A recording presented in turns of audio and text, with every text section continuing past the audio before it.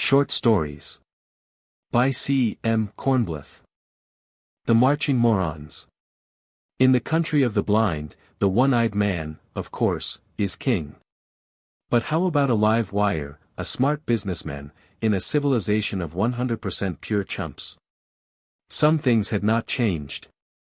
A potter's wheel was still a potter's wheel and clay was still clay. F.M. Hawkins had built his shop near Goose Lake, which had a narrow band of good fat clay and a narrow beach of white sand. He fired 3 bottlenose kills with willow charcoal from the wood lot. The wood lot was also useful for long walks while the kills were cooling. If he let himself stay within sight of them, he would open them prematurely, impatient to see how some new shape or glaze had come through the fire, and, ping. The new shape or glaze would be good for nothing but the shard pile back of his slip tanks. A business conference was in full swing in his shop, a modest cube of brick, tile-roofed, as the Chicago-Los Angeles rocket thundered overhead, very noisy, very swept back, very fiery jets, shaped as sleekly swift-looking as an airborne barracuda. The buyer from Marshall Fields was turning over a black-glazed 1-liter carafe, nodding approval with his massive, handsome head. "This is real pretty," he told Hawkins and his own secretary, Gomez Laplace. "This has got lots of what you call real aesthetic principles." "Yeah, it is real pretty." "How much?" the secretary asked the potter. $7.50 each in dozen lots," said Hawkins. "I ran up 15 dozen last month." "They are real aesthetic," repeated the buyer from Fields. "I will take them all." "I don't think we can do that, doctor," said the secretary. "They'd cost us $1,350. That would leave only $532 in our quarter's budget. And we still have to run down to East Liverpool to pick up some cheap dinner sets." "Dinner sets?" asked the buyer, his big face full of wonder. "Dinner sets. The department's been out of them for 2 months now. Mr. Garvey Seabright got pretty nasty about it yesterday. Remember? Garvey Seabright, that meat-headed bluenose," the buyer said contemptuously. "He don't know nothin' about aesthetics. Why for don't he lemme run my own department?"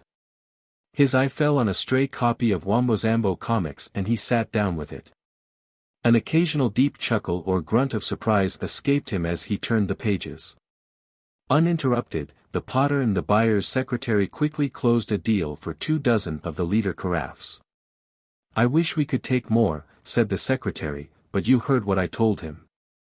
We've had to turn away customers for ordinary dinnerware because he shot the last quarter's budget on some Mexican piggy bank some equally enthusiastic importer stuck him with. The 5th floor is packed solid with them. I'll bet they look mighty aesthetic. They're painted with purple cacti." The potter shuddered and caressed the glaze of the sample carafe. The buyer looked up and rumbled, "Ain't you dummies through yak kin yet? What good's a secretary for if he don't take the burden of detail off my back, har? We're all through, doctor. Are you ready to go?" The buyer grunted peevishly, dropped Wombo-Zambo comics on the floor and led the way out of the building and down the log corduroy road to the highway. His car was waiting on the concrete. It was, like all contemporary cars, too low-slung to get over the logs. He climbed down into the car and started the motor with a tremendous sparkle and roar. "Gomez Laplace," called out the potter under cover of the noise, "did anything come of the radiation program they were working on the last time I was on duty at the pole?" "The same old fallacy," said the secretary gloomily. "It stopped us on mutation, it stopped us on culling, it stopped us on segregation, and now it stopped us on hypnosis. Well, I'm scheduled back to the grind in 9 days. Time for another firing right now. I've got a new luster to try. I'll miss you. I shall be vacationing, running the drafting room of the new Century Engineering Corporation in Denver. They're going to put up a 200-story office building, and naturally somebody's got to be on hand." "Naturally," said Hawkins with a sour smile. There was an ear-piercingly sweet blast as the buyer leaned on the horn button. Also, a yard-tall jet of what looked like flame spurted up from the car's radiator cap. The car's power plant was a gas turbine, and had no radiator. "I'm coming, doctor," said the secretary dispiritedly. He climbed down into the car and it whooshed off with much flame and noise. The potter, depressed, wandered back up the corduroy road and contemplated his cooling kills. The rustling wind in the boughs was obscuring the creak and mutter of the shrinking refractory brick. Hawkins wondered about the number 2 kiln, a reduction fire on a load of lusterware mugs. Had the clay chinking excluded the air? Had it been a properly smoky blaze? Would it do any harm if he just took one close? Common sense took Hawkins by the scruff of the neck and yanked him over to the tool shed. He got out his pick and resolutely set off on a prospecting jaunt to a hummocky field that might yield some oxides. He was especially low on coppers. The long walk left him sweating hard, with his lust for a peek into the kiln quiet in his breast. He swung his pick almost at random into one of the hummocks. It clanged on a stone which he excavated. A largely obliterated inscription said, "Ursity of Chic. Ogical Labo. Beloved memory of. Killed in act." The potter swore mildly.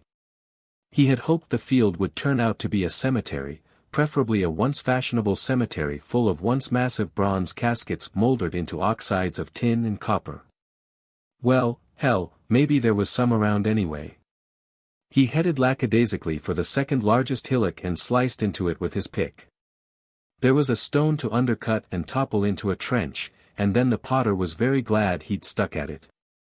His nostrils were filled with the bitter smell and the dirt was tinged with the exciting blue of copper salts. The pick went clang. Hawkins, puffing, pried up a stainless steel plate that was quite badly stained and was also marked with incised letters. It seemed to have pulled loose from rotting bronze. There were rivets on the back that brought up flakes of green patina. The potter wiped off the surface dirt with his sleeve, turned it to catch the sunlight obliquely and read. Honest John Barlow. Honest John, famed in university annals. Represents a challenge which medical science has not yet answered, revival of a human being accidentally thrown into a state of suspended animation. In 1988 Mr. Barlow, a leading Evanston real estate dealer, visited his dentist for treatment of an impacted wisdom tooth. His dentist requested and received permission to use the experimental anesthetic cyclopyridine B7, developed at the university. After administration of the anesthetic, the dentist resorted to his drill. By freakish mischance, a short circuit in his machine delivered 220 volts of 60-cycle current into the patient. In a damage suit instituted by Mrs. Barlow against the dentist, the university, and the makers of the drill, a jury found for the defendants. Mr. Barlow never got up from the dentist's chair and was assumed to have died of poisoning, electrocution or both. Morticians preparing him for embalming discovered, however, that their subject was, though certainly not living, just as certainly not dead. The university was notified and a series of exhaustive tests was begun, including attempts to duplicate the trance state on volunteers. After a bad run of 7 cases which ended fatally, the attempts were abandoned. Honest John was long an exhibit at the University Museum, and livened many a football game as mascot of the university's Blue Crushers. The bounds of taste were overstepped, however, when a pledge to Sigma Delta Chi was ordered in 03 to kidnap Honest John from his loosely guarded glass museum case and introduce him into the Rachel Swanson Memorial Girls Gymnasium shower room. On May 22, 2003, the University Board of Regents issued the following order, by unanimous vote. It is directed that the remains of Honest John Barlow be removed from the University Museum and conveyed to the university's Lieutenant James Scott III Memorial Biological Laboratories and there be securely locked in a specially prepared vault. It is further directed that all possible measures for the preservation of these remains be taken by the laboratory administration and that access to these remains be denied to all persons except qualified scholars authorized in writing by the board. The board reluctantly takes this action in view of recent notices and photographs in the nation's press which, to say the least, reflect but small credit upon the university. It was far from his field, but Hawkins understood what had happened, an early and accidental blundering onto the bare bones of the Levantman shock anesthesia, which had since been replaced by other methods. To bring subjects out of Levantman shock, you let them have a squirt of simple saline in the trigeminal nerve. Interesting. And now about that bronze. He heaved the pick into the rotting green salts, expecting no resistance, and almost fractured his wrist. Something down there was solid. He began to flake off the oxides. A half hour of work brought him down to phosphor bronze, a huge casting of the almost incorruptible metal. It had weakened structurally over the centuries. He could fit the point of his pick under a corroded boss and pry off great creaking and grumbling striae of the stuff. Hawkins wished he had an archaeologist with him, but didn't dream of returning to his shop and calling one to take over the find. He was an all-around man, by choice and in his free time, an artist in clay and glaze. By necessity, an automotive, electronics and atomic engineer who could also swing a project in traffic control, individual and group psychology, architecture or tool design. He didn't yell for a specialist every time something out of his line came up, there were so few with so much to do. He trenched around his find, discovering that it was a great brick-shaped bronze mass with an excitingly hollow sound. A long strip of moldering metal from one of the long vertical faces pulled away, exposing red rust that went whoosh and was sucked into the interior of the mass. It had been de-aired, thought Hawkins, and there must have been an inner jacket of glass which had crystallized through the centuries and quietly crumbled at the first clang of his pick. He didn't know what a vacuum would do to a subject of Levantman shock, but he had hopes, nor did he quite understand what a real estate dealer was, but it might have something to do with pottery. And anything might have a bearing on topic number 1. He flung his pick out of the trench, climbed out and set off at a dog trot for his shop. A little rummaging turned up a hypo and there was a plastic container of salt in the kitchen. Back at his dig, he chipped for another half hour to expose the juncture of lid and body. The hinges were hopeless, he smashed them off. Hawkins extended the telescopic handle of the pick for the best leverage, fitted its point into a deep pit, set its built-in fulcrum, and heaved. 5 more heaves and he could see, inside the vault, what looked like a dusty marble statue. 10 more and he could see that it was the naked body of honest John Barlow, Evanston real estate dealer, uncorrupted by time. The potter found the apex of the trigeminal nerve with his needle's point and gave him 60 cubic centimeters. In an hour Barlow's chest began to pump. In another hour, he rasped, "Did it work?" "Did it," muttered Hawkins. Barlow opened his eyes and stirred, looked down, turned his hands before his eyes. "I'll sue," he screamed. "My clothes. My fingernails." A horrid suspicion came over his face and he clapped his hands to his hairless scalp. "My hair," he wailed. "I'll sue you for every penny you've got. That release won't mean a damn thing in court, I didn't sign away my hair and clothes and fingernails." "They'll grow back," said Hawkins casually. "Also your epidermis. Those parts of you weren't alive, you know, so they weren't preserved like the rest of you. I'm afraid the clothes are gone, though." "What is this, the university hospital?" demanded Barlow. "I want a phone." "No, you phone. Tell my wife I'm all right and tell Sam Immerman, he's my lawyer, to get over here right away. Greenleaf 7 to 4022. Ow. He had tried to sit up, and a portion of his pink skin rubbed against the inner surface of the casket, which was powdered by the ancient crystallized glass.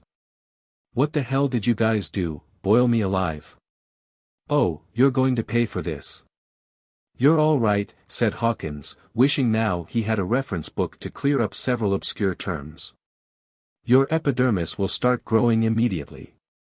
You're not in the hospital. Look here." He handed Barlow the stainless steel plate that had labeled the casket. After a suspicious glance, the man started to read. Finishing, he laid the plate carefully on the edge of the vault and was silent for a spell. "Poor Verna," he said at last. "It doesn't say whether she was stuck with the court costs. Do you happen to know?" "No," said the potter. All I know is what was on the plate, and how to revive you. The dentist accidentally gave you a dose of what we call Levantman shock anesthesia. We haven't used it for centuries, it was powerful, but too dangerous. Centuries. Brooded the man. Centuries. I'll bet Sam swindled her out of her eye teeth. Poor Verna. How long ago was it? What year is this? Hawkins shrugged.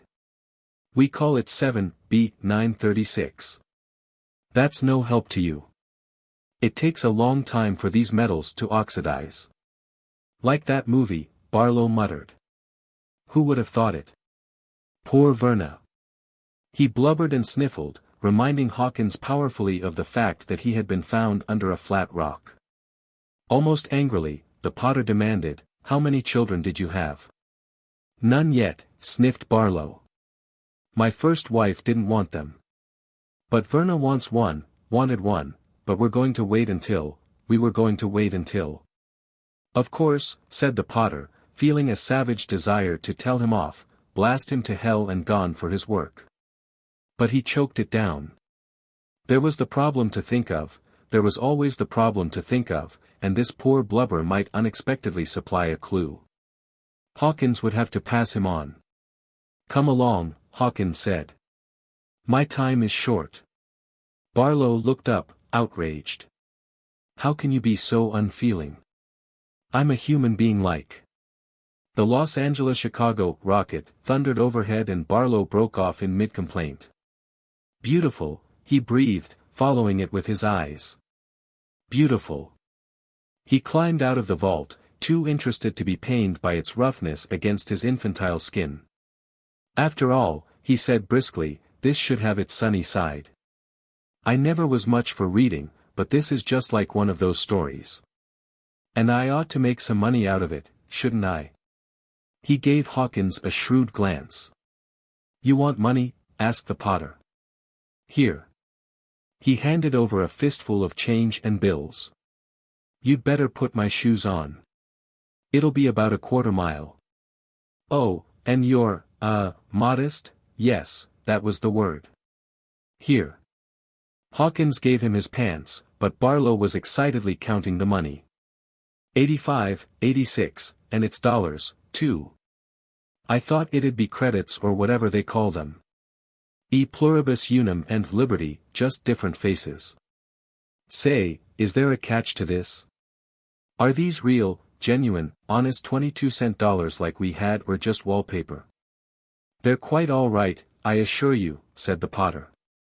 I wish you'd come along. I'm in a hurry. The man babbled as they stumped toward the shop. Where are we going? The Council of Scientists, the World Coordinator or something like that. Who? Oh, no. We call them President and Congress. No, that wouldn't do any good at all. I'm just taking you to see some people. I ought to make plenty out of this. Plenty. I could write books. Get some smart young fellow to put it into words for me and I'll bet I could turn out a bestseller. What's the setup on things like that? It's about like that. Smart young fellows. But there aren't any bestsellers anymore. People don't read much nowadays. We'll find something equally profitable for you to do. Back in the shop, Hawkins gave Barlow a suit of clothes, deposited him in the waiting room and called Central in Chicago. Take him away, he pleaded. I have time for one more firing and he blathers and blathers. I haven't told him anything. Perhaps we should just turn him loose and let him find his own level, but there's a chance. The problem, agreed Central. Yes, there's a chance. The Potter delighted Barlow by making him a cup of coffee with a cube that not only dissolved in cold water but heated the water to boiling point. Killing time, Hawkins chatted about the rocket Barlow had admired, and had to haul himself up short. He had almost told the real estate man what its top speed really was, almost, indeed, revealed that it was not a rocket. He regretted, too, that he had so casually handed Barlow a couple of $100. The man seemed obsessed with fear that they were worthless since Hawkins refused to take a note or IOU or even a definite promise of repayment. But Hawkins couldn't go into details, and was very glad when a stranger arrived from Central. "Tinny Pete, from Algeciras," the stranger told him swiftly as the two of them met at the door. "Psychist for Pop Rob. Pull a sign special overtake Barlow." "Thank heaven," said Hawkins. "Barlow," he told the man from the past, "this is Tinny Pete. He's going to take care of you and help you make lots of money." The psychist stayed for a cup of the coffee whose preparation had delighted Barlow, and then conducted the real estate man down the corduroy road to his car, leaving the potter to speculate on whether he could at last crack his kills.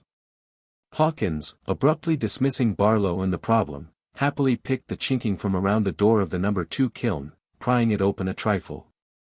A blast of heat and the heady, smoky scent of the reduction fire delighted him. He peered and saw a corner of a shelf glowing cherry red, becoming obscured by wavering black areas as it lost heat through the open door. He slipped a charred wood paddle under a mug on the shelf and pulled it out as a sample, the hairs on the back of his hand curling and scorching. The mug crackled and pinged and Hawkins sighed happily. The bismuth resonate luster had fired to perfection, a haunting film of silvery black metal with strange bluish lights in it as it turned before the eyes, and the problem of population seemed very far away to Hawkins then. Barlow and Tinny Pete arrived at the concrete highway where the psychist's car was parked in a safety bay. "What, boat?" gasped the man from the past. "Boat? No, that's my car." Barlow surveyed it with awe. Swept back lines, deep-drawn compound curves, kilograms of chrome. He ran his hands futilely over the door, or was it the door, in a futile search for a handle, and asked respectfully, "How fast does it go?" The psychist gave him a keen look and said slowly, 250. "You can tell by the speedometer." "Wow. My old Chevy could hit 100 on a straightaway, but you're out of my class, mister." Tinny Pete somehow got a huge, low door open and Barlow descended 3 steps into immense cushions, floundering over to the right. He was too fascinated to pay serious attention to his flayed dermis. The dashboard was a lovely wilderness of dials, plugs, indicators, lights, scales and switches. The psychist climbed down into the driver's seat and did something with his feet. The motor started like lighting a blowtorch as big as a silo. Wallowing around in the cushions, Barlow saw through a rearview mirror a tremendous exhaust filled with brilliant white sparkles. "Do you like it?" yelled the psychist. "It's terrific."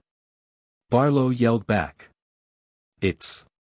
He was shut up as the car pulled out from the bay into the road with a great vroom. A gale roared past Barlow's head, though the windows seemed to be closed, the impression of speed was terrific. He located the speedometer on the dashboard and saw it climb past 90, 100, 150, 200. "Fast enough for me," yelled the psychist, noting that Barlow's face fell in response. "Radio?" He passed over a surprisingly light object like a football helmet, with no trailing wires, and pointed to a row of buttons.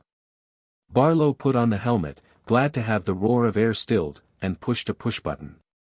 It lit up satisfyingly and Barlow settled back even farther for a sample of the brave new world's supermodern taste in ingenious entertainment. "Take it and stick it," a voice roared in his ears. He snatched off the helmet and gave the psychist an injured look. Tinny Pete grinned and turned a dial associated with the push-button layout. The man from the past donned the helmet again and found the voice had lowered to normal. "The show of shows. The super show. The super-duper show. The quiz of quizzes. Take it and stick it." There were shrieks of laughter in the background. "Here we got the contents all ready to go. You know how we work it. I hand a content a triangle-shaped cutout and like that down the line. Now we got these here boards, they got cut out places the same shape as the triangles and things, only they're all different shapes, and the first content that sticks the cutouts into the board, he wins. Now I'm gonna interview the first content. Right here, honey. What's your name? Name? Hadiah like that, folks. She don't remember her name. Ha. Would you buy that for a quarter? The question was spoken with arch significance, and the audience shrieked, howled and whistled its appreciation. It was dull listening when you didn't know the punch lines and catch lines. Barlow pushed another button, with his free hand ready at the volume control. Latest from Washington. It's about Senator Mendoza. He is still attacking the Bureau of Fisheries. The North California syndicalist says he got affidavits that John Kingsley Schultz is a bluenose from way back. He didn't publistat the affidavits, but he says they say that Kingsley Schultz was saw at bluenose meetings in Oregon State College and later at Florida University. Kingsley Schultz says he gotta confess he did major in flycasting at Oregon and got his PhD in game fish at Florida. And here is a quote from Kingsley Schultz, Mendoza don't know what he's talking about. He should drop dead. Unquote. Mendoza says he won't publistat the affidavits to protect his sources. He says they was sworn by 3 former employees of the Bureau which was fired for incompetence and incompatibility by Kingsley Schultz. Elsewhere they was the usual run of traffic accidents. A 3-way pileup of cars on Route 66 going out of Chicago took 12 lives. The Chicago-Los Angeles morning rocket crashed and exploded in the Mojave, whatever you call it desert. All the 94 people aboard got killed. A Civil Aeronautics Authority investigator on the scene says that the pilot was buzzing herds of sheep and didn't pull out in time. Hey! Here's a hot one from New York. A diesel tug run wild in the harbor while the crew was below and shoved in the port bow of the luxury liner SS Placentia. It says the ship filled and sank, taking the lives of an estimated 180 passengers and 50 crew members. 6 divers was sent down to study the wreckage, but they died, too, when their suits turned out to be full of little holes. And here is a bulletin I just got from Denver. It seems. Barlow took off the headset uncomprehendingly. He seemed so callous, he yelled at the driver. I was listening to a newscast. Tinny Pete shook his head and pointed at his ears. The roar of air was deafening. Barlow frowned baffledly and stared out of the window. A glowing sign said, Mogs. Would you buy it? For a quarter. He didn't know what Mogs was or were. The illustration showed an incredibly proportioned girl, 99.9% naked, writhing passionately in animated full color. The roadside jingle was still with him, but with a new feature. Radar or something spotted the car and alerted the lines of the jingle. Each in turn sped along a roadside track, even with the car, so it could be read before the next line was alerted. If there's a girl you want to get, deflocculize. Unromantic sweat. Armpito. Another animated job, in 2 panels, the familiar, before and after. The first said, just any cigar. And was illustrated with a 2-person domestic tragedy of a wife holding her nose while her coarse and red-faced husband puffed a slimy-looking rope. The second panel glowed, or a vuelta abajo. And was illustrated with. Barlow blushed and looked at his feet until they had passed the sign. Coming into Chicago, bawled Tinny Pete. Other cars were showing up, all of them dreamboats. Watching them, Barlow began to wonder if he knew what a kilometer was, exactly. They seemed to be traveling so slowly, if you ignored the roaring air past your ears and didn't let the speedy lines of the dreamboats fool you. He would have sworn they were really crawling along at 25, with occasional spurts up to 30. How much was a kilometer, anyway? The city loomed ahead, and it was just what it ought to be, towering skyscrapers, overhead ramps, landing platforms for helicopters. He clutched at the cushions. Those 2 copters. They. He didn't see what happened because their apparent collision courses took them behind a giant building. Screamingly sweet blasts of sound surrounded them as they stopped for a red light. What the hell is going on here, said Barlow in a shrill, frightened voice, because the braking time was just about 0, he wasn't hurled against the dashboard. Who's kidding who? Why, what's the matter? Demanded the driver. The light changed to green and he started the pickup. Barlow stiffened as he realized that the rush of air past his ears began just a brief, unreal split second before the car was actually moving. He grabbed for the door handle on his side. The city grew on them slowly, scattered buildings, denser buildings, taller buildings, and a red light ahead. The car rolled to a stop in 0 braking time, the rush of air cut off an instant after it stopped, and Barlow was out of the car and running frenziedly down a sidewalk 1 instant after that. They'll track me down, he thought, panting. It's a secret police thing. They'll get you, mind-reading machines, television eyes everywhere, afraid you'll tell their slaves about freedom and stuff. They don't let anybody cross them, like that story I once read. Winded, he slowed to a walk and congratulated himself that he had guts enough not to turn around. That was what they always watched for. Walking, he was just another business-suited back among hundreds. He would be safe, he would be safe. A hand tumbled from a large, coarse, handsome face thrust close to his. Wasamata bumpin' in at people Lakia on at sidewalk got a minor slamya in a mushya basar. It was neither the mad potter nor the mad driver. Excuse me, said Barlow. What did you say? Oh, yeah, yelled the stranger dangerously, and waited for an answer.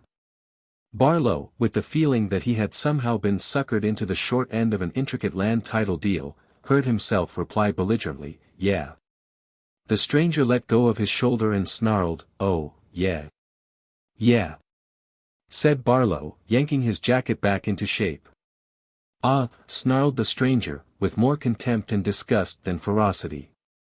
He added an obscenity current in Barlow's time, a standard but physiologically impossible directive, and strutted off hulking his shoulders and balling his fists. Barlow walked on, trembling. Evidently he had handled it well enough. He stopped at a red light while the long, low dreamboats roared before him and pedestrians in the sidewalk flow with him threaded their ways through the stream of cars. Brakes screamed, fenders clanged and dented, hoarse cries flew back and forth between drivers and walkers. He leaped backward frantically as one car swerved over an arc of sidewalk to miss another. The signal changed to green, the cars kept on coming for about 30 seconds and then dwindled to an occasional light runner. Barlow crossed warily and leaned against a vending machine, blowing big breaths. Look natural, he told himself.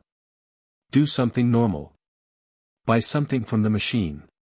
He fumbled out some change, got a newspaper for a dime, a handkerchief for a quarter and a candy bar for another quarter. The faint chocolate smell made him ravenous suddenly. He clawed at the glassy wrapper printed Krigley's quite futilely for a few seconds, and then it divided neatly by itself. The bar made 3 good bites, and he bought 2 more and gobbled them down. Thirsty, he drew a carbonated orange drink in another one of the glassy wrappers from the machine for another dime. When he fumbled with it, it divided neatly and spilled all over his knees. Barlow decided he had been there long enough and walked on. The shop windows were shop windows. People still wore and bought clothes, still smoked and bought tobacco, still ate and bought food.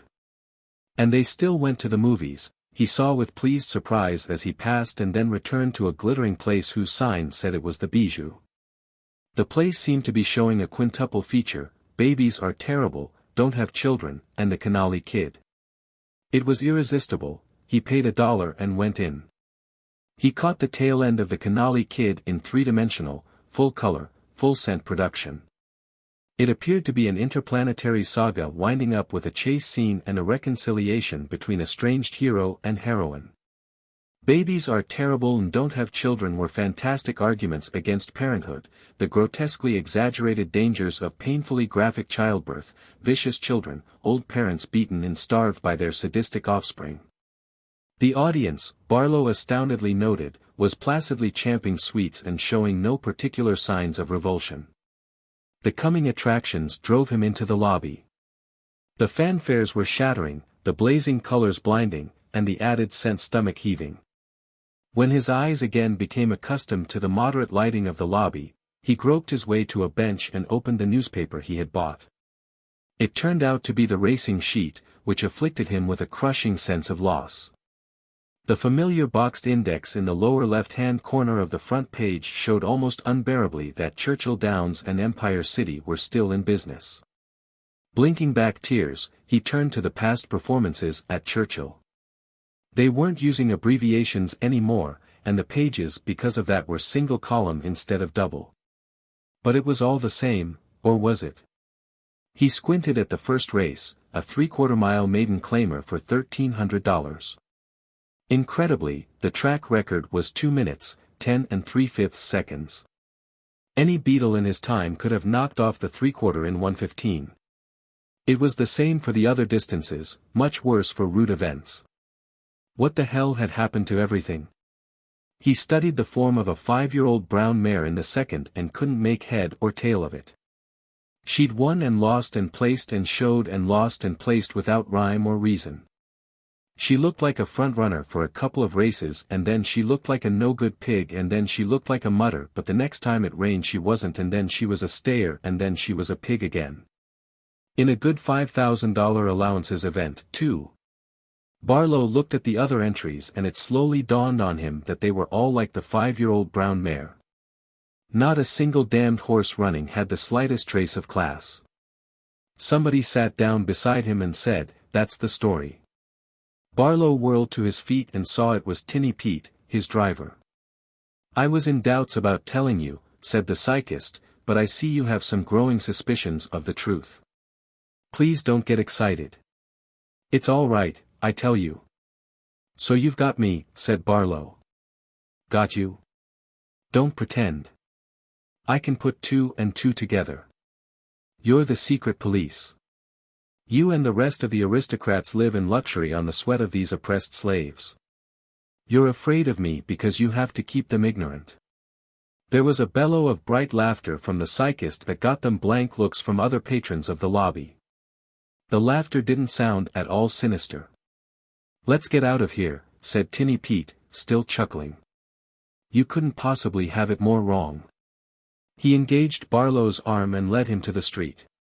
"The actual truth is that the millions of workers live in luxury on the sweat of the handful of aristocrats. I shall probably die before my time of overwork unless," he gave Barlow a speculative look. "You may be able to help us." "I know that gag," sneered Barlow. "I made money in my time and to make money you have to get people on your side. Go ahead and shoot me if you want, but you're not going to make a fool out of me." "You nasty little ingrate," snapped the psychist, with a kaleidoscopic change of mood. "This damned mess is all your fault and the fault of people like you. Now come along and no more of your nonsense." He yanked Barlow into an office building lobby and an elevator that, disconcertingly, went whoosh loudly as it rose. The real estate man's knees were wobbly as the psychist pushed him from the elevator, down a corridor and into an office. A hawk-faced man rose from a plain chair as the door closed behind them. After an angry look at Barlow, he asked the psychist, "Was I called from the pole to inspect this? Unget up dandard. I've deprobed at find quasichance exim poprobaticline," said the psychist soothingly. "Doubt," grunted the hawk-faced man. "Try," suggested Tinny Pete. "Very well. Mr. Barlow, I understand you and your lamented had no children." "What of it?" "This of it. You were a blind, selfish stupid ass to tolerate economic and social conditions which penalize childbearing by the prudent in foresight. You made us what we are today, and I want you to know that we are far from satisfied. Damn fool rockets. Damn fool automobiles. Damn fool cities with overhead ramps.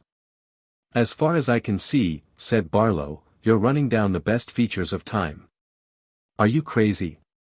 The rockets aren't rockets. They're turbojets, good turbojets, but the fancy shell around them makes for a bad drag.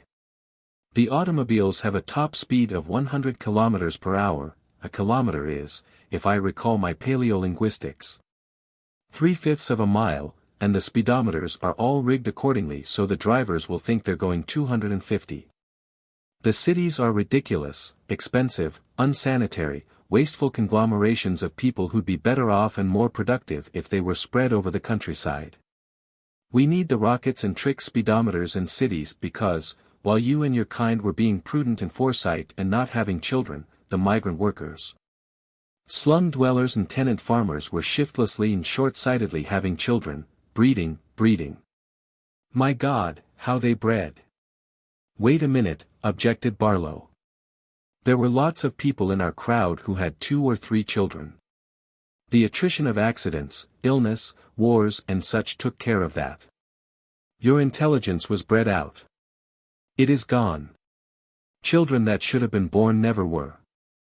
The just average, they'll get along majority took over the population. The average IQ now is 45. But that's far in the future. So are you, grunted the hawk-faced man sourly. But who are you people?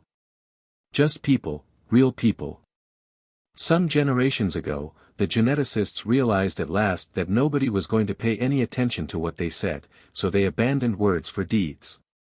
Specifically, they formed and recruited for a closed corporation intended to maintain and improve the breed. We are their descendants, about 3 million of us. There are 5 billion of the others, so we are their slaves. During the past couple of years I've designed a skyscraper, kept Billings Memorial Hospital here in Chicago running, headed off war with Mexico and directed traffic at LaGuardia Field in New York. I don't understand. Why don't you let them go to hell in their own way? The man grimaced. We tried it once for 3 months. We holed up at the South Pole and waited. They didn't notice it. Some drafting room people were missing, some chief nurses didn't show up, minor government people on the non-policy level couldn't be located. It didn't seem to matter. In a week there was hunger. In 2 weeks there were famine and plague, in 3 weeks war and anarchy. We called off the experiment, it took us most of the next generation to get things squared away again. But why didn't you let them kill each other off? 5 billion corpses mean about 500 million tons of rotting flesh. Barlow had another idea. Why don't you sterilize them? 2.5 billion operations is a lot of operations. Because they breed continuously, the job would never be done. I see. Like the marching Chinese. Who the devil are they? It was a paradox of my time. Somebody figured out that if all the Chinese in the world were to line up 4 abreast, I think it was, and start marching past a given point, they'd never stop because of the babies that would be born and grow up before they passed the point. That's right. Only instead of a given point, make it the largest conceivable number of operating rooms that we could build and staff. There could never be enough. Say, said Barlow. Those movies about babies, was that your propaganda? It was. It doesn't seem to mean a thing to them. We have abandoned the idea of attempting propaganda contrary to a biological drive. So if you work with a biological drive? I know of none which is consistent with inhibition of fertility. Barlow's face went poker blank, the result of years of careful discipline. You don't, huh? You're the great brains and you can't think of any. Why, no, said the psychist innocently. Can you? That depends. I sold 10,000 acres of Siberian tundra, through a dummy firm, of course, after the partition of Russia. The buyers thought they were getting improved building lots on the outskirts of Kiev. I'd say that was a lot tougher than this job. How so? Asked the hawk-faced man. Those were normal, suspicious customers and these are morons, born suckers. You just figure out a con they'll fall for, they won't know enough to do any smart checking. The psychist and the hawk-faced man had also had training, they kept themselves from looking with sudden hope at each other. You seem to have something in mind, said the psychist. Barlow's poker face went blanker still. Maybe I have. I haven't heard any offer yet. There's the satisfaction of knowing that you've prevented Earth's resources from being so plundered, the hawk-faced man pointed out, that the race will soon become extinct. I don't know that, Barlow said bluntly. All I have is your word. If you really have a method, I don't think any price would be too great, the psychist offered. Money, said Barlow. All you want. More than you want, the hawk-faced man corrected. Prestige, added Barlow. Plenty of publicity. My picture and my name in the papers and over TV every day, statues to me, parks and cities and streets and other things named after me. A whole chapter in the history books. The psychist made a facial sign to the hawk-faced man that meant, oh, brother. The hawk-faced man signaled back, steady, boy. It's not too much to ask, the psychist agreed. Barlow, sensing a seller's market, said, power. Power, the hawk-faced man repeated puzzledly. Your own hydro station or nuclear pile. I mean a world dictatorship with me as dictator. Well, now, said the psychist, but the hawk-faced man interrupted, it would take a special emergency act of Congress but the situation warrants it. I think that can be guaranteed. Could you give us some indication of your plan? The psychist asked. Ever hear of lemmings? No. They were, I guess, since you haven't heard of them, little animals in Norway, and every few years they'd swarm to the coast and swim out to sea until they drowned. I figure on putting some lemming urge into the population. How? I'll save that till I get the right signatures on the deal.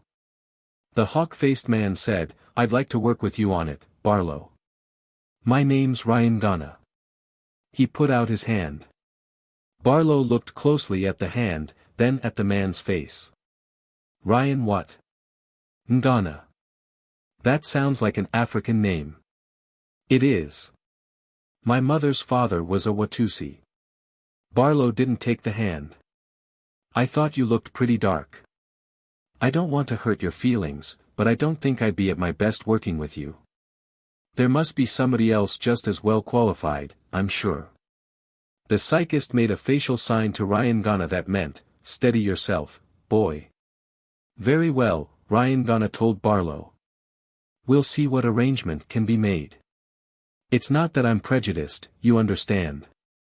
Some of my best friends. Mr. Barlow, don't give it another thought. Anybody who could pick on the lemming analogy is going to be useful to us.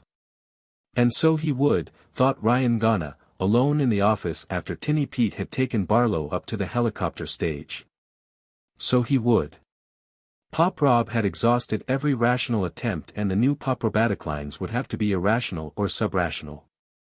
This creature from the past with his lemming legends and his improved building lots would be a fountain of precious vicious self-interest. Ryan Ghana sighed and stretched. He had to go and run the San Francisco subway.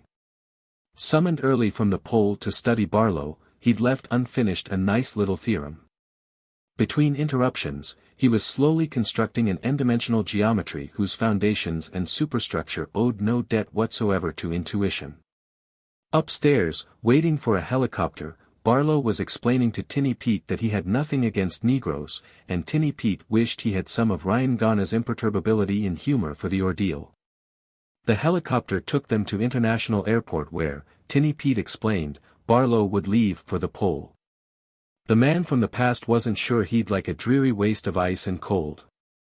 It's all right, said the psychist. A civilized layout. Warm, pleasant. You'll be able to work more efficiently there. All the facts at your fingertips, a good secretary. I'll need a pretty big staff, said Barlow, who had learned from thousands of deals never to take the first offer. I meant a private, confidential one, said Tinny Pete readily, but you can have as many as you want. You'll naturally have top priority if you really have a workable plan. Let's not forget this dictatorship angle, said Barlow. He didn't know that the psychist would just as readily have promised him deification to get him happily on the rocket for the pole. Tinny Pete had no wish to be torn limb from limb. He knew very well that it would end that way if the population learned from this anachronism that there was a small elite which considered itself head, shoulders, trunk and groin above the rest. The fact that this assumption was perfectly true and the fact that the elite was condemned by its superiority to a life of the most grinding toil would not be considered, the difference would. The psychist finally put Barlow aboard the rocket with some 30 people, real people, headed for the pole. Barlow was airsick all the way because of a post-hypnotic suggestion Tinny Pete had planted in him. One idea was to make him as averse as possible to a return trip, and another idea was to spare the other passengers from his aggressive, talkative company. Barlow during the first day at the pole was reminded of his first day in the army. It was the same now. Where the hell are we going to put you? Business until he took a firm line with them. Then instead of acting like supply sergeants they acted like hotel clerks. It was a wonderfully calculated build-up, and one that he failed to suspect. After all, in his time a visitor from the past would have been lionized. At day's end he reclined in a snug underground billet with the 60-mile gales roaring yards overhead, and tried to put two and two together. It was like old times, he thought, like a coup in real estate where you had the competition by the throat, like a 50% rent boost when you knew damned well there was no place for the tenants to move. Like smiling when you read over the breakfast orange juice that the city council had decided to build a school on the ground you had acquired by a deal with the city council. And it was simple. He would just sell tundra building lots to eagerly suicidal lemmings, and that was absolutely all there was to solving the problem that had these double domes spinning. They'd have to work out most of the details, naturally, but what the hell, that was what subordinates were for. He'd need specialists in advertising, engineering, communications. Did they know anything about hypnotism? That might be helpful. If not, there'd have to be a lot of bribery done, but he'd make sure, damned sure, there were unlimited funds. Just selling building lots to lemmings. He wished, as he fell asleep, that poor Verna could have been in on this. It was his biggest, most stupendous deal. Verna, that sharp shyster Sam Immerman must have swindled her. It began the next day with people coming to visit him. He knew the approach.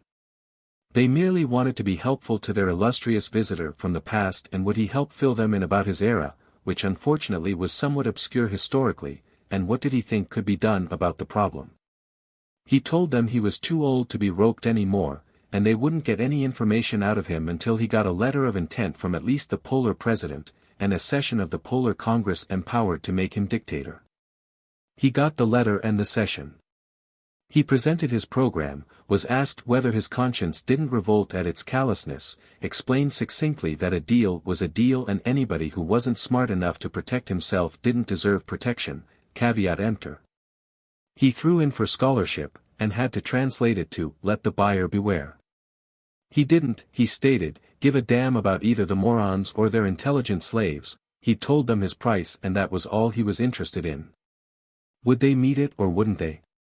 The Polar President offered to resign in his favor, with certain temporary emergency powers that the Polar Congress would vote him if he thought them necessary.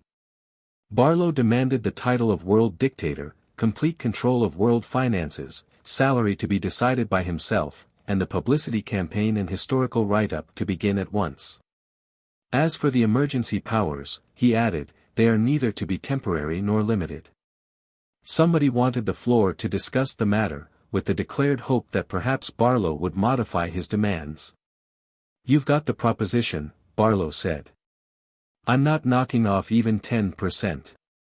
But what if the Congress refuses, sir? The President asked.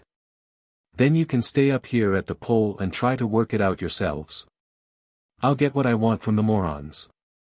A shrewd operator like me doesn't have to compromise. I haven't got a single competitor in this whole cockeyed moronic era. Congress waived debate and voted by show of hands. Barlow won unanimously. You don't know how close you came to losing me, he said in his first official address to the joint houses. I'm not the boy to haggle, either I get what I ask or I go elsewhere. The first thing I want is to see designs for a new palace for me, nothing unostentatious either, and your best painters and sculptors to start working on my portraits and statues. Meanwhile, I'll get my staff together." He dismissed the Polar President and the Polar Congress, telling them that he'd let them know when the next meeting would be. A week later, the program started with North America the first target. Mrs. Garvey was resting after dinner before the ordeal of turning on the dishwasher. The TV, of course, was on and it said, "Oh." Long, shuddery and ecstatic, the cue for the Parfum Assault Criminal Spot commercial. "Girls," said the announcer hoarsely, "do you want your man? It's easy to get him, easy as a trip to Venus." "Huh," said Mrs. Garvey. "Whassamatter," snorted her husband, starting out of a doze. "Ja hear that?" "Wah." He said, "Easy like a trip to Venus." "So? Well, I thought you couldn't get to Venus. I thought they just had that one rocket thing that crashed on the moon." "Ah, women don't keep up with the news," said Garvey righteously, subsiding again. "Oh," said his wife uncertainly. And the next day, on Henry's Other Mistress, there was a new character who had just breezed in, Buzz Renshaw, master rocket pilot of the Venus run. On Henry's Other Mistress, the broadcast drama about you and your neighbors, folksy people, ordinary people, real people. Mrs. Garvey listened with amazement over a cooling cup of coffee as Buzz made hay of her hazy convictions. "Mona, darling, it's so good to see you again. Buzz, you don't know how I've missed you on that dreary Venus run. Sound, Venetian blind run down, key turned in door lock. Mona, was it very dull, dearest? Buzz, let's not talk about my humdrum job, darling. Let's talk about us." Sound, creaking bed. Well, the program was back to normal at last. That evening Mrs. Garvey tried to ask again whether her husband was sure about those rockets, but he was dozing right through Take It and Stick It, so she watched the screen and forgot the puzzle.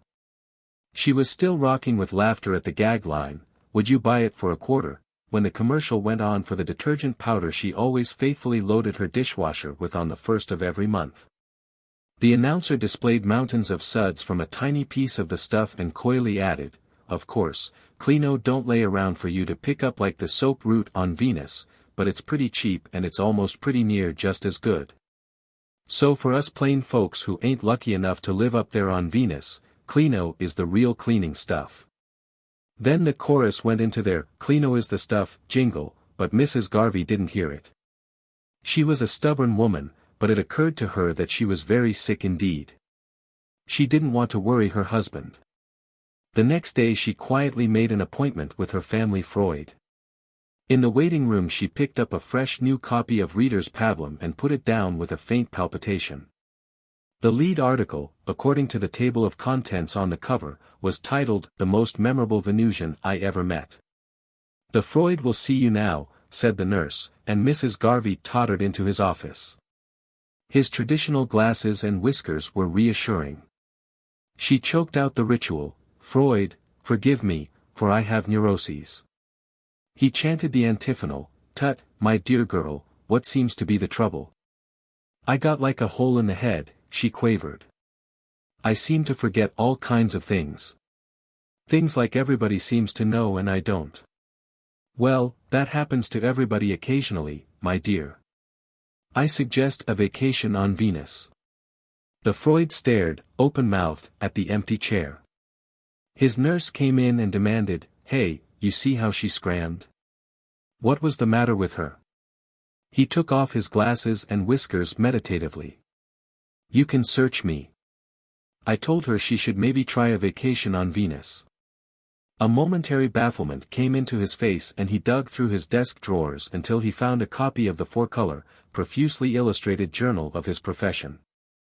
It had come that morning and he had lip-read it, though looking mostly at the pictures. He leafed through to the article "Advantages of the Planet Venus in Rest Cures." "It's right there," he said. The nurse looked. "It sure is," she agreed. "Why shouldn't it be? The trouble with these here neurotics," decided the Freud, "is that they all the time got to fight reality. Show in the next twitch.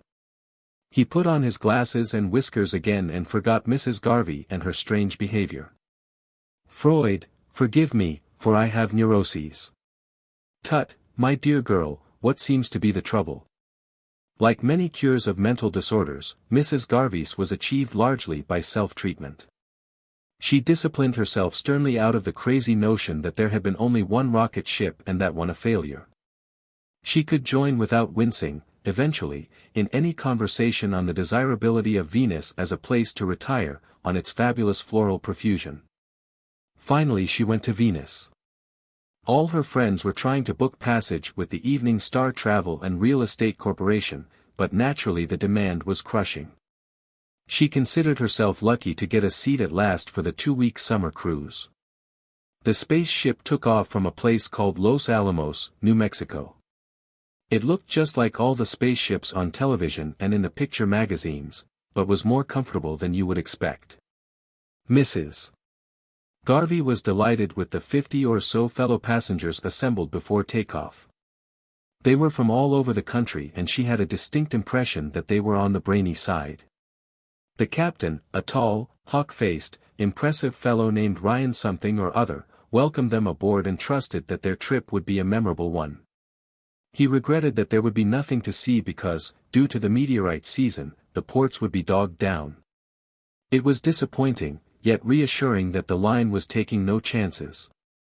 There was the expected momentary discomfort at takeoff and then 2 monotonous days of droning travel through space to be whiled away in the lounge at cards or craps. The landing was a routine bump and the voyagers were issued tablets to swallow to immunize them against any minor ailments. When the tablets took effect, the lock was opened and Venus was theirs. It looked much like a tropical island on Earth, except for a blanket of cloud overhead. But it had a heady, otherworldly quality that was intoxicating and glamorous. The 10 days of the vacation were suffused with a hazy magic. The soap route, as advertised, was free and sudsy. The fruits, mostly tropical varieties transplanted from Earth, were delightful. The simple shelters provided by the travel company were more than adequate for the balmy days and nights. It was with sincere regret that the voyagers filed again into the ship, and swallowed more tablets doled out to counteract and sterilize any Venus illnesses they might unwittingly communicate to Earth. Vacationing was one thing. Power politics was another. At the pole, a small man was in a soundproof room, his face deathly pale and his body limp in a straight chair. In the American Senate chamber, Senator Homendoza, Swnd. N. Cal, was saying, Mr. President and gentlemen, I would be remiss in my duty as a legislature if I didn't bring to the attention of the august body I see here a perilous situation which is fraught with peril. As is well known to members of this august body, the perfection of spaceflight has brought with it a situation I can only describe as fraught with peril. Mr. President and gentlemen, now that swift American rockets now traverse the trackless void of space between this planet and our nearest planetary neighbor in space, and, gentlemen, I refer to Venus, the star of dawn. The brightest jewel in fair Vulcan's geodome, now, I say, I want to inquire what steps are being taken to colonize Venus with a vanguard of patriotic citizens like those Minutemen of yore. Mr. President and gentlemen, there are in this world nations, envious nations, I do not name Mexico, who by fair means or foul may seek to wrest from Columbia's grasp the torch of freedom of space. Nations whose low living standards and innate depravity give them an unfair advantage over the citizens of our fair republic. This is my program. I suggest that a city of more than 100,000 population be selected by lot. The citizens of the fortunate city are to be awarded choice lands on Venus free and clear, to have and to hold and convey to their descendants. And the national government shall provide free transportation to Venus for these citizens. And this program shall continue, city by city, until there has been deposited on Venus a sufficient vanguard of citizens to protect our manifest rights in that planet. Objections will be raised, for carping critics we have always with us. They will say there isn't enough steel. They will call it a cheap giveaway. I say there is enough steel for one city's population to be transferred to Venus, and that is all that is needed. For when the time comes for the second city to be transferred, the first, emptied city can be wrecked for the needed steel. And is it a giveaway? Yes. It is the most glorious giveaway in the history of mankind. Mr. President and gentlemen, there is no time to waste, Venus must be American. Black Cupperman, at the pole, opened his eyes and said feebly, the style was a little uneven.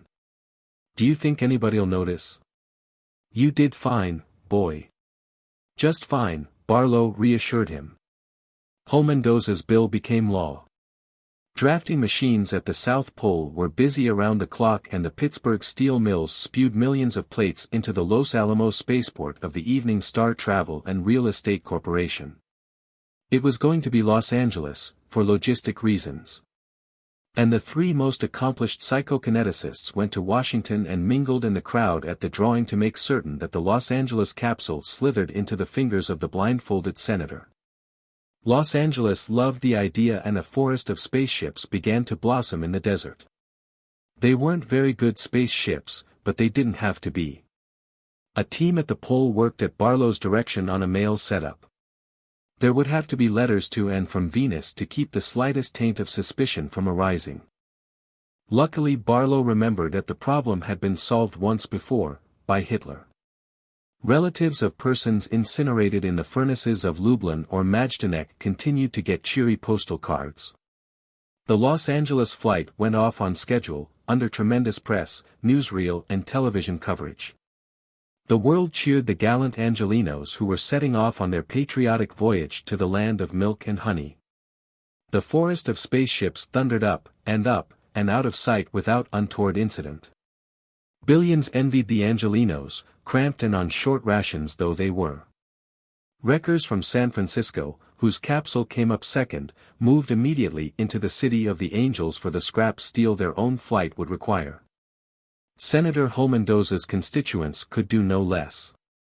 The President of Mexico, hypnotically alarmed at this extension of Yankee imperialismo beyond the stratosphere, launched his own Venus colony program. Across the water it was England versus Ireland, France versus Germany, China versus Russia, India versus Indonesia. Ancient hatreds grew into the flames that were rocket ships assailing the air by hundreds daily. Dear Ed, how are you? Sam and I are fine and hope you are fine. Is it nice up there like they say with food and close grown on trees? I drove by Springfield yesterday and it sure looked funny, all the buildings down, but of course it is worth it, we have to keep the greasers in their place. Do you have any trouble with them on Venus? Drop me a line sometime. Your loving sister, Alma. Dear Alma, I am fine and hope you are fine. It is a fine place here, fine climate and easy living. The doctor told me today that I seem to be 10 years younger. He thinks there is something in the air here keeps people young. We do not have much trouble with the greasers here, they keep to themselves, it is just a question of us outnumbering them and staking out the best places for the Americans. In South Bay I know a nice little island that I have been saving for you and Sam with lots of blanket trees and ham bushes. Hoping to see you and Sam soon, your loving brother, Ed. Sam and Alma were on their way shortly. Pop Rob got a dividend in every nation after the emigration had passed the halfway mark. The lonesome stay-at-homes were unable to bear the melancholy of a low population density, their conditioning had been to swarms of their kin. After that point it was possible to foist off the crudest stripped-down accommodations on would-be emigrants, they didn't care. Black Cupperman did a final job on President Hull Mendoza, the last job that genius of hypnotics would ever do on any moron, important or otherwise. Hull Mendoza, panic-stricken by his presidency over an emptying nation, joined his constituents. The Independence, aboard which traveled the national government of America, was the most elaborate of all the spaceships, bigger, more comfortable, with a lounge that was handsome, though cramped, and cloakrooms for senators and representatives. It went, however, to the same place as the others, and Black Cupperman killed himself, leaving a note that stated he couldn't live with my conscience. The day after the American president departed, Barlow flew into a rage. Across his specially built desk were supposed to flow all Pop Rob high-level documents, and this outrageous thing, called Poprobterm apparently had got into the executive stage before he had even had a glimpse of it. He buzzed for Rogsmith, his statistician. Rogsmith seemed to be at the bottom of it. Poprobterm seemed to be about first and second and third derivatives, whatever they were. Barlow had a deep distrust of anything more complex than what he called an average. While Rogsmith was still at the door, Barlow snapped, "What's the meaning of this? Why haven't I been consulted? How far have you people got, and why have you been working on something I haven't authorized?" "Didn't want to bother you, Chief," said Rogsmith. "It was really a technical matter, kind of a final cleanup. Want to come and see the work?"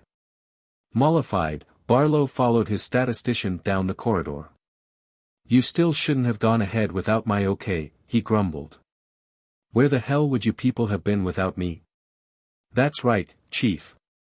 We couldn't have swung it ourselves. Our minds just don't work that way. And all that stuff you knew from Hitler, it wouldn't have occurred to us. Like poor Black Cupperman. They were in a fair-sized machine shop at the end of a slight upward incline. It was cold. Rogsmith pushed a button that started a motor, and a flood of Arctic light poured in as the roof parted slowly. It showed a small spaceship with the door open. Barlow gaped as Rogsmith took him by the elbow and his other boys appeared, Swenson, the engineer, Tsutsajamushi Duncan, his propellants man, Calb French, advertising. "In you go, Chief," said Tsutsajamushi Duncan. "This is Poprobterm. But I'm the world dictator." "You bet, Chief. You'll be in history, all right, but this is necessary, I'm afraid." The door was closed. Acceleration slammed Barlow cruelly to the metal floor. Something broke and warm, wet stuff, salty tasting, ran from his mouth to his chin. Arctic sunlight through a port suddenly became a fierce lancet stabbing at his eyes. He was out of the atmosphere. Lying twisted and broken under the acceleration, Barlow realized that some things had not changed, that Jack Ketch was never asked to dinner however many shillings you paid him to do your dirty work, that murder will out. That crime pays only temporarily. The last thing he learned was that death is the end of pain. How do you find this book? Any thoughts about the book or the author? Any suggestion for improvement? Please take a moment to share your thoughts in a comment. If you like it, share it with your friends who might enjoy it as well. Subscribe to keep in touch. Visit CompleteAudiobooks.com for more quality content. The Adventurer. For every evil under the sun, there's an answer.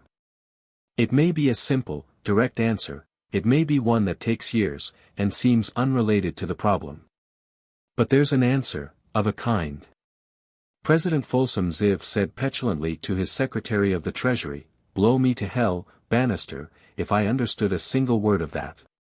Why can't I buy the Nicolaides collection? And don't start with the rediscount and the Series W business again. Just tell me why." The Secretary of the Treasury said with an air of apprehension and a thread-like feeling across his throat, "It boils down to, no money, Mr. President." The President was too engrossed in thoughts of the marvelous collection to fly into a rage. "It's such a bargain," he said mournfully. "An archaic Henry Moore figure, really too big to finger, but I'm no culture snob, thank God, and 15 early Morrisons and I can't begin to tell you what else." He looked hopefully at the Secretary of Public Opinion, "Mightn't I seize it for the public good or something?" The Secretary of Public Opinion shook his head. His pose was gruffly professional. "Not a chance, Mr. President. We'd never get away with it. The art lovers would scream to high heaven." "I suppose so. Why isn't there any money?" He had swiveled dangerously on the Secretary of the Treasury again. "Sir, purchases of the new Series W bond issue have lagged badly because potential buyers have been attracted to." "Stop it, stop it, stop it. You know I can't make head or tail of that stuff. Where's the money going?" The Director of the Budget said cautiously, "Mr. President, during the biennium just ending, the Department of Defense accounted for 78% of expenditures." The Secretary of Defense growled, "Now wait a minute, Felder. We were voted. The president interrupted, raging weakly, "Oh, you rascals. My father would have known what to do with you. But don't think I can't handle it. Don't think you can hoodwink me." He punched a button ferociously. His silly face was contorted with rage and there was a certain tension on all the faces around the cabinet table. Panels slid down abruptly in the walls, revealing grim-faced Secret Servicemen. Each cabinet officer was covered by at least 2 automatic rifles. "Take that traitor away," the president yelled. His finger pointed at the Secretary of Defense, who slumped over the table, sobbing. 2 Secret Servicemen half-carried him from the room. President Folsom Ziv leaned back, thrusting out his lower lip. He told the Secretary of the Treasury, "Get me the money for the Nicolaides collection. Do you understand? I don't care how you do it. Get it." He glared at the Secretary of Public Opinion. "Have you any comments?" "No, Mr. President." "All right, then." The president unbent and said plaintively, "I don't see why you can't all be more reasonable. I'm a very reasonable man. I don't see why I can't have a few pleasures along with my responsibilities. Really I don't. And I'm sensitive. I don't like these scenes." "Very well. That's all. The cabinet meeting is adjourned." They rose and left silently in the order of their seniority. The president noticed that the panels were still down and pushed the button that raised them again and hid the granite-faced Secret Servicemen. He took out of his pocket a late Morrison fingering piece and turned it over in his hand, a smile of relaxation and bliss spreading over his face.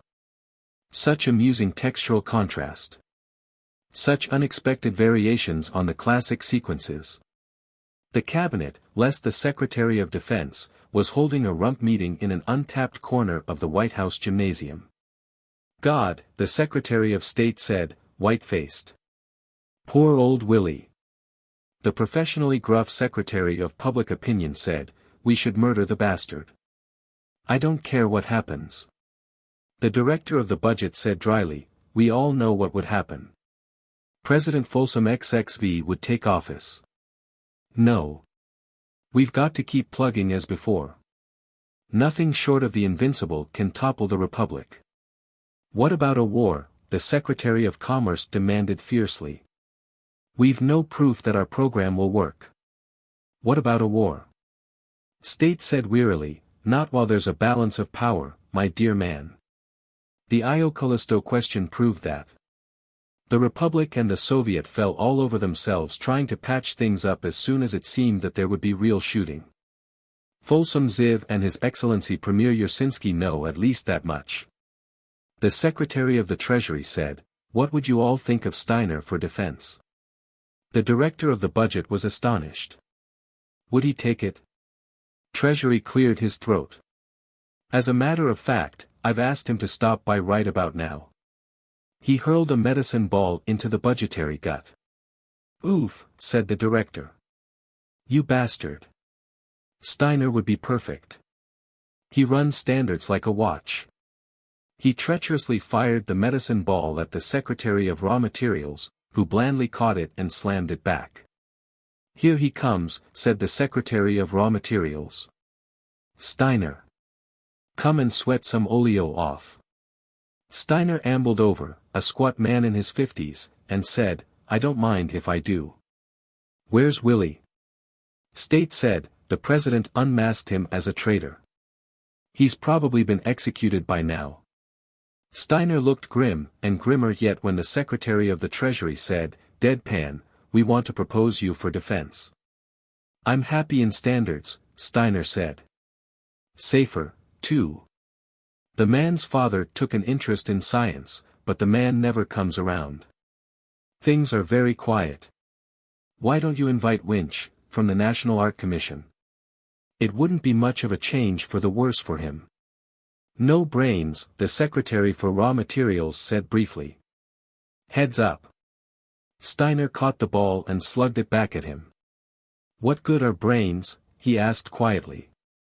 "Close the ranks, gentlemen," State said. "These long shots are too hard on my arms." The ranks closed and the cabinet told Steiner what good were brains. He ended by accepting. The moon is all Republic. Mars is all Soviet. Titan is all Republic. Ganymede is all Soviet. But Io and Callisto, by the Treaty of Greenwich, are half and half Republic and Soviet. Down the main street of the principal settlement on Io runs an invisible line.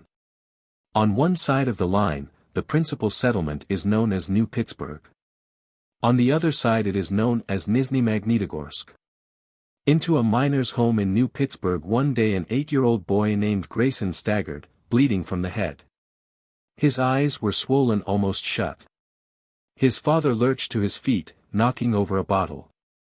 He looked stupidly at the bottle, set it upright too late to save much of the alcohol, and then stared fixedly at the boy. "See what you made me do, you little bastard." He growled, and fetched the boy a clout on his bleeding head that sent him spinning against the wall of the hut. The boy got up slowly and silently, there seemed to be something wrong with his left arm, and glowered at his father. He said nothing. "Fighting again," the father said, in a would-be fierce voice. His eyes fell under the peculiar fire in the boy's stare. "Damn fool." A woman came in from the kitchen. She was tall and thin. In a flat voice she said to the man, "Get out of here." The man hiccuped and said, "Your brat spilled my bottle. Gimme $1. In the same flat voice, "I have to buy food." I said gimme $1. The man slapped her face, it did not change, and wrenched a small purse from the string that suspended it around her neck. The boy suddenly was a demon, flying at his father with fists and teeth. It lasted only a second or two. The father kicked him into a corner where he lay, still glaring, wordless and dry-eyed. The mother had not moved, her husband's hand mark was still red on her face when he hulkied out, clutching the money bag. "Mrs. Grayson at last crouched in the corner with the 8-year-old boy. "Little Tommy," she said softly. "My little Tommy. Did you cross the line again?" He was blubbering in her arms, hysterically, as she caressed him. At last he was able to say, "I didn't cross the line, Mom. Not this time. It was in school. They said our name was really Krasinski."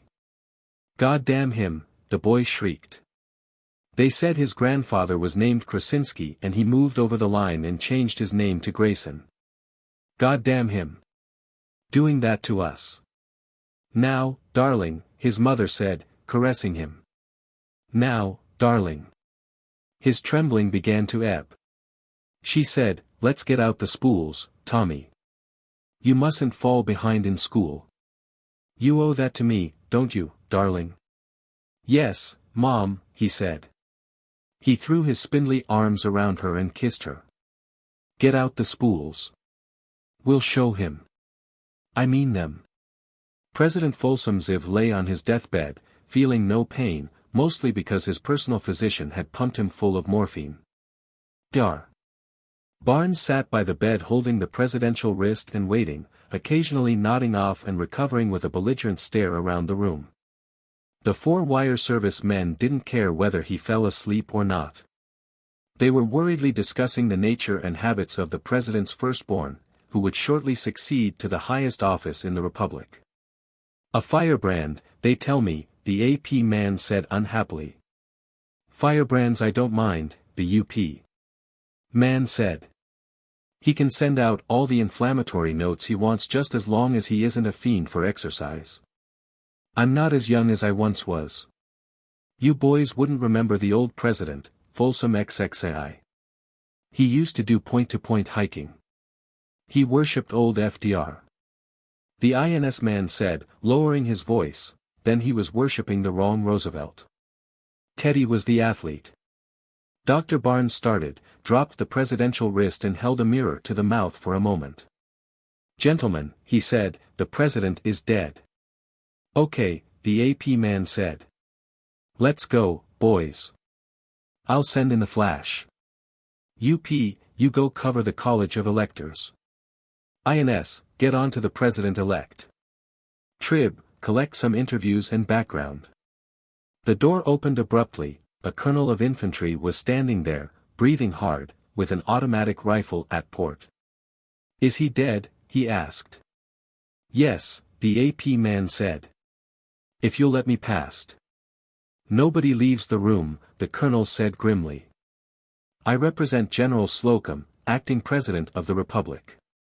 The College of Electors is acting now to ratify." A burst of gunfire caught the colonel in the back. He spun and fell, with a single hoarse cry. More gunfire sounded through the White House. A Secret Service man ducked his head through the door. "President's dead. You boys stay put. We'll have this thing cleaned up in an hour." He vanished. The doctor sputtered his alarm and the newsman ignored him with professional poise. The AP man asked, "Now who's Slocum?" "Defense Command." INS said, "I remember him. 3 stars. He headed up the Tactical Airborne Force out in Kansas 4-5 years ago. I think he was retired since then." A phosphorus grenade crashed through the window and exploded with a globe of yellow flame the size of a basketball. Dense clouds of phosphorus pentoxide gushed from it and the sprinkler system switched on, drenching the room. "Come on," hacked the AP man, and they scrambled from the room and slammed the door. The doctor's coat was burning in 2 or 3 places, and he was retching feebly on the corridor floor. They tore his coat off and flung it back into the room. The UP man, swearing horribly, dug a sizzling bit of phosphorus from the back of his hand with a penknife and collapsed, sweating, when it was out. The INS man passed him a flask and he gurgled down half a pint of liquor. "Who flanged that brick?" he asked faintly. "Nobody," the AP man said gloomily. "That's the hell of it. None of this is happening. Just the way Taft the Pretender never happened in 03. Just the way the Pentagon Mutiny never happened in 67. 68, the UP man said faintly. "It didn't happen in 68, not 67. The AP man smashed a fist into the palm of his hand and swore. "God damn," he said. "Someday I'd like to," he broke off and was bitterly silent. The UP man must have been a little dislocated with shock and quite drunk to talk the way he did. "Me too," he said. "Like to tell the story. Maybe it was 67 not 68. I'm not sure now. Can't write it down so the details get lost and then after a while it didn't happen at all. Revolution be good deal. But it takes people to make revolution. People. With eyes and ears. And memories. We make things not happen and we make people not see and not hear." He slumped back against the corridor wall, nursing his burned hand. The others were watching him, very scared. Then the AP man caught sight of the Secretary of Defense striding down the corridor, flanked by Secret Servicemen. "Mr. Steiner," he called. "What's the picture?" Steiner stopped, breathing heavily, and said, "Slocum's barricaded in the Oval Study. They don't want to smash in. He's about the only one left. There were only 50 or so. The acting president's taken charge at the study. You want to come along?" They did, and even hauled the UP man after them. The acting president, who would be President Folsom XXV as soon as the Electoral College got around to it, had his father's face, the petulant lip, the soft jowl, on a hard young body. He also had an auto rifle ready to fire from the hip. Most of the cabinet was present. When the Secretary of Defense arrived, he turned on him. "Steiner," he said nastily, "can you explain why there should be a rebellion against the Republic in your department?" "Mr. President," Steiner said, "Slocum was retired on my recommendation 2 years ago. It seems to me that my responsibility ended there and security should have taken over." The president-elect's finger left the trigger of the auto rifle and his lip drew in a little. "Quite so," he said curtly, and turned to the door. "Slocum," he shouted. "Come out of there. We can use gas if we want." The door opened unexpectedly and a tired-looking man with 3 stars on each shoulder stood there, bare-handed. "All right," he said drearily. "I was fool enough to think something could be done about the regime. But you fat-faced imbeciles are going to go on and on and—" The stutter of the auto rifle cut him off. The president-elect's knuckles were white as he clutched the piece's forearm and grip. The torrent of slugs continued to hack and plow the general's body until the magazine was empty. "Burn that," he said curtly, turning his back on it. "Dr. Barnes, come here. I want to know about my father's passing." The doctor, hoarse and red-eyed from the whiff of phosphorus smoke, spoke with him. The UP man had sagged drunkenly into a chair, but the other newsmen noted that Dr. Barnes glanced at them as he spoke, in a confidential murmur. "Thank you, Doctor," the president-elect said at last, decisively.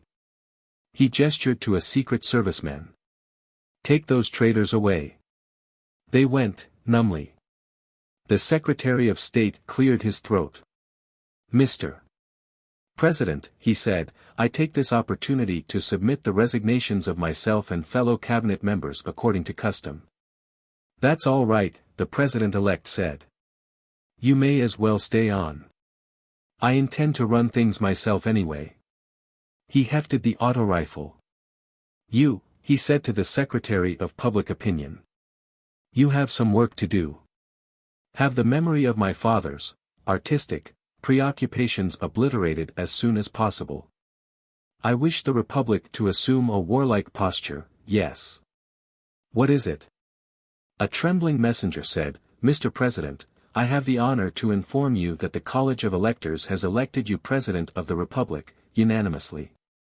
Cadet 4th Classman Thomas Grayson lay on his bunk and sobbed in an agony of loneliness. The letter from his mother was crumpled in his hand. "Prouder than words can tell of your appointment to the Academy. Darling, I hardly knew my grandfather, but I know that you will serve as brilliantly as he did, to the eternal credit of the Republic. You must be brave and strong for my sake."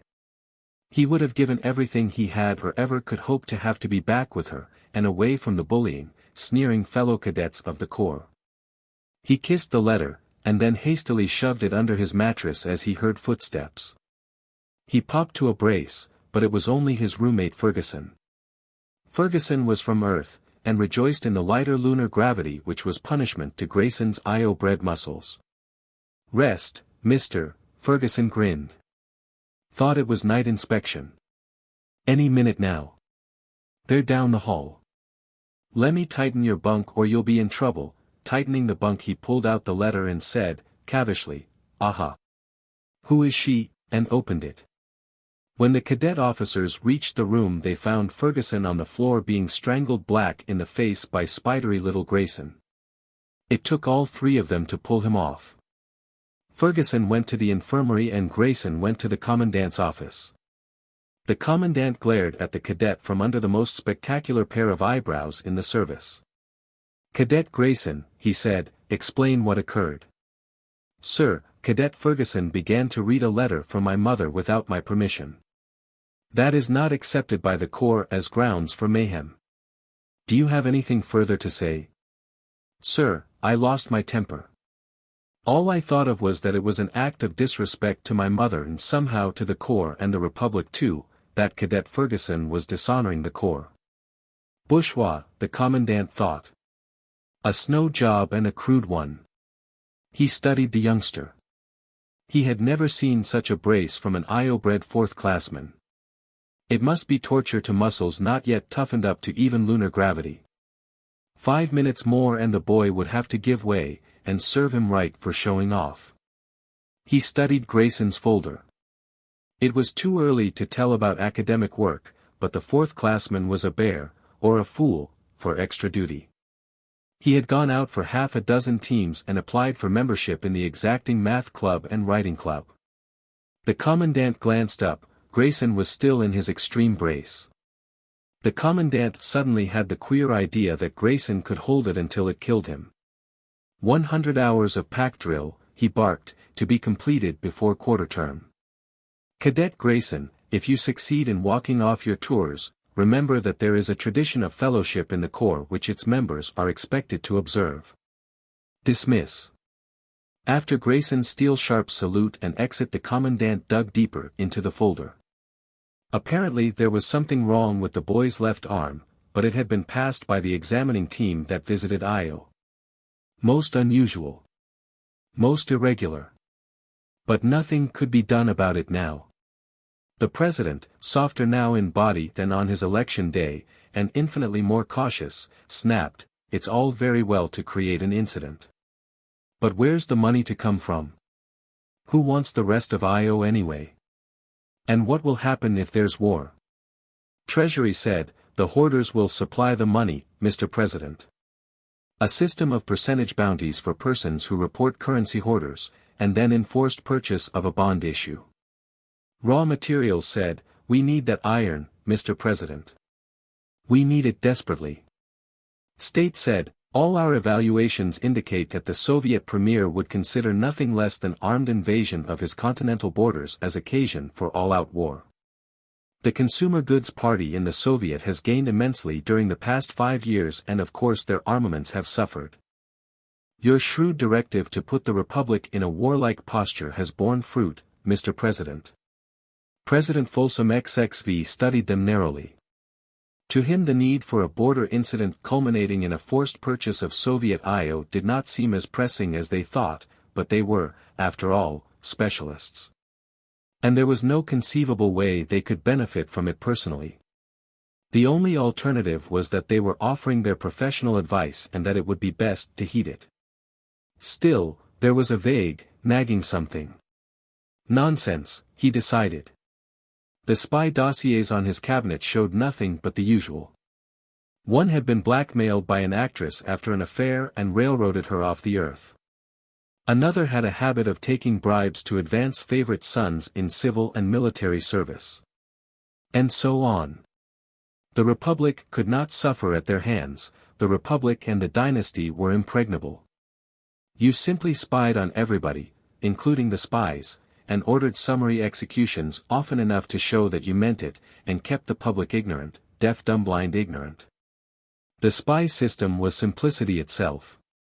You had only to let things get as tangled and confused as possible until nobody knew who was who. The executions were literally no problem, for guilt or innocence made no matter. And mind control when there were 4 newspapers, 6 magazines and 3 radio and television stations was a job for a handful of clerks. No, the cabinet couldn't be getting away with anything. The system was unbeatable.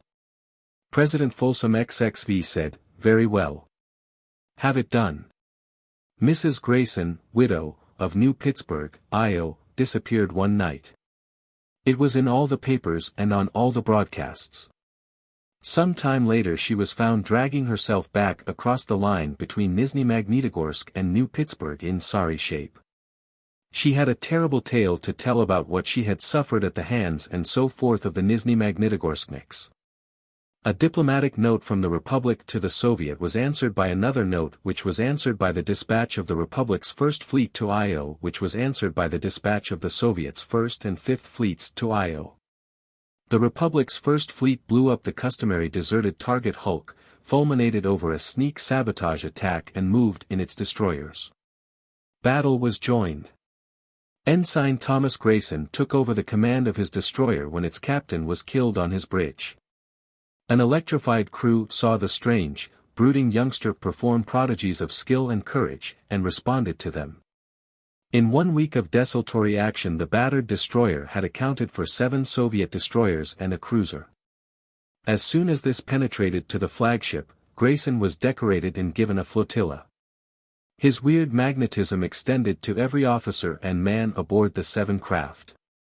They struck like phantoms, cutting out cruisers and battlewagons in wild unorthodox actions that couldn't have succeeded but did, every time. Grayson was badly wounded twice, but his driving nervous energy carried him through. He was decorated again and given the battlewagon of an ailing four-striper. Without orders he touched down on the Soviet side of Io, led out a landing party of Marines and bluejackets, cut through 2 regiments of Soviet infantry. and returned to his battle wagon with prisoners, the top civil and military administrators of Soviet IO. They discussed him nervously aboard the flagship. He has a mystical quality, Admiral. His men would follow him into an atomic furnace. And I almost believe he could bring them through safely if he wanted to. The laugh was nervous. He doesn't look like much. But when he turns on the charm, watch out. He's a winner. Now I wonder what I mean by that. I know what you mean. They turn up every so often. People who can't be stopped. People who have everything. Napoleons. Alexanders. Stalins. Up from nowhere. Suleiman. Hitler. Folsomai, Genghis Khan. Well, let's get it over with. They tugged at their gold-braided jackets and signaled the honor guard. Grayson was piped aboard, received another decoration and another speech. This time he made a speech in return. President Folsom XXV, not knowing what else to do, had summoned his cabinet. Well, he rasped at the Secretary of Defense. Steiner said with a faint shrug, Mr. President, there is nothing to be done. He has the fleet, he has the broadcasting facilities, he has the people. People, snarled the president. His finger stabbed at a button and the wall panels snapped down to show the Secret Servicemen standing in their niches. The finger shot tremulously out at Steiner. Kill that traitor, he raved. The chief of the detail said uneasily, Mr. President, we were listening to Grayson before we came on duty. He says he's de facto president now. Kill him. Kill him. The chief went doggedly on, and we liked what he had to say about the Republic, and he said citizens of the Republic shouldn't take orders from you and he'd relieve you. The president fell back. Grayson walked in, wearing his plain ensign's uniform and smiling faintly. Admirals and four-stripers flanked him. The chief of the detail said, Mr. Grayson. Are you taking over? The man in the ensign's uniform said gravely, yes. And just call me Grayson, please. The titles come later. You can go now. The chief gave a pleased grin and collected his detail. The rather slight, youngish man who had something wrong with one arm was in charge, complete charge. Grayson said, Mr. Folsom, you are relieved of the presidency. Captain, take him out and, he finished with a whimsical shrug. A portly four-striper took Folsom by one arm. Like a drugged man the deposed president let himself be led out. Grayson looked around the table. Who are you gentlemen? They felt his magnetism, like the hum when you pass a power station. Steiner was the spokesman. Grayson, he said soberly, we were Folsom's cabinet. However, there is more that we have to tell you. Alone, if you will allow it. Very well, gentlemen. Admirals and captains backed out, looking concerned.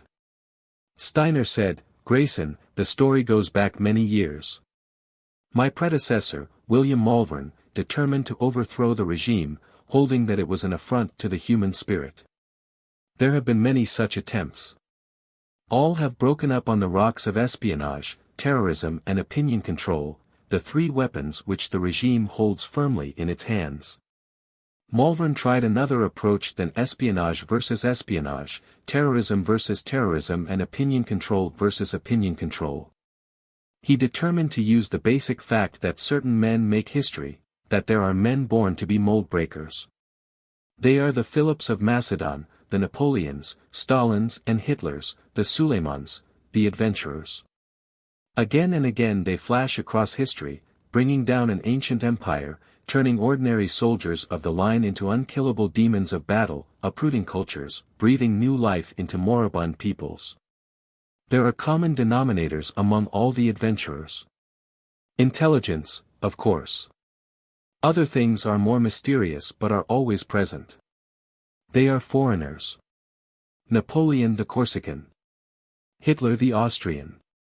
Stalin the Georgian. Philip the Macedonian. Always there is an Oedipus complex. Always there is physical deficiency. Napoleon's stature. Stalin's withered arm, and yours. Always there is a minority disability, real or fancied. This is a shock to you, Grayson, but you must face it. You were manufactured. Malvern packed the cabinet with the slyest double-dealers he could find and they went to work. 86 infants were planted on the outposts of the Republic in simulated family environments. Your mother was not your mother but one of the most brilliant actresses ever to drop out of sight on Earth. Your intelligence heredity was so good that we couldn't turn you down for lack of a physical deficiency. We withered your arm with gamma radiation. I hope you will forgive us. There was no other way. Of the 86 you are the one that worked.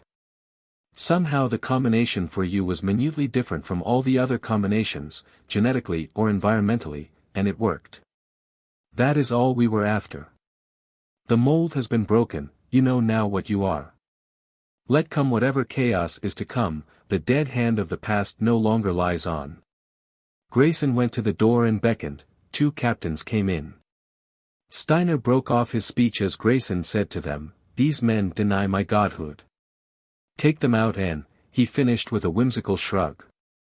"Yes, your divinity," said the captains, without a trace of humor in their voices. The Syndic. There have been 1,000 tales of future utopias and possible civilizations. They have been ruled by benevolent dictatorships and pure democracies, every form of government from extreme right to absolute left. Unique among these is the easygoing semi-anarchistic society ruled by the Syndic. It was not until February 14 that the government declared a state of unlimited emergency. The precipitating incident was the aerial bombardment and destruction of B Company, 27th Armored Regiment, on Fort George Hill in New York City.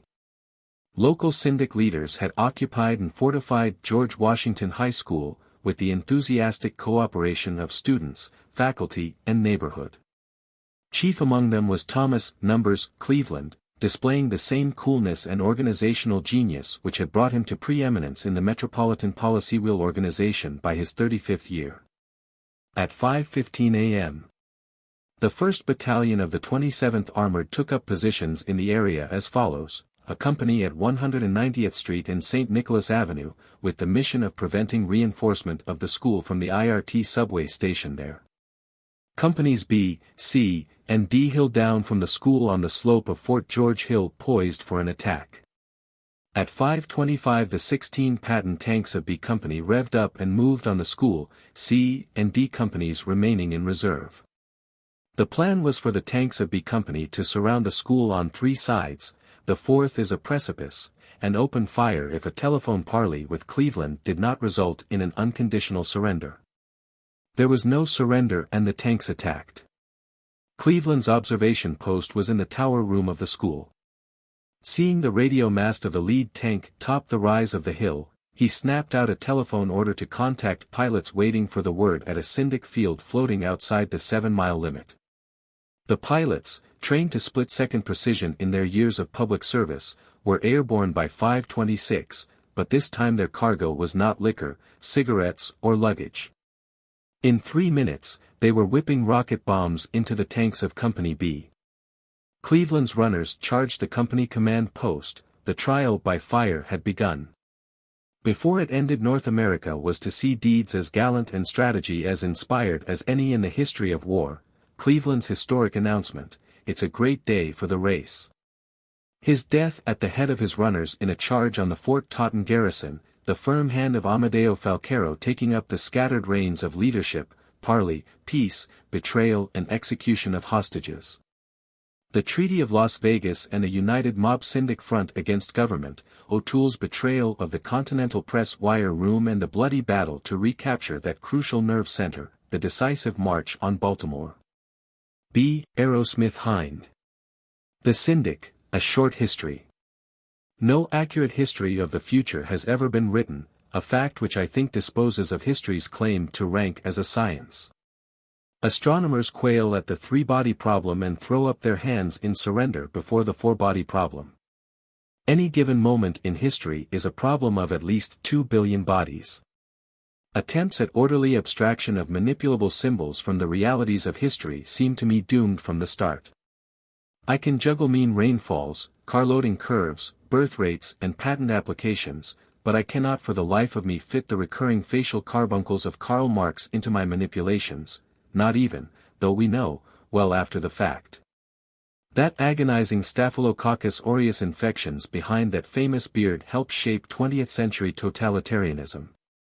In pathology alone the list could be prolonged indefinitely: Julius Caesar's epilepsy, Napoleon's gastritis, Wilson's paralysis, Grant's alcoholism, Wilhelm II's withered arm, Catherine's nymphomania, George III's paresis, Edison's deafness, Euler's blindness, Burke's stammer, and so on. Is there anybody silly enough to maintain that the world today would be what it is if Marx, Caesar, Napoleon, Wilson, Grant, Wilhelm, Catherine, George, Edison, Euler and Burke, to take only these 11, were anything but what they were? Yet that is the assumption behind theories of history which exclude the carbuncles of Marx from their reference, that is to say, every theory of history with which I am familiar. Am I then saying that history, past and future, is unknowable? That we must blunder ahead in the dark without planning because no plan can possibly be accurate in prediction and useful in application? I am not. I am expressing my distaste for holders of extreme positions, for possessors of eternal truths, for keepers of the flame. Keepers of the flame have no trouble with the questions of ends and means which plague the rest of us. They are quite certain that their ends are good and that therefore choice of means is a trivial matter. The rest of us, far from certain that we have a general solution of the 2 billion body problem that is history, are much more likely to ponder on our means. F. W. Taylor. Organization, Symbolism and Morale. I. Charles Orsino was learning the business from the ground up, even though up would never be very high. He had in his veins only a drop or two of Falcaro blood, enough so that room had to be made for him, not enough for it to be a great dearth of room. Counting heavily on the goodwill of F. W. Taylor, who had taken a fancy to him when he lost his parents in the Brookhaven reactor explosion of '83, he might rise to a rather responsible position in alky, horsewire, callgirl, recruitment and retirement or whatever line he showed an aptitude for. But at 22 one spring day, he was merely serving a tour of duty as bagman attached to the 101st New York Police Precinct. A junior member of the Syndic customarily handled that job. You couldn't trust the cops not to squeeze their customers and pocket the difference. He walked absently through the not unpleasant routine of the shakedown. His mind was on his early morning practice session of polo, in which he had almost disgraced himself. "Good afternoon, Mr. Orsino, a pleasure to see you again. Would you like a cold glass of beer while I get the loot?" "No, but thanks very much, Mr. Lefko, I'm in training, you know. Wish I could take you up on it. 7 phones, isn't it, at $10 a phone?" "That's right, Mr. Orsino, and I'll be with you as soon as I lay off the 7th at Hialeah." All the ladies went for a plater named Hearthmouse because they thought the name was cute and left me with a Dutch book. "I won't be a minute." Lefko scuttled to a phone and dickered with another bookie somewhere while Charles absently studied the crowd of chattering, laughing horseplayers. "Mr. Orsino, did you come out to make a monkey of yourself and waste my time?" "Confound it, sir, you have just 50 round to a chucker and you must make them count." He grinned unhappily. Old Gilby, the pro, could be abrasive when a bonehead play disfigured the game he loved. Charles had been sure Benny Grashkin's Jeep would conk out in a minute, it had been sputtering badly enough, and that he would have had a dirt cheap scoring shot while Benny changed mounts. But Gilby blew the whistle and wasn't interested in your fine-spun logic. "Confound it, sir, when will you young rufflers learn that you must crawl before you walk? Now let me see a team rush for the goal, and I mean team, Mr. Orsino. Here we are, Mr. Orsino, and just in time. There goes the 7th. Charles shook hands and left amid screams of "Hearth Mouse! Hearth Mouse!" from the lady betters watching the screen. High up in the Syndic building, F. W. Taylor, Uncle Frank to Charles, was giving a terrific tongue-lashing to a big, stooped old man.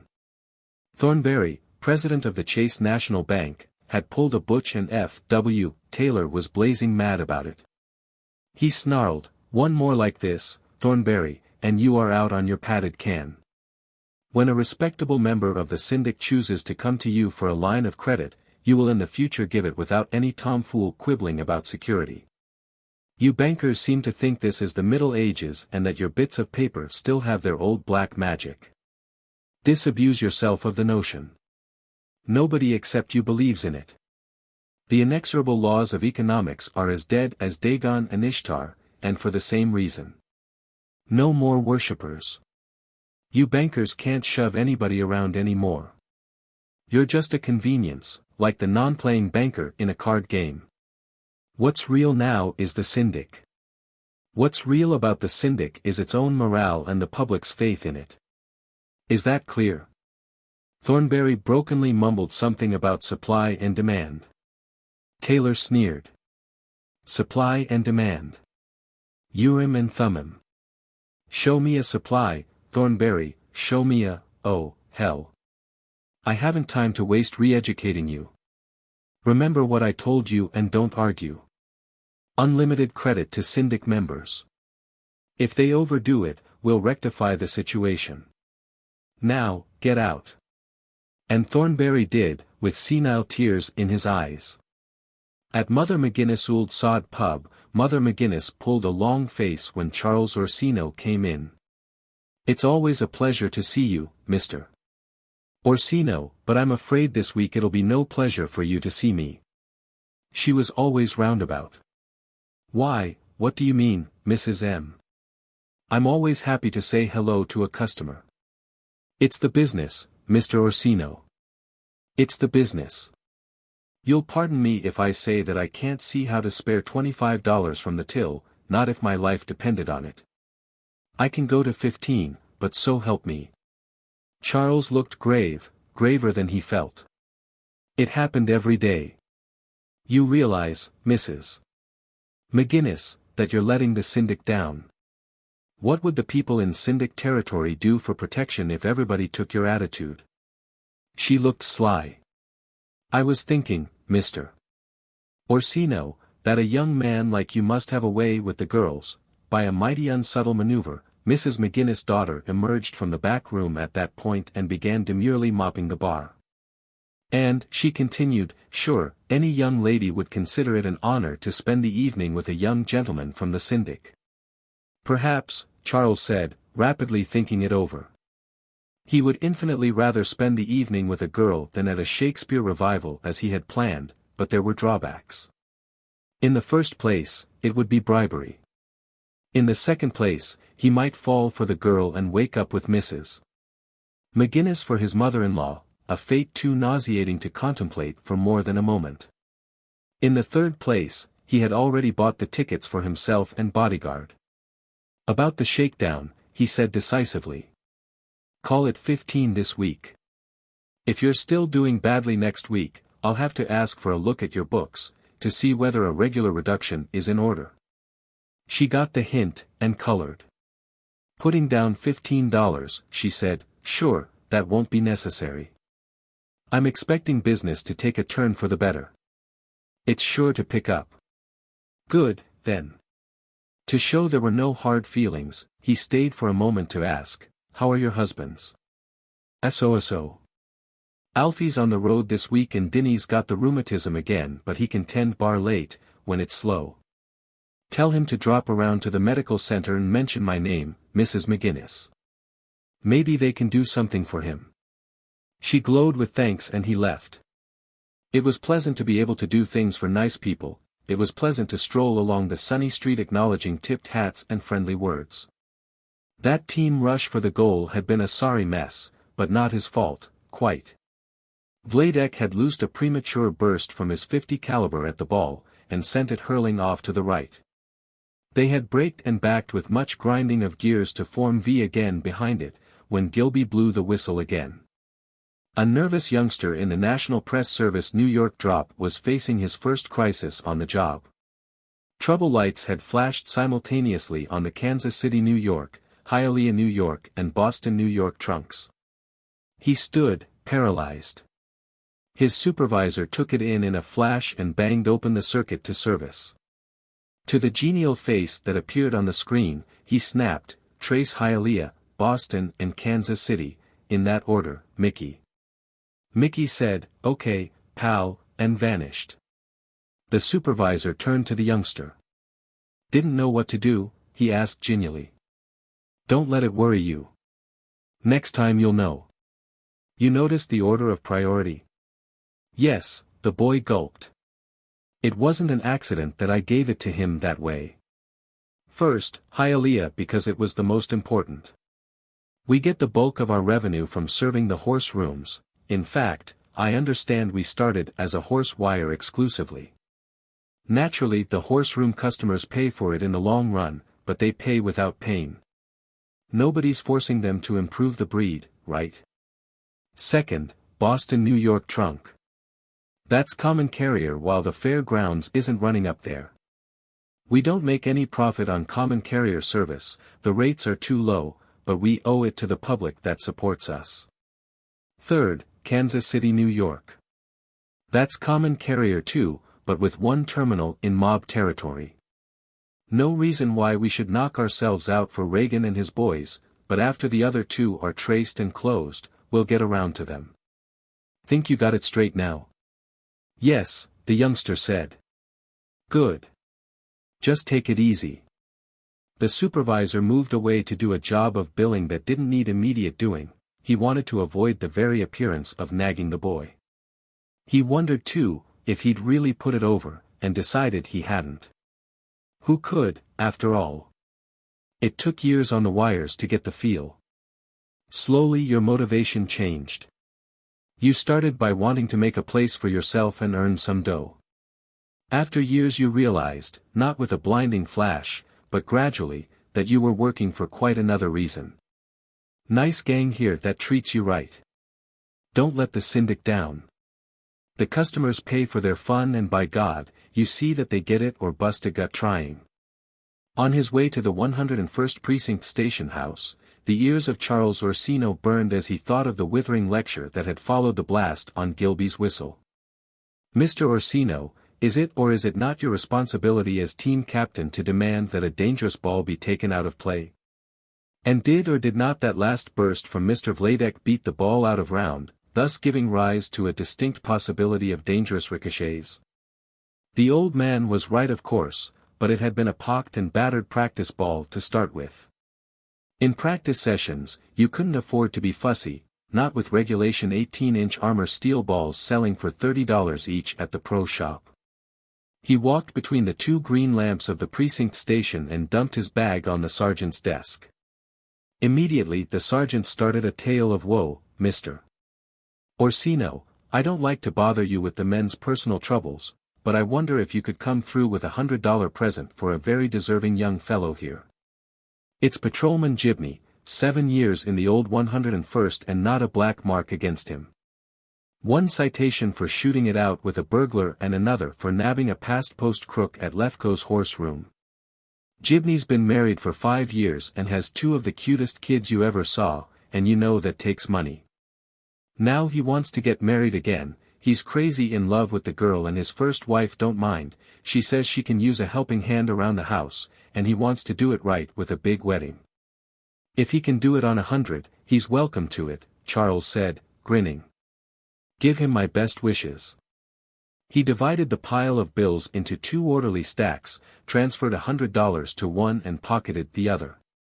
He dropped it off at the Syndic building, had an uninteresting dinner in one of its cafeterias and went to his furnished room downtown. He read a chapter in F. W. Taylor's, Uncle Frank's, latest book, Organization, Symbolism and Morale, couldn't understand a word he read, bathed and got out his evening clothes. A thin and attractive girl entered a preposterously furnished room in the Syndic building, arguing bitterly with a white-bearded, hawk-nosed old man. "My dear ancestor," she began, with exaggerated patience. "God damn it, Lee, don't call me an ancestor. Makes me feel as if I was dead already. You might as well be for all the sense you're talking. All right, Lee. He looked wounded and brave. Oh, I didn't mean to hurt your feelings, Edward. She studied his face with suddenly narrowed eyes and her tone changed. Listen, you old devil, you're not fooling me for a minute. I couldn't hurt your feelings with the blunt edge of an axe. You're not talking me into anything. It'd just be sending somebody to his death. Besides, they were both accidents. She turned and began to fiddle with a semicircular screen whose focus was a large and complicated chair. 3 synchronized projectors bore on the screen. The old man said very softly, and what if they weren't? Tom McGurn and Bob were good men. None better. If the damn government's knocking us off one by one, something ought to be done. And you seem to be the only person in a position to do it. Start a war, she said bitterly. Sweep them from the seas. Wasn't Dick Reiner chanting that when I was in diapers? Yes, the old man brooded. And he's still chanting it now that you're in, whatever young ladies wear nowadays. Promise me something, Lee. If there's another try, will you help us out? I am so sure there won't be, she said, that I'll promise. And God help you, Edward, if you try to fake one. I've told you before and I tell you now that it's almost certain death. Charles Orsino studied himself in a 3-way mirror. The evening suit was new, he wished the gunbelt was. The holster rode awkwardly on his hip, he hadn't got a new outfit since his 18th birthday and his chest had filled out to the last hole of the cross-straps buckle since then. Well, it would have to wait. The evening would cost him enough as it was. 5 bodyguards. He winced at the thought. But you had to be seen at these things and you had to do it right or it didn't count. He fell into a brief reverie of meeting a beautiful, beautiful girl at the theater, a girl who would think he was interesting and handsome and a wonderful polo player. A girl who would happily turn out to be in the direct Falcaro line with all sorts of powerful relations to speak up for him. Someone said on his room annunciator, "The limousine is here, Mr. Orsino." "I'm Halloran, your chief bodyguard." "Very well, Halloran," he said casually, just as he'd practiced it in the bathroom that morning and rode down. The limousine was a beauty and the guards were faultlessly turned out. One was democratic with one's chief guard and a little less so with the others. As Halloran drove, Charles chatted with him about the play, which was Julius Caesar in modern dress. Halloran said he'd heard it was very good. Their arrival in the lobby of the Castello created no sensation. 5 bodyguards wasn't a lot of bodyguards, even though there seemed to be no other Syndic people there. So much for the beautiful Falcaro girl. Charles chatted with a television director he knew slightly. The director explained to him that the theater was sick, very sick, that Harry Tremaine, he played Brutus, made a magnificent stage picture but couldn't read lines. By then Halloran was whispering in his ear that it was time to take their seats. Halloran was sweating like a pig and Charles didn't get around to asking him why. Charles took an aisle seat, Halloran was across the aisle and the others sat to his side, front and rear. The curtain rose on New York, a street. The first scene, a time-killer designed to let fidgeters subside and coughers finish their coughing, was a 3D projection of Times Square, with a stylized suggestion of a public relations consultant's office down in one, on the apron. When Caesar entered Orsino started, and there was a gratified murmur around the auditorium. He was made up as French Letor, one of the mobsters from the old days, technically a hero, but one who had sailed mighty close to the wind. This promised to be interesting. Peace, ho! Caesar speaks. And so to the apron where the soothsayer, public relations consultant, delivered the warning contemptuously ignored by Letor Caesar, and the spotlight shifted to Cassius and Brutus for their long, foreboding dialogue. Brutus' back was to the audience when it started, he gradually turned. What means this shouting? I do fear the people will choose Caesar for their king. And you saw that Brutus was Falcaro, old Amadeo Falcaro himself, with the beard and hawk nose and eyebrows. Well, let's see now. It must be some kind of tortured analogy with the Treaty of Las Vegas when Letor made a strong bid to unite Mob and Syndic, and Falcaro had fought against anything but a short-term, strictly military alliance. Charles felt kind of sore about Falcaro not getting the title role, but he had to admit that Tremaine played Falcaro as the gutsy magnifico he had been. When Caesar re-entered, the contrast became clear. Caesar Letor was a fidgety, fear-ridden man. The rest of the conspirators brought on through Act 1 turned out to be good fellows, all fresh and hearty. Charles guessed everything was all right and he wished he could grab a nap. But Cassius was saying, "Him and his worth and our great need of him." All very loyal, Charles thought, smothering a yawn. A life for the Syndic and all that, but a highbrow version. Polite and dignified, like a pavan at Roseland. Sometimes, after, say, a near miss on the polo field, he would wonder how polite and dignified the great old days actually had been. Amadeo Falcaro's third-year purge must have been an affair of blood and guts.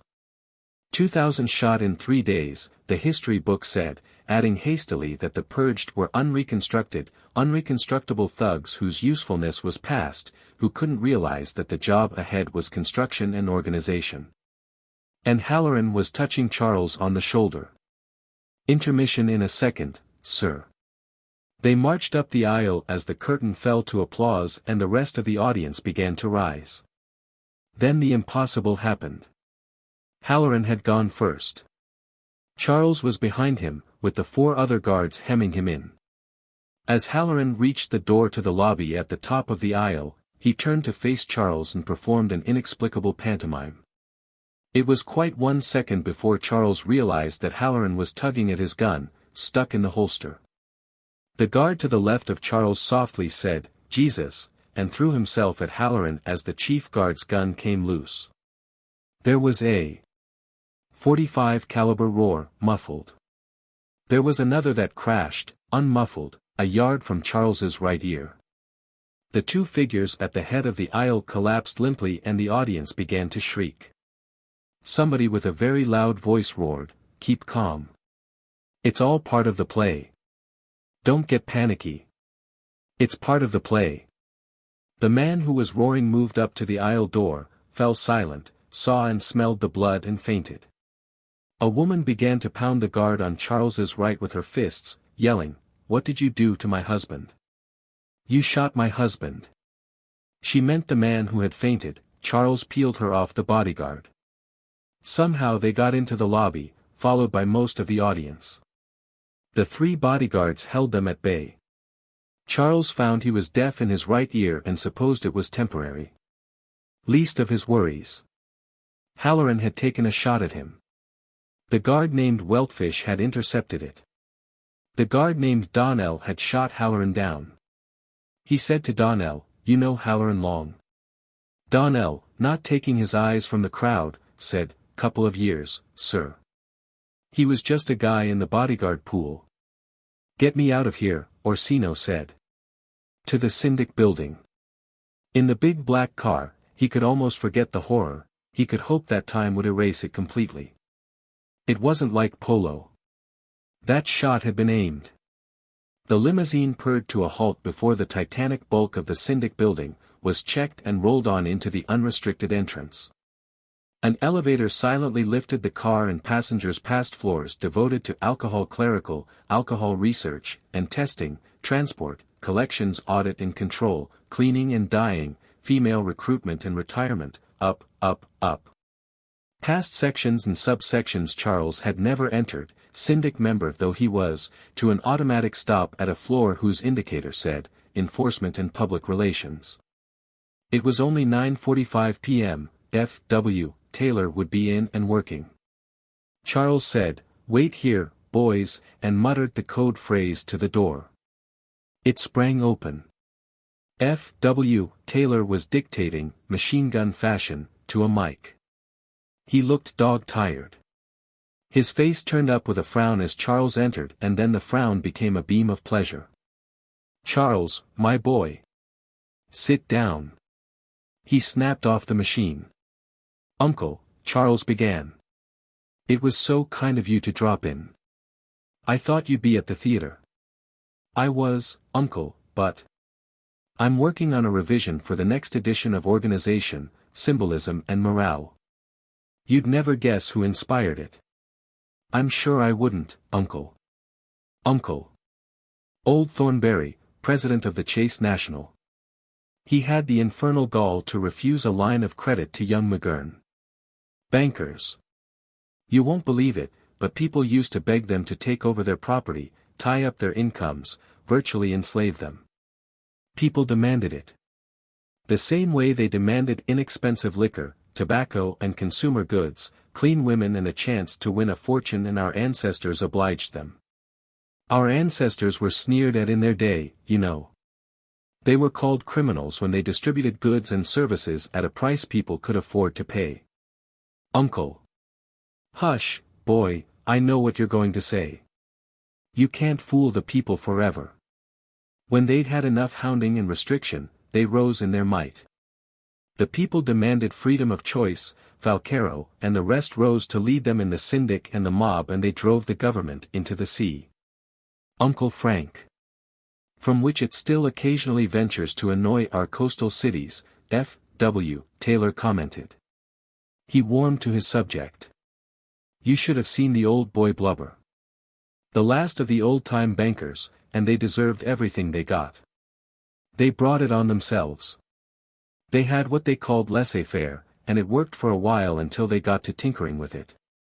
They demanded things called protective tariffs, tax remissions, subsidies, regulation, always of the other fellow. But there were enough bankers on all sides for everybody to be somebody else's other fellow. Coercion snowballed and the government lost public acceptance. They had a thing called the public debt, which I can't begin to explain to you except to say that it was something written on paper and that it raised the cost of everything tremendously. Well, believe me or not, they didn't just throw away the piece of paper or scratch out the writing on it. They let it ride until ordinary people couldn't afford the pleasant things in life. Uncle. A cautious periscope broke the choppy water off Sea Island, Georgia. At the other end of the periscope were Captain Van Dellen of the North American Navy, lean as a hound, and fat little Commander Grinnell. You might take her in a little closer, Van, said Grinnell mildly. The exercise won't do you any lasting damage, Van Dellen said.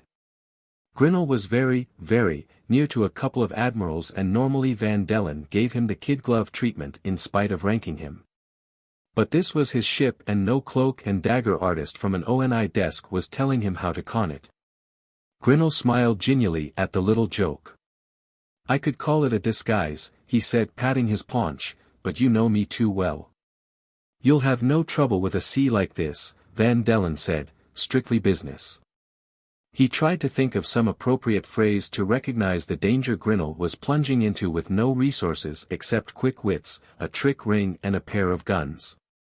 But all that bubbled up to the top of his head was, thank God I'm getting rid of this bastardly little sociocrat. He'll kill me some day if he gets a clean shot and the chance of detection is zero. Thank God I'm a constitutionist. We don't go in for things like that, or do we? Nobody ever tells me anything. A hack of a pigboat driver. And this little bastard's going to be an admiral some day. But that boy of mine will be an admiral. He's brainy, like his mother.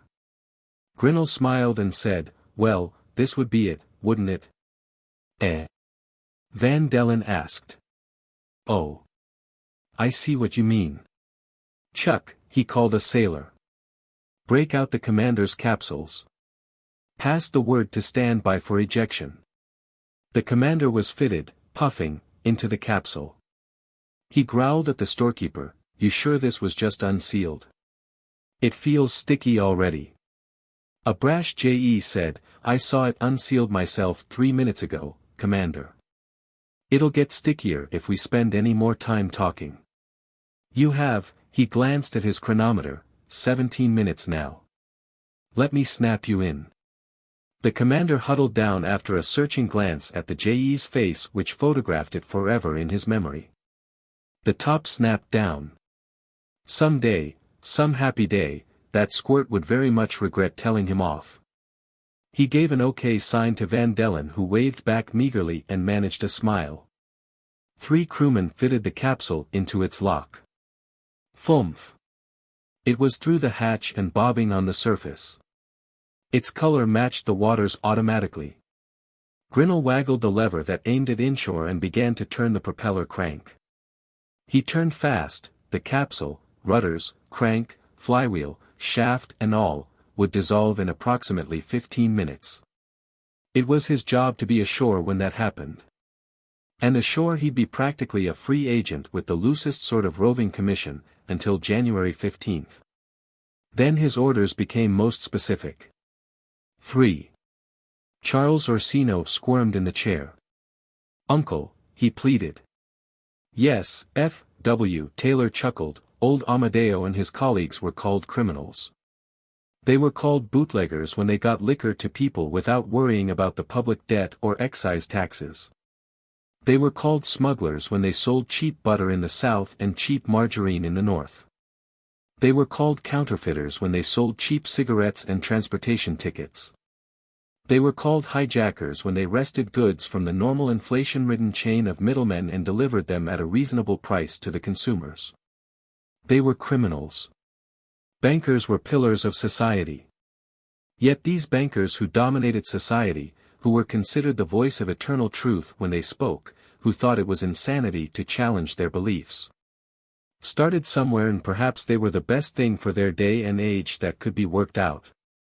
Father Ambrosius gnawed at a bit of salt herring, wiped his hands, dug through the litter in his chest and found a goose quill and a page of parchment. He scrubbed vigorously with a vinegar-soaked sponge at the writing on the parchment and was pleased to see that it came off nicely, leaving him a clean surface to scribble his sermon notes on. He cut the quill and slid it while waiting for the parchment to dry, wondering idly what he had erased. It happened to be the last surviving copy of Tacitus' Annals, 7. IV. To work then. The sermon was to be preached on Sexagesima Sunday, a prelude to the solemn season of Lent.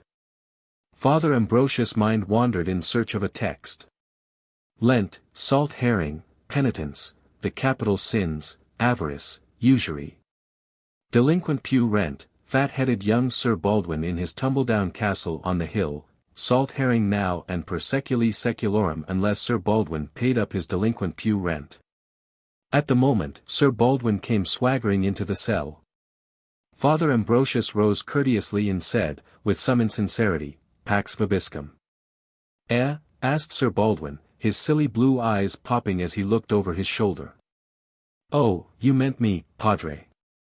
It don't do a bit of good to chatter at me in Latin, you know. The King's Norman is what I speak. I mean to say, if it's good enough for His Majesty Richard, it's good enough for me, what? Now, what can I do for you, Padre?" Father Ambrosius reminded him faintly, "You came to see me, Sir Baldwin." "Eh? Oh. So I did. I was huntin' stag, Padre, and I lost him after chasin' the whole morning, and what I want to know is, who's the right saint chap to ask for help in a pickle like that? I mean to say, I wanted to show the chap some good sport and we started this beast and he got clean away. Don't misunderstand me, Padre, they were good chaps and they didn't rot me about it, but that kind of talk gets about and doesn't do one a bit of good, what? So you tell me like a good fellow who's the right saint chap to put the matter in the best light for me?" Father Ambrosius repressed an urge to grind his teeth, took thought and said, "Saint Hubert, I believe, is interested in the stag hunt." "Right oh, Padre. Saint Hubert it is. Hubert, Hubert. I shan't forget it because I've a cousin named Hubert. Haven't seen him for years, poor old chap. He had the fistula, lived on slops and couldn't sit his horse for a day's huntin'. Poor old chap. Well, I'm off. No, there's another thing I wanted. Suppose this Sunday you preach a howlin' strong sermon against usury, what? That chap in the village, the goldsmith fellow, has the infernal gall to tell me I've got to give him Fallowfield. 40 acres, and he has the infernal gall to tell me they aren't mine any more. Be a good chap, Padre, and sort of glare at him from the pulpit a few times to show him who you mean, what? Usury is a sin, Father Ambrosius said cautiously, but how does Fallowfield enter into it? Sir Baldwin twiddled the drooping ends of his limp, blonde mustache with a trace of embarrassment. Fact is, I told the chap when I borrowed the 20 marks that Fallowfield would stand as security. I ask you, Padre, is it my fault that my tenants are a pack of lazy, thieving Saxon swine and I couldn't raise the money? The parish priest bristled unnoticeably. He was pure Saxon himself. I shall do what I can, he said. And Sir Baldwin, before you go. The young man stopped in the doorway and turned. Before you go, may I ask when we'll see your pew rent, to say nothing of the tithe? Sir Baldwin dismissed it with an airish wave of the hand. I thought I just told you, Padre.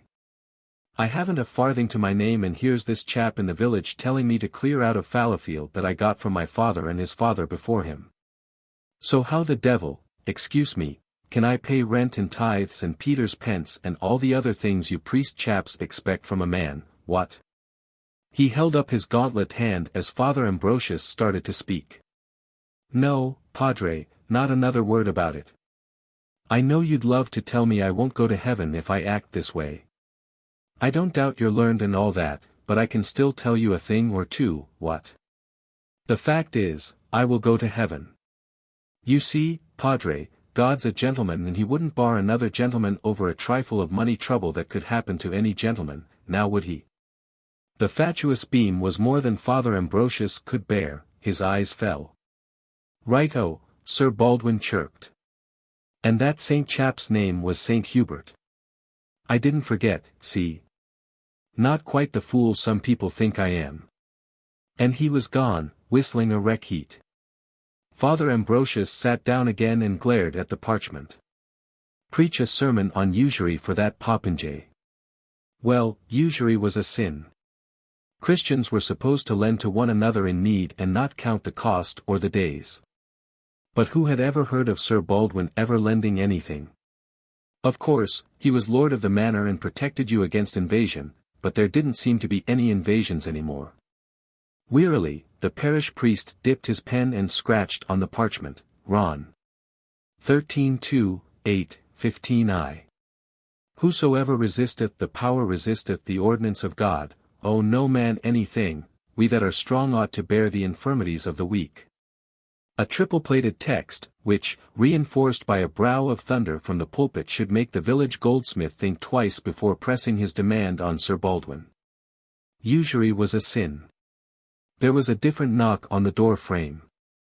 The goldsmith, a leather-aproned fellow named John, stood there twisting his cap in his big, burn-scarred hands. Yes, my son. Come in. But he scowled at the fellow involuntarily. He should know better than to succumb to the capital sin of avarice. Well, what is it? Father, the fellow said, I've come to give you this. He passed a soft leather purse to the priest. It clinked. Father Ambrosius emptied it on his desk and stirred the broad silver coins wonderingly with his finger. 5 marks and 11 silver pennies. No more salt herring until Lent. Silver forwarded to his bishop in an amount that would do credit to the parish. A gilding job for the image of the Blessed Virgin. Perhaps glass panes in 1 or 2 of the church windows. And then he stiffened and swept the money back into the purse. You got this by sin, he said flatly.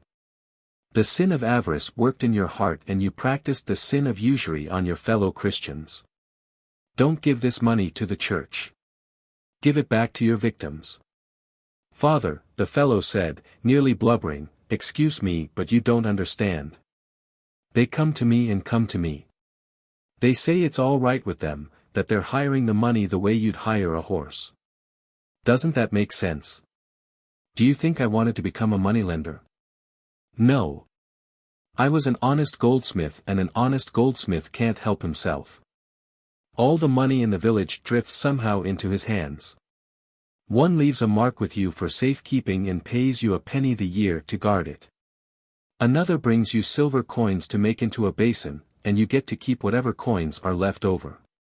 And then others come to you and say, let me have so-and-so's mark to use for a year and then I'll pay it back and with it another mark. Father, they beg me. They say they'll be ruined if I don't lend to them, their old parents will die if they can't feed a leech, or their dead will roast forever unless they can pay for masses, and what's a man to do? Sin no more, the priest answered simply. It was no problem. The fellow was getting angry. Very well for you to sit there and say so, Father. But what do you think paid for the masses you said for the repose of Goody Howitt's soul? And how did Tom the Thatcher buy his wagon so he could sell his beer in Glastonbury at a better price? And how did Farmer Major hire the men from Wheeling to get in his hay before the great storm could ruin it? And 100 things more.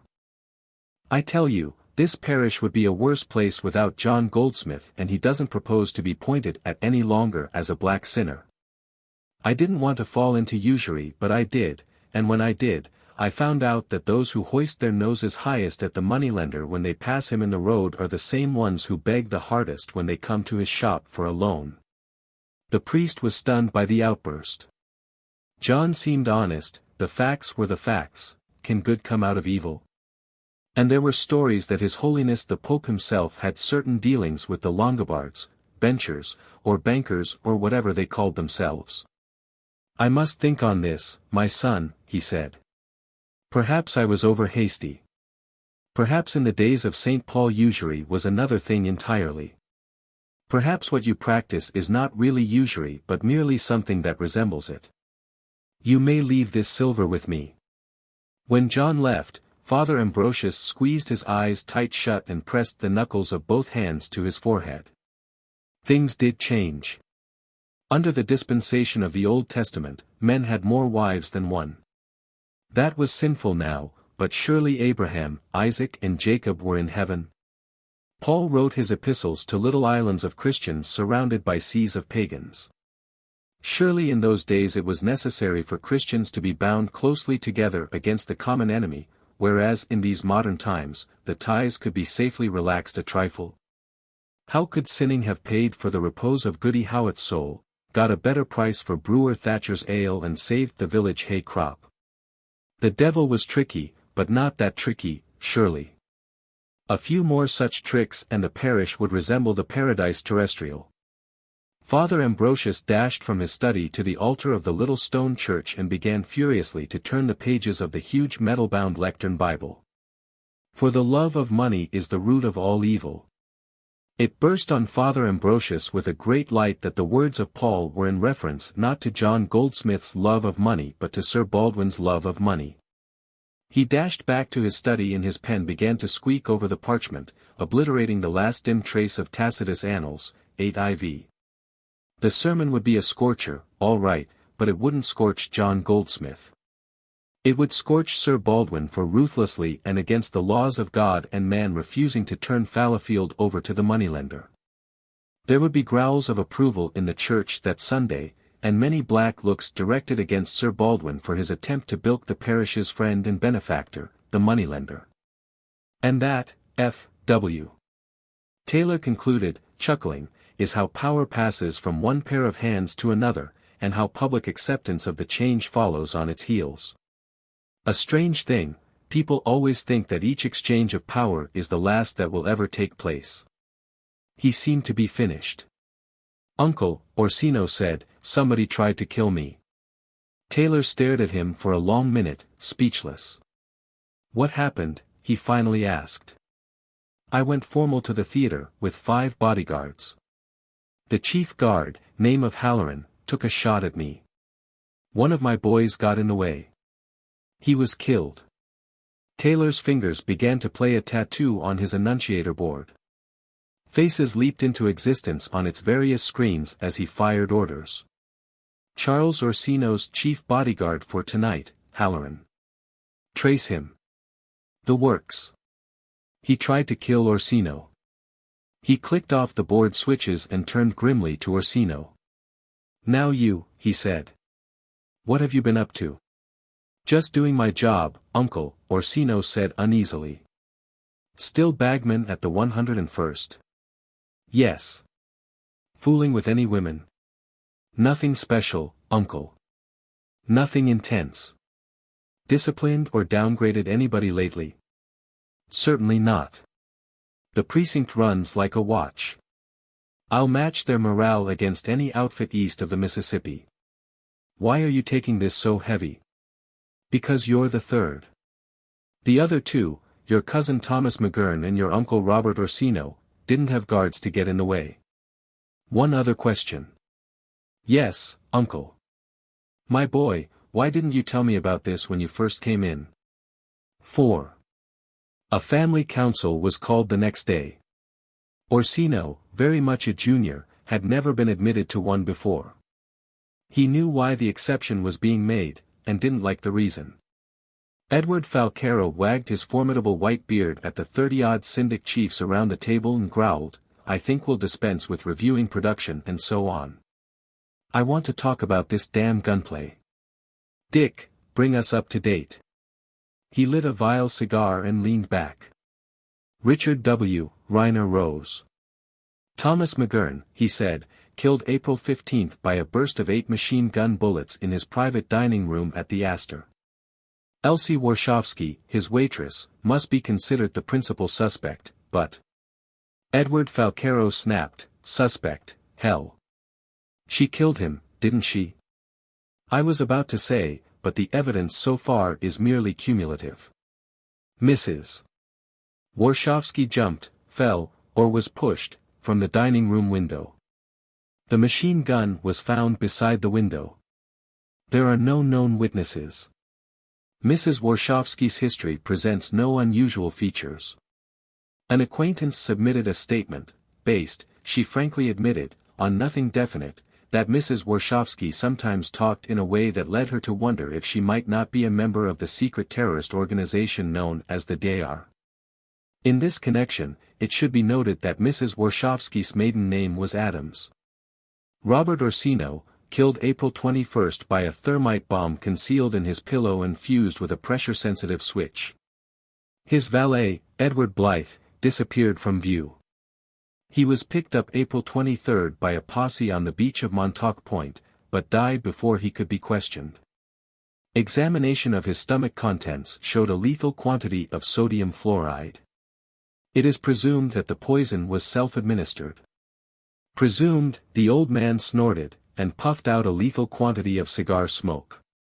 Blythe's history, Reiner went on blandly, presents no unusual features. It should be noted that a commerce raider of the so-called United States government Navy was reported off Montauk Point during the night of April 23 to 24 by local residents. Charles Orsino, attacked April 30 by his bodyguard James Halloran in the lobby of the Costello Memorial Theater. Halloran fired one shot which killed another bodyguard and was then himself killed. Halloran's history presents no unusual features except that he had a considerable interest in, history.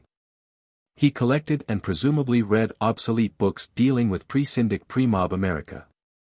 Investigators found by his bedside the first volume of a work published in 1942 called The Growth of the American Republic by Morrison and Commager. It was open to Chapter 10, The War of Independence. Reiner took his seat. F. W. Taylor said dryly, Dick, did you forget to mention that Warshawski, Blythe and Halloran are known officers of the U.S. Navy? Reiner said, you are being facetious. Are you implying that I have omitted pertinent facts? I'm implying that you artistically stacked the deck. With a rumor, a dubious commerce raider report and a note on a man's hobby, you want us to sweep the bastards from the sea, don't you, just the way you always have? I am not ashamed of my expressed attitude on the question of the so-called United States government and will defend it at any proper time and place. Shut the hell up, you too, Edward Falcaro growled. I'm trying to think. He thought for perhaps half a minute and then looked up, baffled. Has anybody got any ideas? Charles Orsino cleared his throat, amazed at his own temerity. The old man's eyebrows shot up, but he grudgingly said, I guess you can say something, since they thought you were important enough to shoot. Orsino said, maybe it's some outfit over in Europe or Asia. Edward Falcaro asked, anybody know anything about Europe or Asia? Jimmy, you flew over once, didn't you? To see about Anatolian poppies when the mob had trouble with Mex labor? Jimmy Falcaro said creakily, yeah. It was a waste of time. They have these little dirt farmers scratching out just enough food for the family and maybe raising a quarter acre of poppy. That's all there is from the China Sea to the Mediterranean. In England, Frank, you tell him. You explained it to me once. Taylor rose. The forests come back to England. When finance there lost its morale and couldn't hack its way out of the paradoxes, that was the end. When that happens, you've got to have a large, virile criminal class ready to take over and do the work of distribution and production. Maybe some of you know how the English were. The poor beggars had civilized all the illegality out of the stock. They couldn't do anything that wasn't respectable. From sketchy reports, I gather that England is now forest and a few hundred starving people. One fellow says the men still wear derbies and stagger to their offices in the city. France is peasants, drunk 3/4 of the time. Russia is peasants, drunk all the time. Germany, well, there the criminal class was too big and too virile. The place is a cemetery. He shrugged. Say it, somebody. The mob's gunning for us. Reiner jumped to his feet. I will never support such a hypothesis, he shrilled. It is mischievous to imply that a century of peace has been ended, that our 3,000-mile border with our friend to the west. Taylor intoned satirically, unblemished, my friends.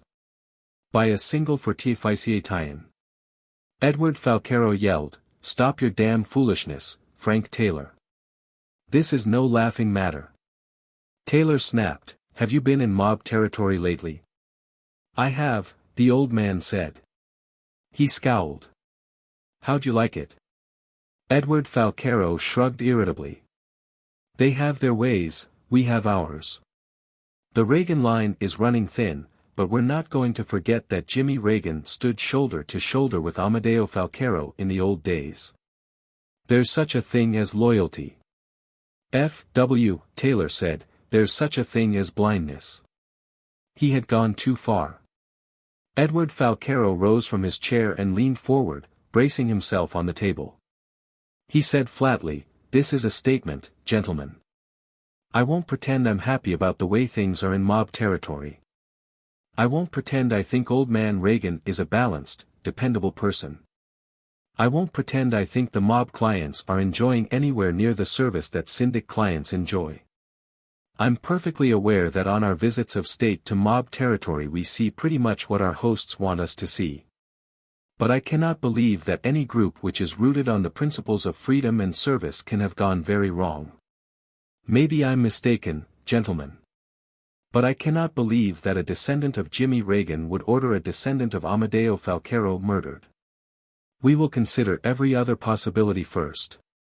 Frank, is that clear? Yes, Taylor said. All right, Edward Falcaro grunted. Now let's go about this thing systematically. Dick, you go right down the line with the charge that the government's responsible for these atrocities. I hate to think that myself. If they are, we're going to have to spend a lot of time and trouble hunting them down and doing something about it. As long as they stick to a little commerce raiding and a few coastal attacks, I can't say I'm really unhappy about them. They don't do much harm, and they keep us on our toes and, maybe this one is most important, they keep our clients' memories of the bad old days that we delivered them from alive. That's a great deal to surrender for the doubtful pleasures of a long, expensive campaign. If assassination's in the picture, I suppose we'll have to knock them off, but we've got to be sure. May I speak? Reiner asked icily. The old man nodded and relit his cigar. I have been called, behind my back, naturally, a fanatic, Reiner said. He pointedly did not look anywhere near F.W. Taylor as he spoke the word. Perhaps this is correct, and perhaps fanaticism is what's needed at a time like this. Let me point out what the so-called government stands for: brutal taxation, extirpation of gambling, denial of life's simple pleasures to the poor and severe limitation of them to all but the wealthy. Sexual prudery viciously enforced by penal laws of appalling barbarity, endless regulation and coercion governing every waking minute of the day. That was its record during the days of its power, and that would be its record if it returned to power. I fail to see how this menace to our liberty can be condoned by certain marginal benefits which are claimed to accrue from its continued existence. He faltered for a moment as his face twisted with an unpleasant memory. In a lower, unhappier voice, he went on, I was alarmed the other day by something I overheard. 2 small children were laying bets at the kiddie counter of the horse room I frequent, and I stopped on my way to the $100 window for a moment to hear their childish prattle. They were doping the forms for the 6th at Hialeah, I believe, when one of them digressed to say, my mommy doesn't play the horses. She thinks all the horse rooms should be closed. It wrung my heart, gentlemen, to hear that. I wanted to take that little boy aside and tell him, son, your mommy doesn't have to play the horses. Nobody has to play the horses unless he wants to. But as long as one single person wants to lay a bet on a horse and another person is willing to take it, nobody has the right to say the horse rooms should be closed. Naturally, I did not take the little boy aside and tell him that. It would have been an impractical approach to the problem. The practical approach is the one I have always advocated and still do. Strike at the heart of the infection. Destroy the remnants of government and cauterize the wound so that it will never reinfect again. Nor is my language too strong. When I realize that the mind of an innocent child has been corrupted so that he will prattle that the liberties of his brothers must be infringed on, that their harmless pleasures must be curtailed. My blood runs cold and I call it what it is, treason. Orsino had listened raptly to the words and joined in a burst of spontaneous applause that swept around the table. He had never had a brush with government himself, and he hardly believed in the existence of the shadowy, terrorist Nar. But Reiner had made it sound so near and menacing. But Uncle Frank was on his feet. We seem to have strayed from the point, he said dryly. For anybody who needs his memory refreshed, I'll state that the point is 2 assassinations and 1 near miss. I fail to see the connection, if any, with Dick Reiner's paranoid delusions of persecution. I especially fail to see the relevance of the word treason. Treason to what, us? The Syndic is not a government. It must not become enmeshed in the symbols and folklore of a government, or it will be first chained and then strangled by them. The Syndic is an organization of high morale and easygoing, hedonistic personality. The fact that it succeeded the government occurred because the government had become an organization of low morale and inflexible, puritanic, sadomasochistic personality. I have no illusions about the Syndic lasting forever, and I hope nobody else here has. Naturally, I want it to last our lifetime, my children's lifetime, and as long after that as I can visualize my descendants, but don't think I have any burning affection for my unborn great-great-grandchildren. Now, if there is anybody here who doesn't want it to last that long, I suggest to him that the quickest way to demoralize the Syndic is to adopt Dick Reiner's proposal of a holy war for a starter. From there we can proceed to an internal heresy hunt, a census, excise taxes, income taxes and wars of aggression. Now, what about getting back to the assassinations? Orsino shook his head, thoroughly confused by now.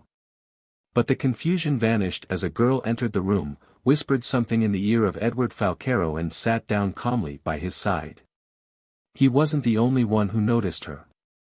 Most of the faces there registered surprise and some indignation. The Syndic had a very strong tradition of masculinity. Edward Falcaro ignored the surprise and indignation. He said placidly, "That was very interesting, Frank, what I understood of it. But it's always interesting when I go ahead and do something because it's the smart thing to do, and then listen to you explain my reasons, including 50 or 60 that I'm more than positive never crossed my mind." There was a laugh around the table that Charles Orsino thought was unfair. He knew, Edward Falcaro knew, and everybody knew that Taylor credited Falcaro with sound intuitive judgment rather than analytic power. He supposed the old man, intuitively, had decided a laugh was needed to clear the air of the quarrel and irrelevance. Falcaro went on, "The way things stand now, gentlemen, we don't know very much, do we?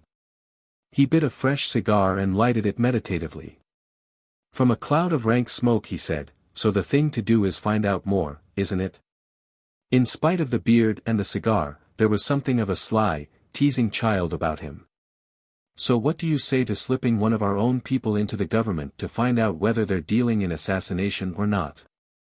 Charles Orsino alone was naive enough to speak, the rest knew that the old man had something up his sleeve. Charles said, "You can't do it, sir. They have lie detectors and drugs and all sorts of things." His voice died down miserably under Falcaro's too benign smile and the looks of irritation verging on disgust from the rest. The enigmatic girl scowled. God damn them all. Charles thought, sinking into his chair and wishing he could sink into the earth. The young man, Falcaro said blandly, speaks the truth, no less true for being somewhat familiar to us all. But what if we have a way to get around the drugs and lie detectors, gentlemen? Which of you bold fellows would march into the jaws of death by joining the government, spying on them and trying to report back? Charles stood up, prudence and timidity washed away by a burning need to make up for his embarrassment with a grandstand play. "I'll go, sir," he said very calmly. "And if I get killed that'll show them, then they'll be sorry." "Good boy," Edward Falcaro said briskly, with a "well that's that air. The young lady here will take care of you." Charles steadily walked down the long room to the head of the table, thinking that he must be cutting a rather fine figure. Uncle Frank ruined his exit by catching his sleeve and halting him as he passed his seat. "Good luck, Charles," Uncle Frank whispered. "And for heaven's sake, keep a better guard up. Can't you see the old devil planned it this way from the beginning?" "Goodbye, Uncle Frank," Charles said, suddenly feeling quite sick as he walked on. The young lady rose and opened the door for him. She was graceful as a cat, and a conviction overcame Charles Orsino that he was the canary. Max Wyman shoved his way through such a roar of voices and such a crush of bodies as he had never known before. Scratch Sheet Square was bright as day, brighter. Atomic lamps, mounted on 100-story buildings hosed and squirted the happy mob with blue-white glare. The Scratch Sheet's moving sign was saying in fiery letters 75 feet tall, 11:58 p.m. Eastern Standard Time. December 31st. Cops say 2 million jam NYC streets to greet New Year. 11:59 p.m. Eastern Standard Time. December 31st. Falcaro jokes on TV, never thought we'd make it. 12 o'clock midnight January 1st. Happy New Year. The roar of voices had become insane. Max Wyman held his head, hating it, hating them all, trying to shut them out. Half a dozen young men against whom he was jammed were tearing the clothes off a girl. They were laughing and she was too, making only a pretense of defending herself. It was one of New York's mild winter nights. Wyman looked at the white skin not knowing that his eyes gloated. He yelled curses at her, and the young men. But nobody heard his whiskey-hoarsened young voice. Somebody thrust a bottle at him and made mouths, trying to yell, "Happy New Year." He grabbed feverishly at the bottle and held it to his mouth, letting the liquor gurgle once, twice, 3 times. Then the bottle was snatched away, not by the man who had passed it to him. A hilarious fat woman plastered herself against Wyman and kissed him clingingly on the mouth, to his horror and disgust. She was torn away from him by a laughing, white-haired man and turned willingly to kissing him instead. 2 strapping girls jockeyed Wyman between them and began to tear his clothes off, laughing at their switcheroo on the year's big gag. He clawed out at them hysterically and they stopped, the laughter dying on their lips as they saw his look of terrified rage. A sudden current in the crowd parted Wyman from them, another bottle bobbed on the sea of humanity. He clutched at it and this time did not drink. He stuffed it hurriedly under the waistband of his shorts and kept a hand on it as the eddy of humanity bore him on to the fringes of the roaring mob. Syndic leaders hail New Year. Taylor praises Century of Freedom. 12:05 a.m. Eastern Standard Time January 1st. Wyman was mashed up against a girl who first smiled at his young face invitingly, and then looked again. "Get away from me!" she shrieked, pounding on his chest with her small fists. You could hear individual voices now, but the crowd was still dense. She kept screaming at him and hitting him until suddenly Scratch Sheet Square Up-ramp loomed and the crowd fizzed onto it like uncorked champagne. Wyman and the screaming girl carried along the moving plates underfoot. The crowd boiled onto the northbound strip, relieving the crush. The girl vanished, whimpering, into the mob. Wyman, rubbing his ear mechanically, shuffled with downcast eyes to the eastbound ramp and collapsed onto a bench gliding by at 5 miles per hour. He looked stupidly at the 10-mile and 15-mile strips, but did not dare step onto them. He had been drinking steadily for a month. He would fall and the bottle would break. He lurched off the 5-mile strip at Riverside down ramp. Nobody got off with him. Riverside was a tangle of freightways over, under, and on the surface. He worked there. Wyman picked his way past throbbing conveyors roofed against pilferage, under gurgling fuel and water and waste pipes, around vast metal warehouses and storage tanks. It was not dark or idle in Riverside. 24 hours was little enough time to bring Manhattan its daily needs and carry off its daily waste and manufactures. Under daylight atomics, the transport engineers in their glass perches read the dials and turn the switches. Breakdown crews scurried out from emergency stations as bells clanged to replace a sagging plate, remag a failing Ehrenhofter, unplug a jam of nylon bales at a too-sharp corner. He found Breakdown Station 26, hitched his jacket over the bottle and swayed in, drunk enough to think he could pretend he was sober. "Hi," he said hoarsely to the shift foreman. "Got jammed up in the celebration." "We heard it clear over here," the foreman said, looking at him closely. "Are you all right, Max?" The question enraged him. "Smatter," he yelled. "Had a couple, sure. Think I'm drunk?" "The wha you think?" "Gee," the foreman said wearily. "Look, Max, I can't send you out tonight. You might get killed. I'm trying to be reasonable and I wish you'd do as much for me. What's biting you, boy? Nobody has anything against a few drinks and a few laughs. I went on a bender last month myself. But you get so goddamned mean I can't stand you and neither can anybody else." Wyman spewed obscenity at him and tried to swing on him. He was surprised and filled with self-pity when somebody caught his arm and somebody else caught his other arm. It was Dooley and Weintraub, his shiftmates, looking unhappy and concerned. "Lousy rats." Wyman choked out. "Lee's a man's buddy's CD do is back 'em up." He began to cry, hating them, and then fell asleep on his feet. Dooley and Weintraub eased him down onto the floor. The foreman mopped his head and appealed to Dooley, he always like this. He had been transferred to Station 26 only 2 weeks before. Dooley shrugged. "You might say so. He showed up about 3 months ago. Said he used to be a breakdown man in Buffalo, on the yards. He knew the work all right. But I never saw such a mean kid. Never a good word for anybody. Never any fun. Booze, booze, booze." This time he really let go. Weintraub said unexpectedly, "I think he's what they used to call an alcoholic." "What the hell's that?" the foreman demanded. "I read about it. It's something they used to have before the Syndic. I read about it. Things were a lot different then. People picking on you all the time, everybody mad all the time. The girls were scared to give it away and the boys were scared to take it, but they did anyway and it was kind of like fighting with yourself inside yourself.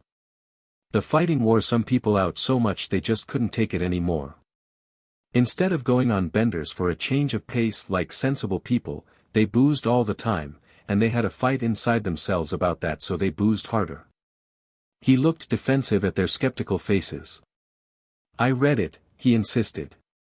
"Well," the foreman said inconclusively, "I heard things used to be pretty bad. Did these alcoholics get over it?" "I don't know," Weintraub admitted. "I didn't read that far. Itchem." I think I'd better can him. The foreman was studying their faces covertly, hoping to read a reaction. He did. Both the men looked relieved. Yeah. I think I'd better can him. He can go to the Syndic for relief if he has to. He doesn't do us much good here. Put some soup on and get it down him when he wakes up. The foreman, an average kindly man, hoped the soup would help. But at about 3:30, after 2 trouble calls in succession, they noticed that Wyman had left leaving no word. The fat little man struggled out of the New Year's Eve throng. He had been caught by accident. Commander Grinnell did not go in for celebrations. When he realized that January 15th was now 15 days away, he doubted that he would ever celebrate again. It was a 2-man job he had to do on the 15th, and so far he had not found the other man. He rode the slidewalk to Columbus Square. He had been supplied with a minimum list of contacts. One had moved, and in the crazily undisciplined Syndic territory it was impossible to trace anybody. Another had died, of too much morphine. Another had beaten her husband almost to death with a chair leg and was in custody awaiting trial. The commander wondered briefly and querulously, why do we always have such unstable people here? Or does that louse Emery deliberately saddle me with them when I'm on a mission? Wouldn't put it past him. The final contact on the list was a woman. She'd be worthless for the business of January 15th. That called for some physical strength, some technical knowledge, and a residual usefulness to the government. Professor Spicer had done some good work here on industrial sabotage, but taken away from the scene of possible operations, she'd just be a millstone. He had his record to think of. Sabotage. If a giggling threesome hadn't been looking his way from a bench across the slidewalk, he would have ground his teeth. In recent weeks, he had done what he estimated as an easy $3 million worth of damage to mob territory industry. And the stupid fools hadn't noticed it. Repair crews had rebuilt the fallen walls, mechanics had tut-tutted over the wrecked engines and replaced them, troubleshooters had troubleshot the scores of severed communications lines and fuel mains. He had hung around. Sam, you see this? Melted through, like with a little thermite bomb. How in the hell did a thing like that happen? I don't know. I wasn't here. Let's get it fixed, kid. Okay, you think we ought to report this to somebody? If you want to. I'll mention it to Larry. But I don't see what he can do about it. Must have been some kids. You gotta put it down as fair wear and tear. But boys will be boys. Remembering, he did grind his teeth. But they were at Columbus Square. Professor Spicer lived in one of the old plastic brick faculty houses. Her horsey face, under a curling net, looked out of the annunciator plate. Yes. What is it? Professor Spicer, I believe you know my daughter, Miss Freeman. She asked me to look you up while I was in New York. Have I come much too late? Oh, dear. Why, no. I suppose not. Come in, Mr. Freeman. In her parlor, she faced him apprehensively. When she spoke she rolled out her sentences like the lecturer she was. Mr. Freeman, as I suppose you'd prefer me to call you, you asked a moment ago whether you'd come too late. I realized that the question was window dressing, but my answer is quite serious. You have come too late. I have decided to dissociate myself from, let us say, from your daughter, Miss Freeman. The commander asked only, is that irrevocable? Quite. It wouldn't be fair of me to ask you to leave without an explanation. I am perfectly willing to give one. I realize now that my friendship with Miss Freeman and the work I did for her stemmed from, let us say, a certain vacancy in my life. He looked at a picture on her desk of a bald, pleasant-faced fellow with a pipe. She followed his eyes and said with a sort of shy pride, that is Dr. Mordecai, of the university's faculty of dentistry. Like myself, a long-time celibate. We plan to marry. The commander said, do you feel that Dr. Mordecai might like to meet my daughter? No. I do not. We expect to have very little time for outside activities, between our professional careers and our personal lives. Please don't misunderstand, Mr. Freeman. I am still your daughter's friend. I always shall be. But somehow I no longer find in myself an urgency to express the friendship. It seems like a beautiful dream, and a quite futile one. I have come to realize that one can live a full life without Miss Freeman. Now, it's getting quite late. He smiled ruefully and rose. May I wish you every happiness, Professor Spicer, he said, extending his hand. She beamed with relief. I was so afraid you'd. Her face went limp and she stood swaying drunkenly as the needle in the ring popped her skin. The commander, his face as dead as hers, disconnected his hand and sheathed the needle carefully again. He drew one of his guns, shot her through the heart and walked out of the apartment. Old fool. She should have known better. Max Wyman stumbled through the tangle of river edge, his head a pot of molten lead and his legs twitching under him as he fled from his shame. Dimly, as if with new eyes, he saw that he was not alone. River edge was technically uninhabited. Then what voices called guardedly to him from the shadows, Buddy, Buddy, wait up a minute, Buddy, did you score? Did you score? He lurched on and the voices became bolder. The snaking conveyors and ramps sliced out sectors of space. Storage tanks merged with inflow mains to form sheltered spots where they met. No spot was without its whining, appealing voice. He stood at last, quivering, leaning against a gigantic I-beam that supported a heavy casting freightway. A scrap sheet of corrugated iron rested against the bay of the I-beam, and the sheet quivered and fell outward. An old man's voice said, "You're beat, son. Come on in." He staggered a step forward and collapsed on a pallet of rags as somebody carefully leaned the sheet back into place again. 6. Max Wyman woke raving with the chuck horrors. There was somebody there to hand him candy bars, sweet lemonade, lump sugar. There was somebody to shove him easily back into the pallet of rags when he tried to stumble forth in a hunt for booze. On the second day he realized that it was an old man whose face looked gray and paralyzed. His name was T.G. Pendleton, he said. After a week, he let Max Wyman take little walks about their part of Riverside, but not by night. "We've got some savage people here," he said. "They'd murder you for a pint. The women are worse. If one calls to you, don't go. You'll wind up dumped through a manhole into the Hudson. Poor folk. You're sorry for them?" Wyman asked, startled. It was a new idea to him.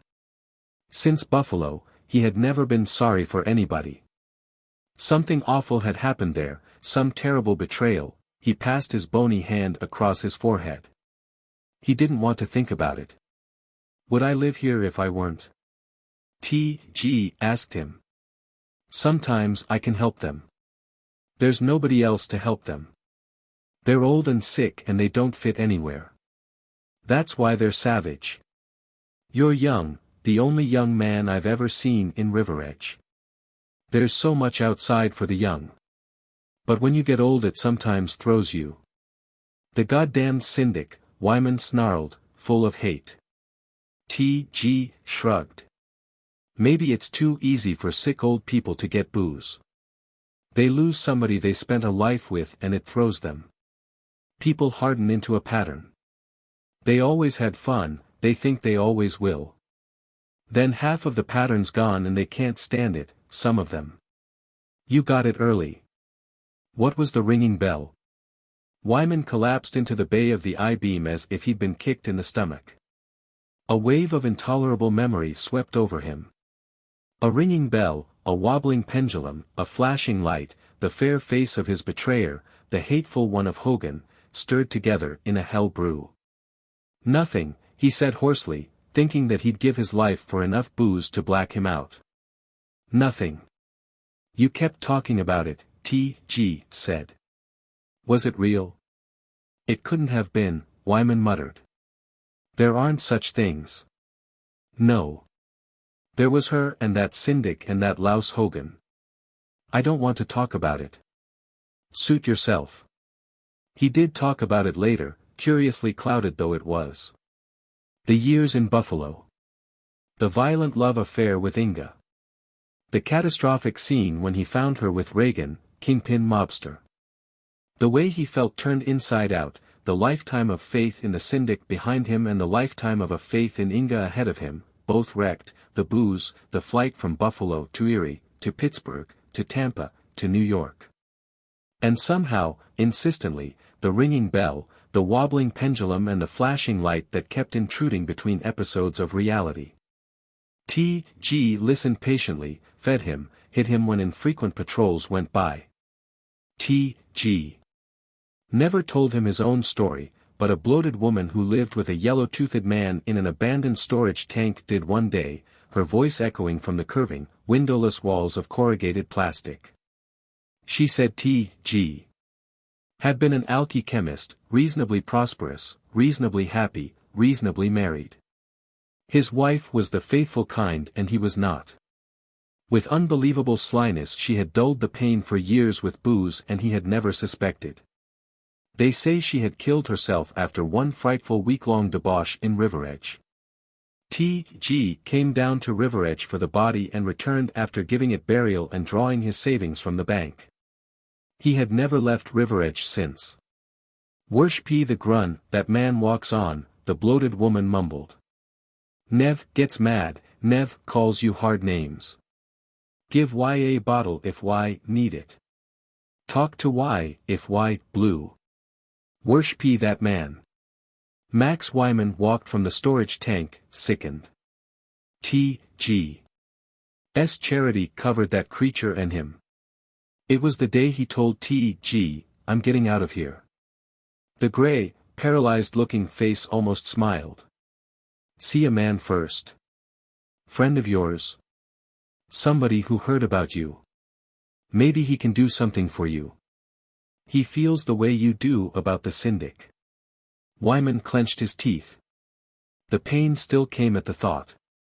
Syndic, Hogan, Inga and betrayal. God, to be able to hit back at them. The red ride ebbed. Suddenly he stared at T.G. and demanded, "Why? Why should you put me in touch? What is this?" T.G. shrugged. "I don't worry about the Syndic. I worry about people. I've been worrying about you. You're a little insane, Max, like all of us here. God damn you." "He has." Max Wyman paused a long time and said, "Go on, will you?" He realized that anybody else would have apologized. But he couldn't and he knew that T.G. knew he couldn't. The old man said, "A little insane. Bottled up hatred. It's better out of you than in. It's better to sock the man you hate and stand a chance of having him sock you back than it is just to hate him and let the hate gnaw you like a graveworm. What have you got against the Syndic?" "Nothing, Max. Nothing against it and nothing for it. What I'm for is people. The Syndic is people. Your people. Slug 'em if you want and they'll have a chance to slug you back. Maybe you'll pull down the Syndic like Samson in the temple. More likely it'll crush you. But you'll be doing something about it. That's the great thing. That's the thing people have to learn, or they wind up in Riveredge. You're crazy. I told you I was, or I wouldn't be here." The man came at sunset. He was short and pudgy, with a halo of wispy hair and the coldest, grimmest eyes that Wyman had ever seen. He shook hands with Wyman, and the young man noted simultaneously a sharp pain in his finger and that the stranger wore an elaborate gold ring. Then the world got hazy and confused.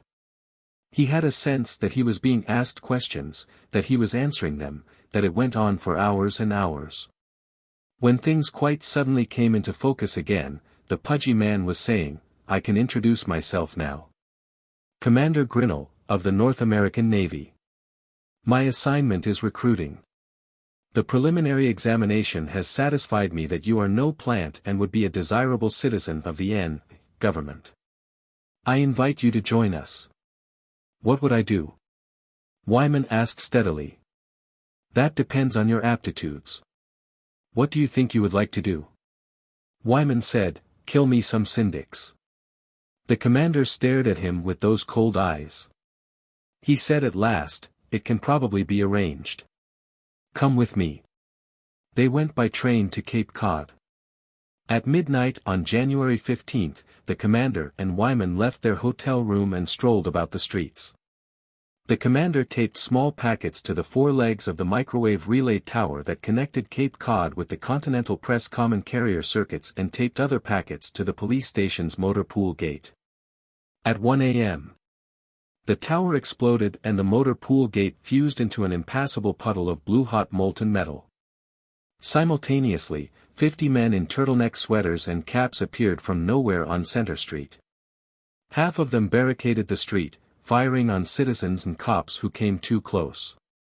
The others systematically looted every store between the barricade and the beach. Blinking a flashlight in code, the commander approached the deadline unmolested and was let through with Wyman at his heels. The goods, the raiders, the commander and Wyman were aboard a submarine by 2:35 and underway 10 minutes later. After Commander Grinnell had exchanged congratulations with the sub-commander, he presented Wyman. A recruit. Normally I wouldn't have bothered, but he had a rather special motivation. He could be very useful. The sub-commander studied Wyman impersonally. If he's not a plant. I've used my ring. If you want to get it over with, we can test him and swear him in now. They strapped him into a device that recorded pulse, perspiration, respiration, muscle tension and brain waves. A sweatered specialist came and mildly asked Wyman matter-of-fact questions about his surroundings while he calibrated the polygraph. Then came the payoff. Wyman did not fail to note that the sub-commander loosened his gun in his holster when the questioning began. Name, age and origin. Max Wyman. 22. Buffalo Syndic territory. Do you like the Syndic? I hate them. What are your feelings toward the North American government? If it's against the Syndic, I'm for it. Would you rob for the North American government? I would. Would you kill for it? I would. Have you any reservations yet unstated in your answers? No. It went on for an hour. The questions were rephrased continuously. After each of Wyman's firm answers, the sweater technician gave a satisfied little nod. At last it ended and he was unstrapped from the device. Max was tired. The sub-commander seemed a little odd as he got a small book and read from it. Do you, Max Wyman, solemnly renounce all allegiances previously held by you and pledge your allegiance to the North American government? I do, the young man said fiercely. In a remote corner of his mind, for the first time in months, the bell ceased to ring, the pendulum to beat and the light to flash. Charles Orsino knew again who he was and what was his mission. 7. It had begun when the girl led him through the conference room door. Naturally one had misgivings, naturally one didn't speak up. But the vault-like door far downstairs was terrifying when it yawned before you and even more so when it closed behind you. What is this place? He demanded at last. Who are you? She said, Psychology Lab. It produced on him the same effect that alchemy section, or division of astrology, would have on a well-informed young man in 1950. He repeated flatly, Psychology Lab. If you don't want to tell me, very well. I volunteered without strings. Which should remind her that he was a sort of hero and should be treated with a certain amount of dignity and that she could save her corny jokes. I meant it, she said, fiddling busily with the locks of yet another vault-like door. I'm a psychologist. I'm also, by the way, Lee Falcaro, since you asked. The old man, Edward Falcaro's line, he asked. Simon Pure. He's my father's brother. Father's down in Miami, handling the tracks and gaming in general. The second big door opened on a brain-gray room whose air had a curiously dead feel to it. Sit down, she said, indicating a very unorthodox chair. He did, and found that the chair was the most comfortable piece of furniture he had ever known. Its contact with his body was so complete that it pressed nowhere, it poked nowhere. The girl studied dials in its back nevertheless and muttered something about adjusting it. He protested. "Nonsense," she said decisively. She sat down herself in an ordinary seat. Charles shifted uneasily in his chair to find that it moved with him. Still no pressure, still no poking. "You're wondering," she began, "about the word psychology. It has a bad history and people have given it up as a bad job. It's true that there isn't pressure nowadays to study the human mind. People get along. In general what they want they get, without crippling effort. In your Uncle Frank Taylor's language, the Syndic is an appropriately structured organization of high morale and wide public acceptance. In my language the Syndic is a father image which does a good job of fathering. In good times, people aren't introspective. There is, literally, no reason why my line of the family should have kept up a tradition of experimental psychology. Way back, old Amadeo Falcaro often consulted Professor Oscar Sternweiss of the Columbia University Psychology faculty. He wasn't as much of a dashing improviser as the history books make him out to be. Eventually one of his daughters married one of Sternweiss' sons and inherited the Sternweiss notebooks and library and apparatus. It became an irrational custom to keep it alive. When each academic school of psychology managed to prove that every other school of psychology was dead wrong and psychology collapsed as a science, the family tradition was unaffected, it stood outside the wrangling. Now, you're wondering what this has to do with trying to slip you into the government. I am, Charles said fervently. If she'd been a doll outside the Syndic, he would minutes ago have protested that all this was foolish and walked out. Since she was not only in the Syndic, but in the Falcaro line, he had no choice except to hear her babble and then walk out. It was all rot, psychology. Oversoul, mind vectors, counseling, psychosomatics, rot from sick-minded old men. Everybody knew. The government, we know, uses de-inhibiting drugs as a first screening of its recruits. As an infallible second screening, they use a physiological lie detector based on the fact that telling a lie causes tensions in the liar's body. We shall get around this by slipping you in as a young man who hates the Syndic for some valid reason. Confound it, you were just telling me that they can't be fooled. We won't fool them. You'll be a young man who hates the Syndic.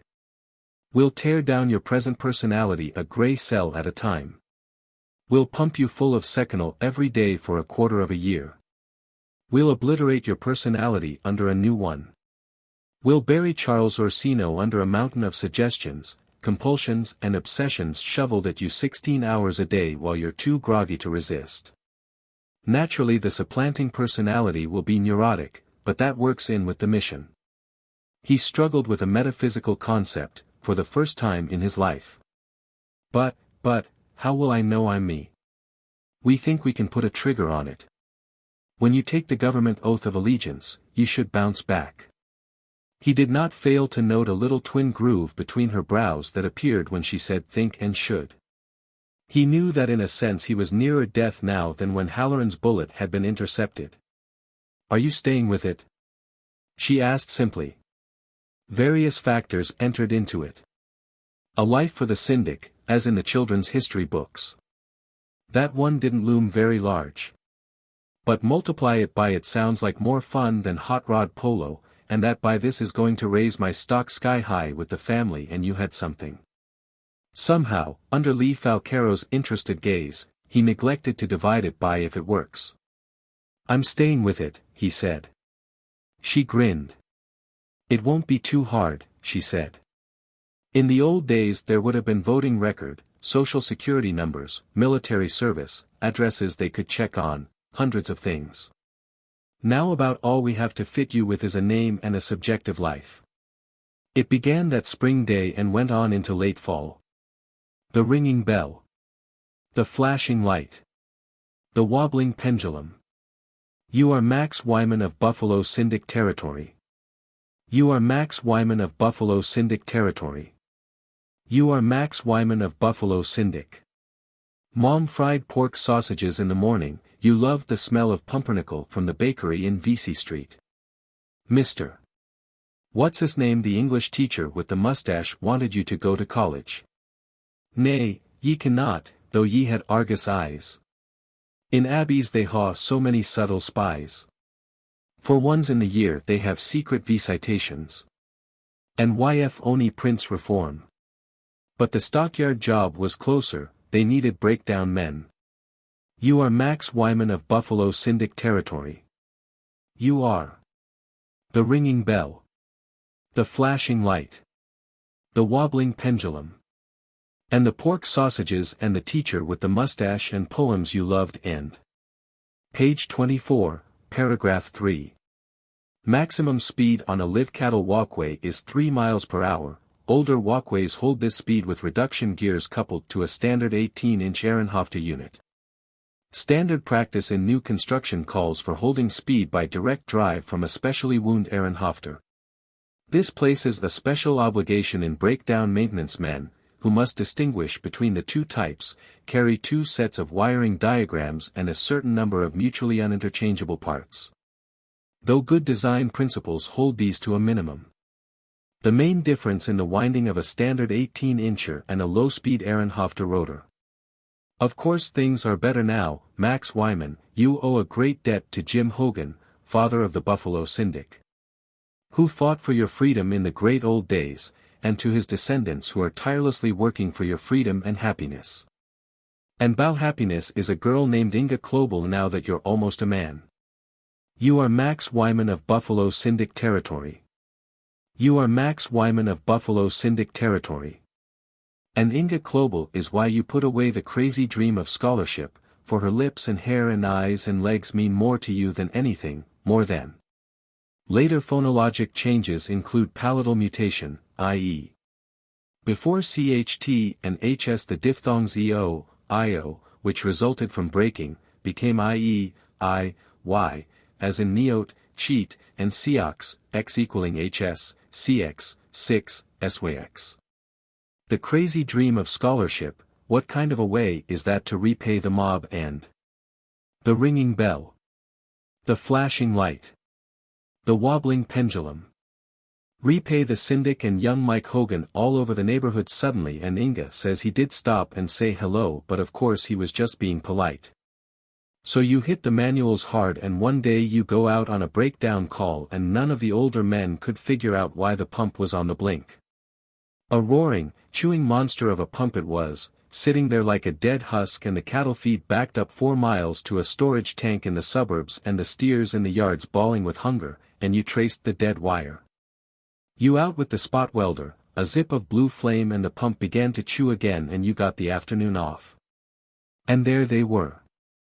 Lee Falcaro, bending over the muttering, twitching carcass, adrenaline. Brighter picture and louder sound. Assistant, opening a pinch cock in the tube that enters the arm, increasing video contrast, increasing audio. He's weakening. Lee Falcaro, in a whisper, I know. I know. But this is IT. Assistant, inaudibly, you cold-blooded bitch. You are Max Wyman, you are Max Wyman.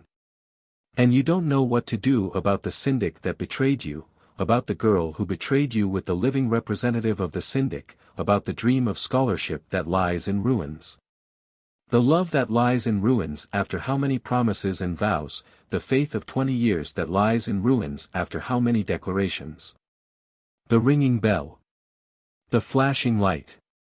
The wobbling pendulum. And a double whiskey with a beer chaser. Lee Falcaro, the alcohol.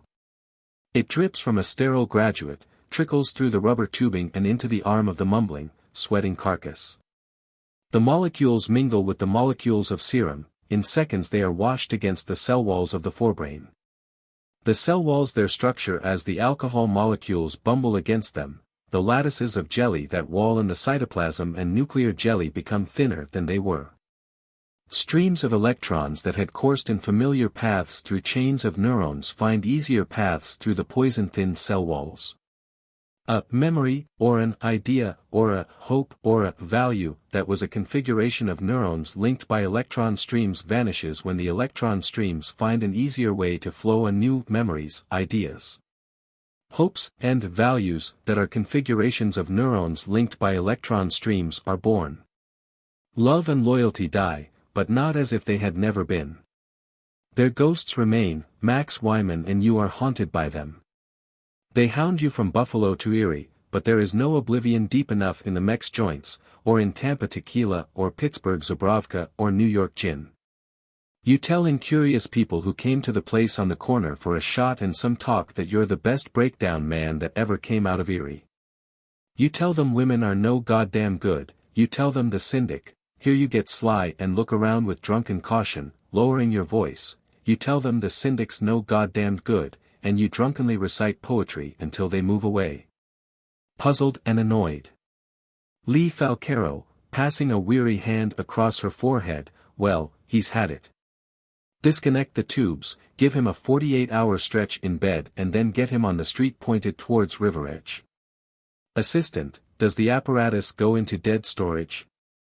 Lee Falcaro, grimacing uncontrollably, no.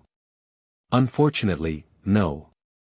Assistant, inaudibly, as she plucks needle-tipped tubes from the carcass elbows, who's the next sucker? 8.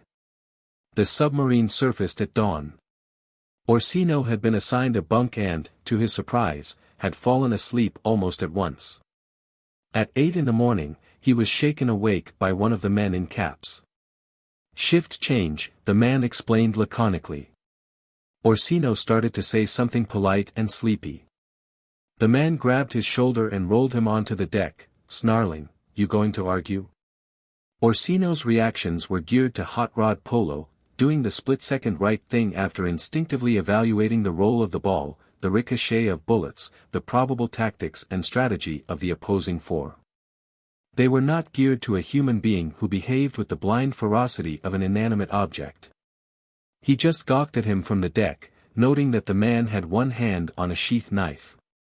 "All right, Buster," the man said contemptuously, apparently deciding that Orsino would stay put. "Just don't mess with the guard." He rolled into the bunk and gave a good imitation of a man asleep until Orsino worked his way through the crowded compartment and up a ladder to the deck. There was a heavy, gray overcast. The submarine seemed to be planing the water. Salt spray washed the shining deck. A gun crew was forward, drilling with a 5-incher. The rasp of a petty officer singing out the numbers mingled with the hiss and gurgle of the spray. Orsino leaned against the conning tower and tried to comb his thoughts out clean and straight. It wasn't easy. He was Charles Orsino, very junior Syndic member, with all memories pertaining thereto. He was also, more dimly, Max Wyman with his memories. Now, able to stand outside of Wyman, he could recall how those memories had been implanted, down to the last stab of the last needle. He thought some very bitter thoughts about Lee Falcaro, and dropped them, snapping to attention as Commander Grinnell pulled himself through the hatch. "Good morning, sir," he said. The cold eyes drilled him. "Rest," the commander said. "We don't play it that way on a pigboat. I hear you had some trouble about your bunk." Orsino shrugged uncomfortably. "Somebody should have told you," the commander said. "The boat's full of guardsmen. They have a very high opinion of themselves, which is correct. They carried off the raid in good style. You don't mess with guards." "What are they?" Orsino asked. Grinnell shrugged. "The usual elite," he said. "Lohman's gang." He noted Orsino's blank look and smiled coldly. "Lohman's president of North America," he said. On shore, Orsino hazarded, "We used to hear about somebody named Ben Miller." Obsolete information. Miller had the Marines behind him. Lohman was Secretary of Defense. He beached the Marines and broke them up into guard detachments. Took away their heavy weapons. Meanwhile, he built up the guard, very quietly, which, with the Secretary of Information behind him, he could do. About 2 years ago, he struck. The Marines who didn't join the guard were massacred. Miller had the sense to kill himself. The VP and the Secretary of State resigned, but it didn't save their necks. Lohman assumed the presidency automatically, of course, and had them shot. They were corrupt as hell anyway. They were owned body and soul by the Southern Bloc. 2 seamen appeared with a folding cot, followed by the sub-commander. He was red-eyed with lack of sleep. Set it there, he told them, and sat heavily on the sagging canvas. Morning, Grinnell, he said with an effort. Believe I'm getting too old for the pigboats. I want sun and air. Think you can use your influence at court to get me a Corvette? He bared his teeth to show it was a joke. Grinnell said, with a minimum smile, if I had any influence, would I catch the cloak and dagger crap they sling at me? The sub-commander rolled back onto the cot and was instantly asleep, a muscle twitching the left side of his face every few seconds. Grinnell drew Orsino to the lee of the conning tower. We'll let him sleep, he said. Go tell that gun crew commander Grinnell says they should lay below. Orsino did. The petty officer said something exasperated about the gunnery training bill and Orsino repeated his piece. They secured the gun and went below. Grinnell said, with apparent irrelevance, you're a rare bird, Wyman. You're capable, and you're uncommitted. Let's go below. Stick with me. He followed the fat little commander into the conning tower. Grinnell told an officer of some sort, I'll take the con, mister. Wyman here will take the radar watch. He gave Orsino a look that choked off his protests. Presumably, Grinnell knew that he was ignorant of radar. The officer, looking baffled, said, Yes, Commander. A seaman pulled his head out of a face-fitting box and told Wyman, It's all yours, stranger. Wyman cautiously put his face into the box and was confronted by meaningless blobs of green, numerals in the dark, and a couple of arrows to make confusion complete. He heard Grinnell say to the helmsman, Get me a mug of Joe, sailor. I'll take the wheel. I'll pass the word, sir. Nuts, you'll pass the word, sailor.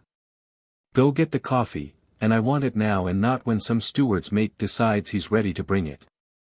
Aye, sir. Orsino heard him clatter down the ladder. Then his arm was gripped and Grinnell's voice muttered in his ear, When you hear me bitch about the coffee, sing out, Aircraft 265, DX 3000. Good and loud. No, don't stop looking. Repeat it. Orsino said, his eyes crossing on double images of the meaningless, luminous blobs, Aircraft 265, DX 3000. Good and loud. When you bitch about the coffee. Right. Don't forget it. He heard the feet on the ladder again. Coffee, sir. Thanks, sailor. A long sip and then another. I always said the pigboats drink the lousiest Joe in the Navy. Aircraft 265, DX 3000. Orsino yelled. A thunderous alarm began to sound. Take her down, yelled Commander Grinnell. Take her down, sir, the helmsman echoed. But sir, the skipper. Orsino remembered him too then, dead asleep in his cot on the deck, the muscle twitching the left side of his face every few seconds. God damn it, those were aircraft. Take her down.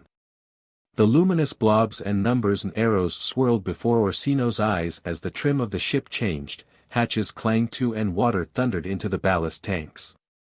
He staggered and caught himself as the deck angled sharply underfoot. He knew what Grinnell had meant by saying he was uncommitted, and he knew now that it was no longer true. He thought for a moment that he might be sick into the face-fitting box, but it passed. Minutes later, Grinnell was on the mic, his voice sounding metallically through the ship, to all hands. To all hands. This is Commander Grinnell. We lost the skipper in that emergency dive, but you and I know that that's the way he would have wanted it. As senior line officer aboard, I'm assuming command for the rest of the voyage. We will remain submerged until dark. Division officers report to the wardroom. That's all. He tapped Orsino on the shoulder. "Take off," he said. Orsino realized that the green blobs, clouds, where they, no longer showed, and recalled that radar didn't work through water. He wasn't in on the wardroom meeting, and wandered rather forlornly through the ship, incredibly jammed as it was with sleeping men, coffee-drinking men and booty. Half a dozen times he had to turn away close questioning about his radar experience and the appearance of the aircraft on the radar scope. Each time he managed it, with the feeling that one more question would have cooked his goose. The men weren't sentimental about the skipper they had lost. Mostly they wondered how much of a cut Grinnell would allot them from the booty of Cape Cod. At last the word passed for Wyman to report to the captain's cabin. He did, sweating after a 15-minute chat with a radar technician. Grinnell closed the door of the minute cabin and smirked at him. "You have trouble, Wyman?" he asked. "Yes. You'd have worse trouble if they found out for sure that you don't know radar." "I'd be in the clear. I could tell them you claim to be a qualified radar man. That would make me out to be pretty gullible, but it would make you out to be a murderer." "Who's backing you, Wyman? Who told you to get rid of the skipper?" "Quite right, sir," Orsino said. "You've really got me there. Glad you realize it, Wyman. I've got you and I can use you. It was a great bit of luck, the skipper corking off on deck. But I've always had a talent for improvisation. If you're determined to be a leader, Wyman, nothing is more valuable. Do you know, I can relax with you. It's a rare feeling. For once I can be certain that the man I'm talking to isn't one of Lohman's stooges, or one of Clinch's NABI ferrets or anything else but what he says he is. But that's beside the point. I have something else to tell you. There are two sides to working for me, Wyman. One of them's punishment if you get off the track. That's been made clear to you. The other is reward if you stay on. I have plans, Wyman, that are large-scale. They simply eclipse the wildest hopes of Lohman, Clinch, Baggett and the rest. And yet, they're not wild. How'd you like to be on the inside and the North American government returns to the mainland?" Orsino uttered an authentic gasp and Commander Grinnell looked satisfied. 9. The submarine docked at an indescribably lovely bay in the south of Ireland. Orsino asked Grinnell whether the Irish didn't object to this, and was met with a blank stare. It developed that the Irish consisted of a few hundred wild men in the woods, maybe a few thousand. The stupid shorebound personnel couldn't seem to clean them out. Grinnell didn't know anything about them, and he cared less. Ireland appeared to be the naval base. The government proper was located on Iceland, vernal again after a long, climatic swing. The Canaries and Ascension were outposts. Orsino had learned enough on the voyage to recognize the government for what it was. It had happened before in history, Uncle Frank had pointed it out. Big-time Caribbean piracy had grown from very respectable origins. Gentlemen skippers had been granted letters of marque and reprisal by warring governments, which made them a sort of contract navy. Periods of peace had found these privateers unwilling to give up their hard-earned complicated profession and their investments in it. When they could no longer hoist the flag of England or France or Spain, they simply hoisted the Jolly Roger and went it alone. Confusing? Hell, yes. The famous Captain Kidd thought he was a gallant privateer and sailed trustingly into New York. Somewhere he had failed to touch third base, they shipped him to London for trial and hanged him as a pirate. The famous Henry Morgan had never been anything but a pirate and a super pirate. As admiral of a private fleet he executed a brilliant amphibious operation and sacked the city of Panama. He was knighted, made governor of a fair-sized English island in the West Indies and died loved and respected by all. Charles Orsino found himself a member of a pirate band that called itself the North American government. More difficult to learn were the ins and outs of pirate politics, which were hampered with an archaic, structurally inappropriate nomenclature and body of tradition. Commander Grinnell was a sociocrat, which meant that he was in the same gang as President Lohman. The late sub-commander had been a constitutionist, which meant that he was allied with the currently out Southern Bloc. The Southern Bloc did not consist of Southerners at this stage of the North American government's history but of a clique that tended to include the engineers and maintenance men of the government. That had been the reason for the sub-commander's erasure. The Constitutionists traditionally commanded pigboats and aircraft while surface vessels and the shore establishments were in the hands of the sociocrats, the fruit of some long-forgotten compromise. Commander Grinnell cheerfully explained to Charles that there was a crypto-sociocrat naval officer primed and waiting to be appointed to the command of the sub. The Constitutionist gang would back him to the hilt and the sociocrats would growl and finally assent. If, thereafter, the Constitutionists ever counted on the sub in a coup, they would be quickly disillusioned. There wasn't much voting. 40 years before there had been a bad deadlock following the death by natural causes of President Powell after 17 years in office. An ad hoc bipartisan conference called a session of the Senate and the Senate elected a new president. It was little information to be equipped with when you walked out into the brawling streets of New Portsmouth on shore leave. The town had an improvised look which was strange to Orsino. There was a sanitation reactor every 100 yards or so, but he mistrusted the look of the ground-level mains that led to it from the houses.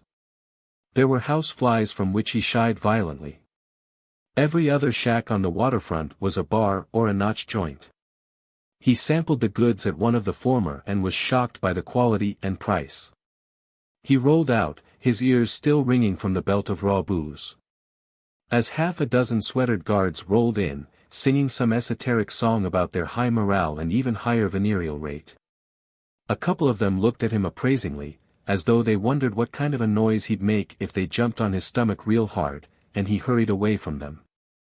The other entertainment facilities of the waterfront were flatly ruled out by a quick inspection of the wares. He didn't know what to make of them. Joints back in Syndic territory if you were a man, made sense. You went to learn the ropes, or because you were afraid of getting mixed up in something intense when you didn't want to, or because you wanted a change, or because you were too busy, lazy, or shy to chase skirts on your own. If you were a woman and not too particular, a couple of years in a joint left you with a considerable amount of money and some interesting memories which you were under no obligation to discuss with your husband. But the sloppy beasts who called to him from the windows of the joints here on the waterfront, left him puzzled and disgusted. He reflected, strolling up Washington Street with eyes straight ahead, that women must be in short supply if they could make a living, or that the male citizens of the government had no taste.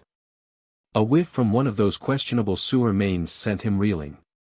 He ducked into another saloon in self-defense and leaned groggily against the bar. A pretty brunette demanded, "What'll you have?" "Gin, please." He peeled a 10 off the roll Grinnell had given him. When the girl poured his gin he looked at her and found her fair. In all innocence, he asked her a question, as he might have asked a barmaid back home. She could have answered, yes, no, maybe, or what's in it for me. Instead she called him a lousy bastard, picked up a beer mug and was about to shatter it on his head when a hand caught her and a voice warned, "Hold it, Mabel. This guy's off my ship. He's just out of the States, he doesn't know any better.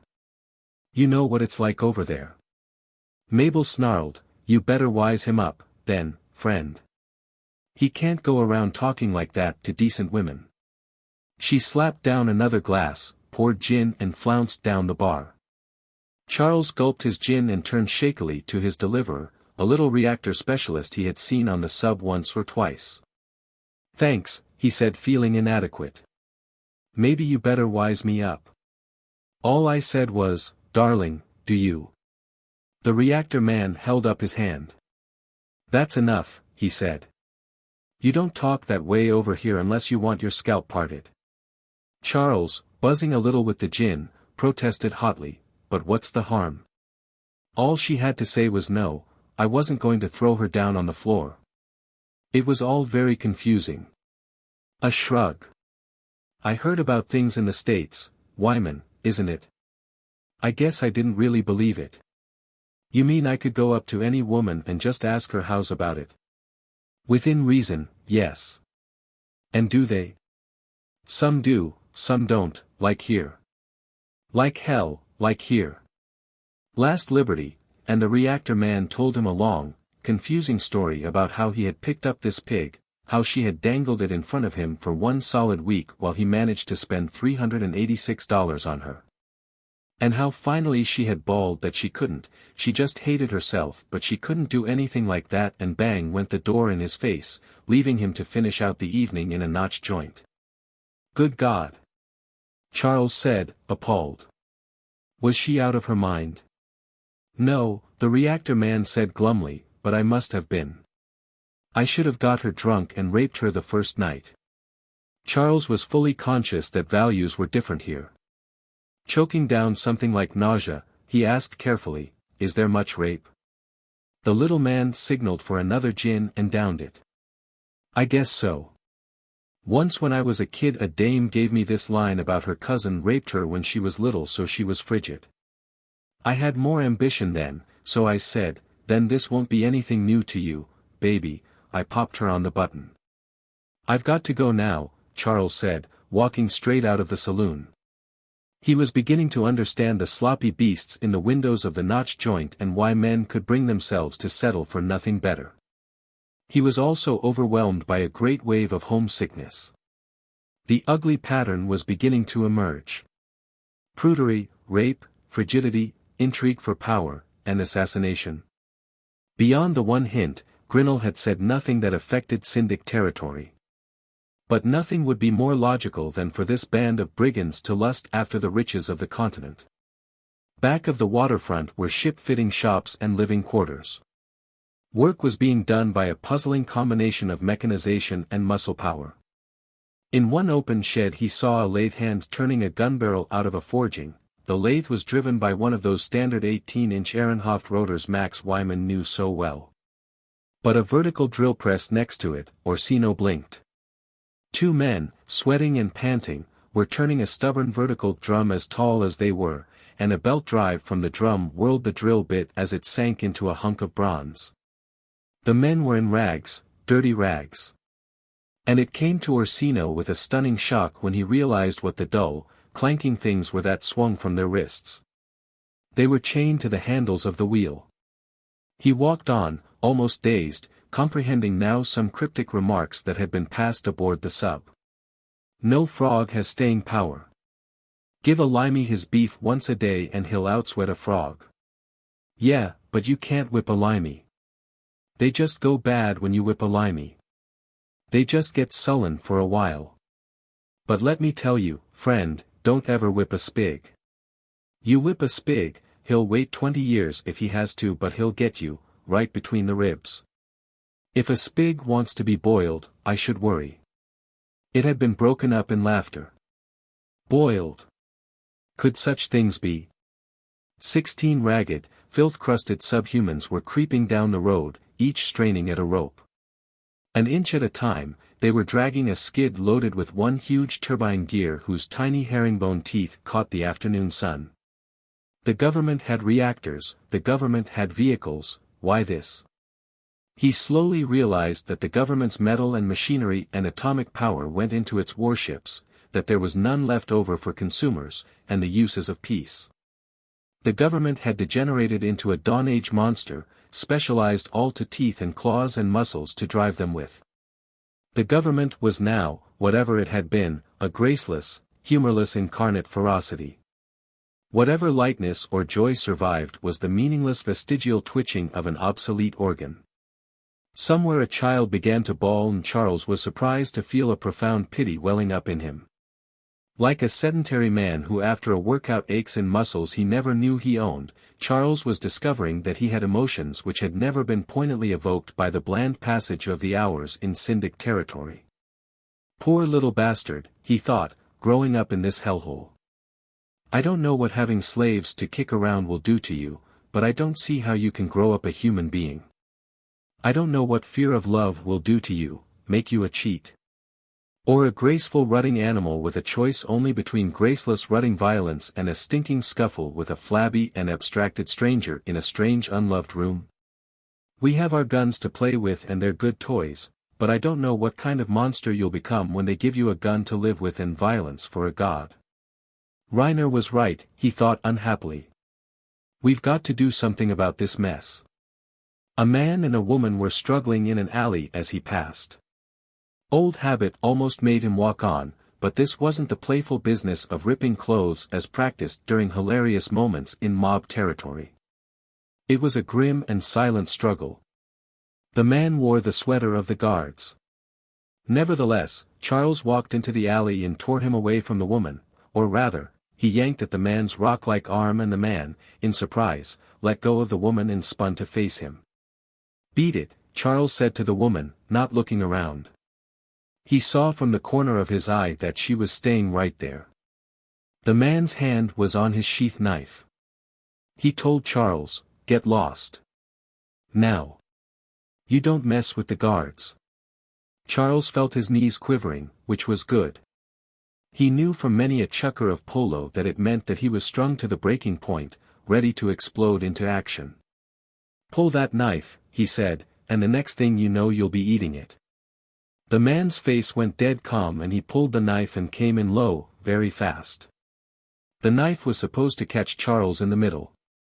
If Charles stepped inside it, the man would grab him in a bear hug and knife him in the back. There was only one answer. He caught the thick wrist from above with his left hand as the knife flashed toward his middle and shoved out. He felt the point catch and slice his cuff. The guardsman tried a furious and ill-advised kick at his crotch. With his grip on the knife hand, Charles toppled him into the filthy alley as he stood one-legged and off balance. He fell on his back, floundering, and for a black moment, Charles thought his weight was about to tear the wrist loose from his grip.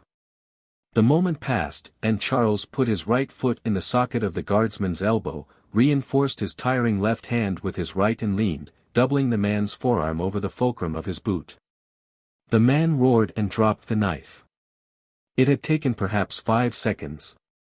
Charles said, panting, "I don't want to break your arm or kick your head in or anything like that. I just want you to go away and leave the woman alone." He was conscious of her, vaguely hovering in the background. He thought angrily, she might at least get his knife. The guardsman said thickly, "You give me the boot and I swear to God I'll find you and cut you to ribbons if it takes me the rest of my life." Good, Charles thought. Now he can tell himself he scared me. Good. He let go of the forearm, straightened and took his foot from the man's elbow, stepping back. The guardsman got up stiffly, flexing his arm, and stooped to pick up and sheath his knife without taking his eyes off Charles. Then he spat in the dust at Charles's feet. "Yellow crud," he said. "If the goddamn crow was worth it, I'd cut your heart out." He walked off down the alley and Charles followed him with his eyes until he turned the corner into the street. Then he turned, irritated that the woman had not spoken. She was Lee Falcaro. "Lee," he said, thunderstruck. "What are you doing here?" It was the same face, feature for feature, and between her brows appeared the same double groove he had seen before. But she didn't know him. "You know me?" she asked blankly. "Is that why you pulled that ape off me?" "I ought to thank you. But I can't place you at all. I don't know many people here. I've been ill, you know." There was a difference apparent now. The voice was a little querulous. And Charles would have staked his life that never could Lee Falcaro have said in that slightly smug, slightly proprietary, slightly aren't I interesting tone, "I've been ill, you know." "But what are you doing here? Damn it, don't you know me? I'm Charles Orsino." He realized then that he had made a horrible mistake. "Orsino," she said. And then she spat, "Orsino. Of the Syndic." There was black hatred in her eyes. She turned and raced down the alley. He stood there stupidly, for almost a minute, and then ran after her, as far as the alley's mouth. She was gone. You could run almost anywhere in New Portsmouth in almost a minute. A weedy little seaman wearing crossed quills on his cap was lounging against a building. He snickered at Charles. "Don't chase that one, sailor," he said. "She is the property of ONI. You know who she is?" The yeoman happily spilled his inside dope to the fleet gob, Lee Bennett. Smuggled over here couple months ago by Dar. The hottest thing that ever hit naval intelligence. Very small potato in the Syndic, knows all the families, who does what, who's a figurehead and who's a worker. Terrific. Inside stuff. Hates the Syndic. A gang of big-timers did her dirt. Thanks, Charles said, and wandered off down the street. It wasn't surprising. He should have expected it. Noblesse oblige. Pride of the Falcaro line. She wouldn't send anybody into deadly peril unless she were ready to go herself. Only somehow the trigger that would have snapped neurotic, synthetic Lee Bennett into Lee Falcaro hadn't worked. He wandered on aimlessly, wondering whether it would be minutes or hours before he'd be picked up and executed as a spy. It took minutes only. He had headed back to the waterfront, afraid to run, with some vague notion of stealing a boat. Before he reached the row of saloons and joints, a smart-looking squad of 8 tall men overtook him. "Hold it, mister," a sergeant said. "Are you Orsino?" "No," he said hopelessly. "That crazy woman began to yell at me that I was Orsino, but my name's Wyman." "What's this about?" The other men fell in beside and behind him. "We're stepping over to ONI, the sergeant said. "There's the son of a bitch," somebody bawled. Suddenly there were a dozen sweatered guardsmen around them. Their leader was the thug Orsino had beaten in a fair fight. He said silkily to the sergeant, "We want that boy, Leatherneck." Blow. The sergeant went pale. "He's wanted for questioning by the ONI, he said stolidly. "Get the Marine three-striper," the guardsman chortled. He stuck his jaw into the sergeant's face. "Tell your squad to blow. You Marines ought to know by now that you don't mess with the guard." A very junior officer appeared. "What's going on here, you men?" he shrilled. "Attention." He was ignored as guardsmen and Marines measured one another with their eyes. "I said attention." "Damn it, Sergeant, report." There was no reaction. The officer yelled, "You men may think you can get away with this, but by God, you're wrong." He strode away, his fists clenched and his face very red. Orsino saw him stride through a gate into a lot marked Buper's Motor Pool. And he felt a sudden wave of communal understanding that there were only seconds to go. The sergeant played for time. "I'll be glad to surrender the prisoner," he started, "if you have anything to show in the way of." The guardsman kicked for the pit of the sergeant's stomach. He was a sucker, Orsino thought abstractedly as he saw the sergeant catch his foot, dump him and pivot to block another guardsman. Then he was fighting for his life himself, against 3 bellowing guardsmen. A ripping, hammering noise filled the air suddenly. Like cold magic, it froze the milling mob where it stood. 50 caliber noise. The JG was back, this time in a Jeep with a twin 50. And he was glaring down its barrels into the crowd. People were beginning to stream from the saloons, joints and ship-fitting shops. The JG cocked his cap rakishly over one eye. "Fall in," he rasped, and a haunting air of familiarity came over Orsino. The waiting Jeep, almost bucking in its eagerness to be let loose, Orsino on the ground, knees trembling with tension, a perfect change of mount scene in a polo match. He reacted automatically. There was a surrealist flash of the JG's face before he clipped him into the back of the square little truck. There was another flash of spectators scrambling as he roared the Jeep down the road. From then on it was just a question of hanging onto the wheel with one hand, trying to secure the free-traversing twin 50 with the other, glancing back to see if the JG was still out, avoiding yapping dogs and pedestrians. Staying on the rutted road, pushing all possible speed out of the Jeep, noting landmarks, estimating the possibility of dangerous pursuit. For a 2-goal polo player, a dull little practice session. The road, such as it was, wound 5 miles inland through scrubby woodland and terminated at a lumber camp where chained men in rags were dragging logs. Orsino backtracked a 1/4 mile from the camp and jolted overland in a kidney-cracking hare and hounds course at 50 per. The jeep took it for an hour in the fading afternoon light and then bucked to a halt. Orsino turned for an overdue check on the JG and found him conscious, but greenly clinging to the sides of the vehicle. But he saw Orsino staring and gamely struggled to his feet, standing in the truck bed. "You're under arrest, sailor," he said. "Striking an officer, abuse of government property, driving a government vehicle without a trip ticket." His legs betrayed him and he sat down, hard. Orsino thought very briefly of letting him have a burst from the twin 50, and abandoned the idea.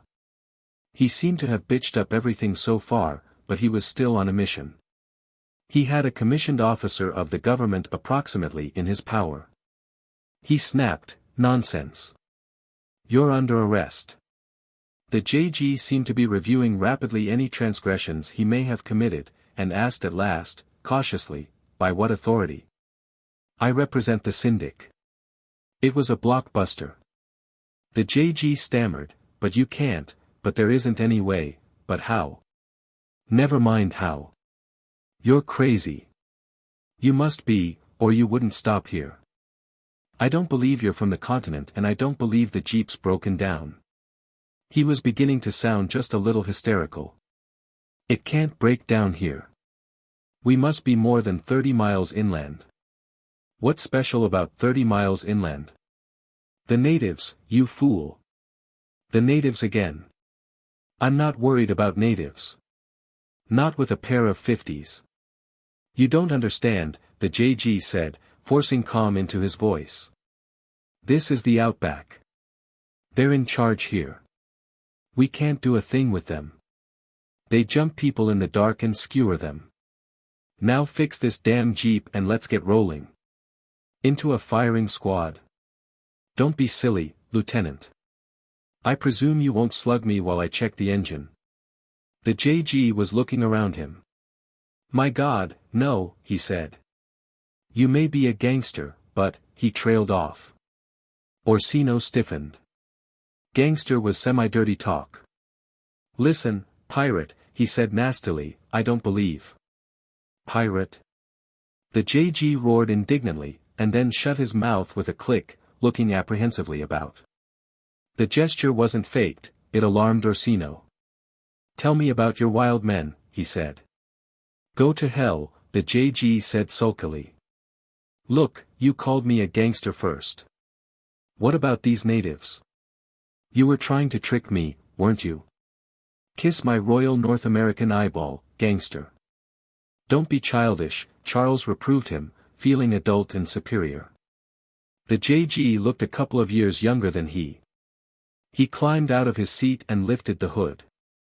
The damage was trivial, a shear pin in the transmission had given way.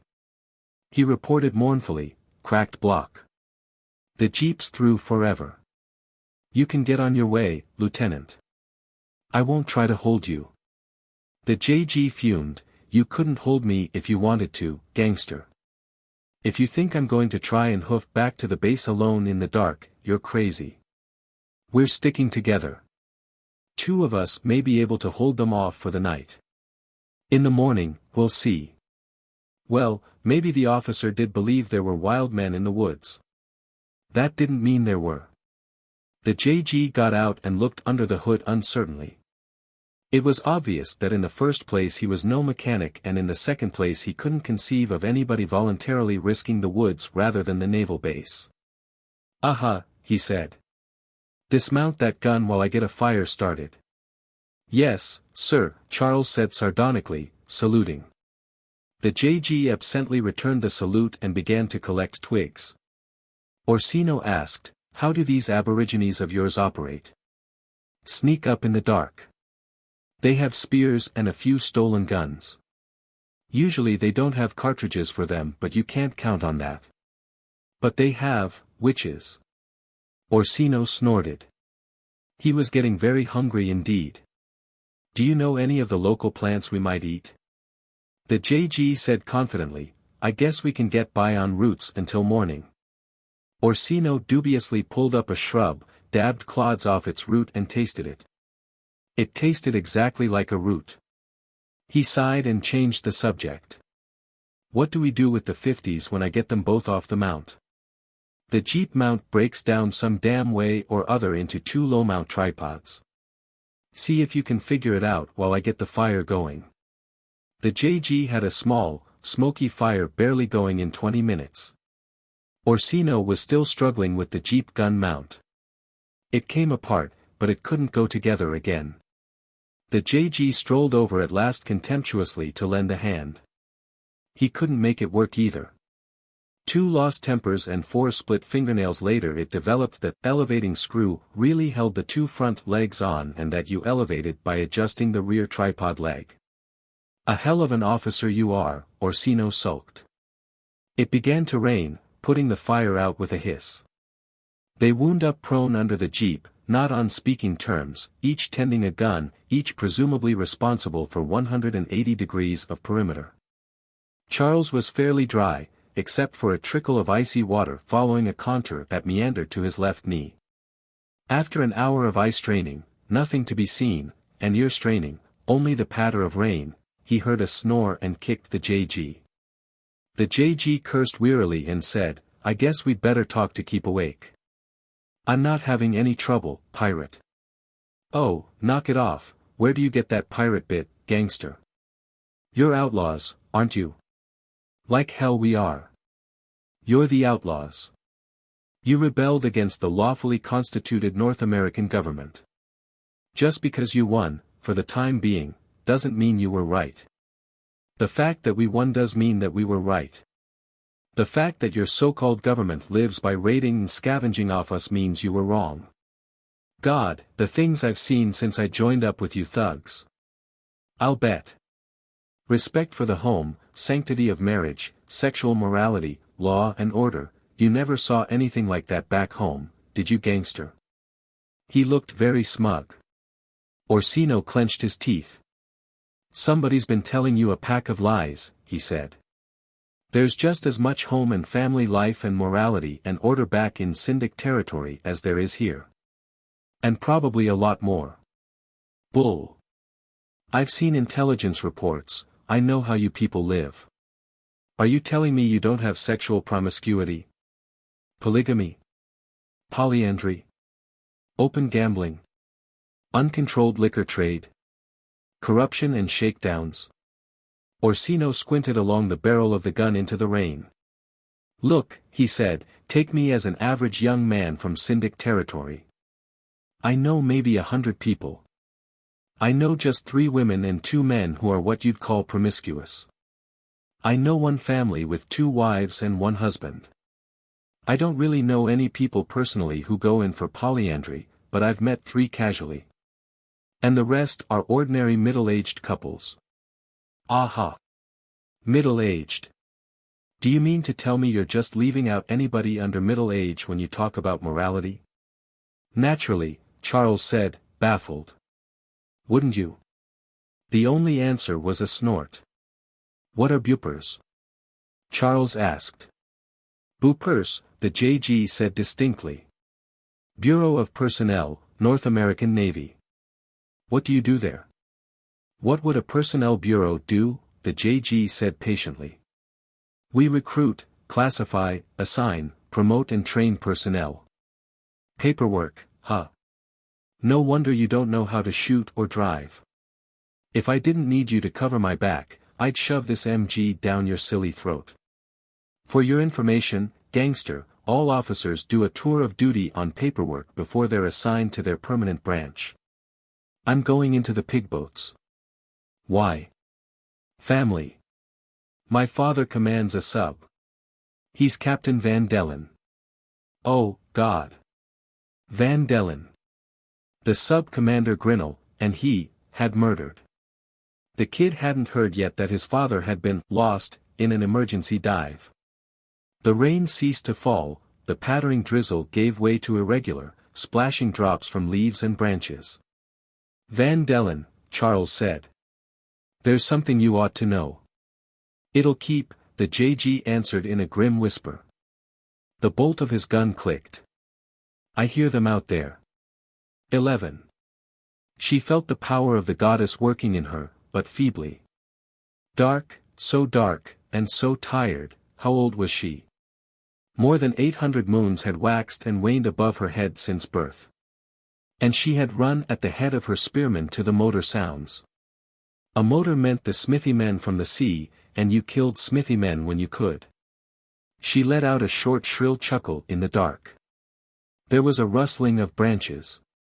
One of the spearmen had turned to stare at the sound. She knew his face was worried. "Tend to business, you fool," she wheezed. Or by Bridget, his breath went in with a hiss and she chuckled again. You had to let them know who was the cook and who was the potatoes every now and then. Kill the fool. Not now, not when there were smithy men with guns waiting to be taken. The power of the goddess worked stronger in her withered breast as her rage grew at their impudence. Coming into her woods with their stinking metal. There were 2 of them. A grin slit her face. She had not taken 2 smithy men together for 30 moons. For all her wrinkles and creaks, what a fine vessel she was for the power, to be sure. Her worthless, slow-to-learn niece could run and jump and she had a certain air, but she'd never be such a vessel. Her sister, the crone spat, these were degenerate days. In the old days, the sister would have been spitted when she refused the ordeal in her youth. The little one now, whatever her name was, she would make a fine vessel for the power when she was gathered to the goddess. If her sister or her niece didn't hold her head under water too long, or have a spear shoved too deep into her gut or hit her on the head with too heavy a rock. These were degenerate days. She had poisoned her own mother to become the vessel of power. The spearman to her right and left shifted uneasily. She heard a faint mumble of the 2 smithy men talking. Let them talk. Doubtless they were cursing the goddess obscenely. Doubtless that was what the smithy men all did when their mouths were not stuffed with food. She thought of the man called Kennedy who forged spearheads and arrow points for her people. He was a strange one, touched by the goddess, which proved her infinite power. She could touch and turn the head of even a smithy man. He was a strange one. Well now, to get on with it. She wished the power were working stronger in her, she was tired and could hardly see. But by the grace of the goddess there would be 2 new heads over her holy hut come dawn. She could hardly see, but the goddess wouldn't fail her. She quavered like a screech owl, and the spearman began to slip forward through the brush. She was not allowed to eat honey lest its sweetness clash with the power in her, but the taste of power was sweeter than the taste of honey. With frightful suddenness there was an ear-splitting shriek and a trampling rush of feet. By sheer reflex, Orsino clamped down on the trigger of his 50, and his brain rocked at its thunder. Shadowy figures were blotted out by the orange muzzle flash. You're supposed to fire neat, spaced bursts of 8, he told himself. I wonder what old Gilby would say if he could see his star pupil burning out a barrel and swinging his gun like a fire hose. The gun stopped firing, end of the belt. 20, 50, or 100 rounds. He didn't remember. He clawed for another belt and smoothly, in the dark, loaded again and listened. You all right, gangster? The JG said behind him, making him jump. Yes, he said. Will they come back? I don't know. You filthy swine, an agonized voice wheezed from the darkness. Me back is broke, you stinking lice. The voice began to sob. They listened to it in silence for perhaps a minute. At last he said to the JG, if the rest are gone maybe we can at least, make him comfortable. Too risky, the JG said after a long pause. The sobbing went on. As the excitement of the attack drained from Orsino, he felt deathly tired, cramped and thirsty. The thirst he could do something about. He scooped water from the muddy runnel by his knee and sucked it from his palms twice. The third time, he thought of the thirst that the sobbing creature out in the dark must be feeling, and his hand wouldn't go to his mouth. I'm going to get him, he whispered to the JG. Stay where you are. That's an order. He didn't answer, but began to work his cramped and aching body from under the jeep. The JG, a couple of years younger and lither than he, slid out first from his own side. Orsino sighed and relaxed as he heard his footsteps cautiously circle the jeep. Finish me off, the wounded man was sobbing. For the love of the goddess, finish me off, you bitches bastards. You've broke me back, ah. That was a cry of savage delight.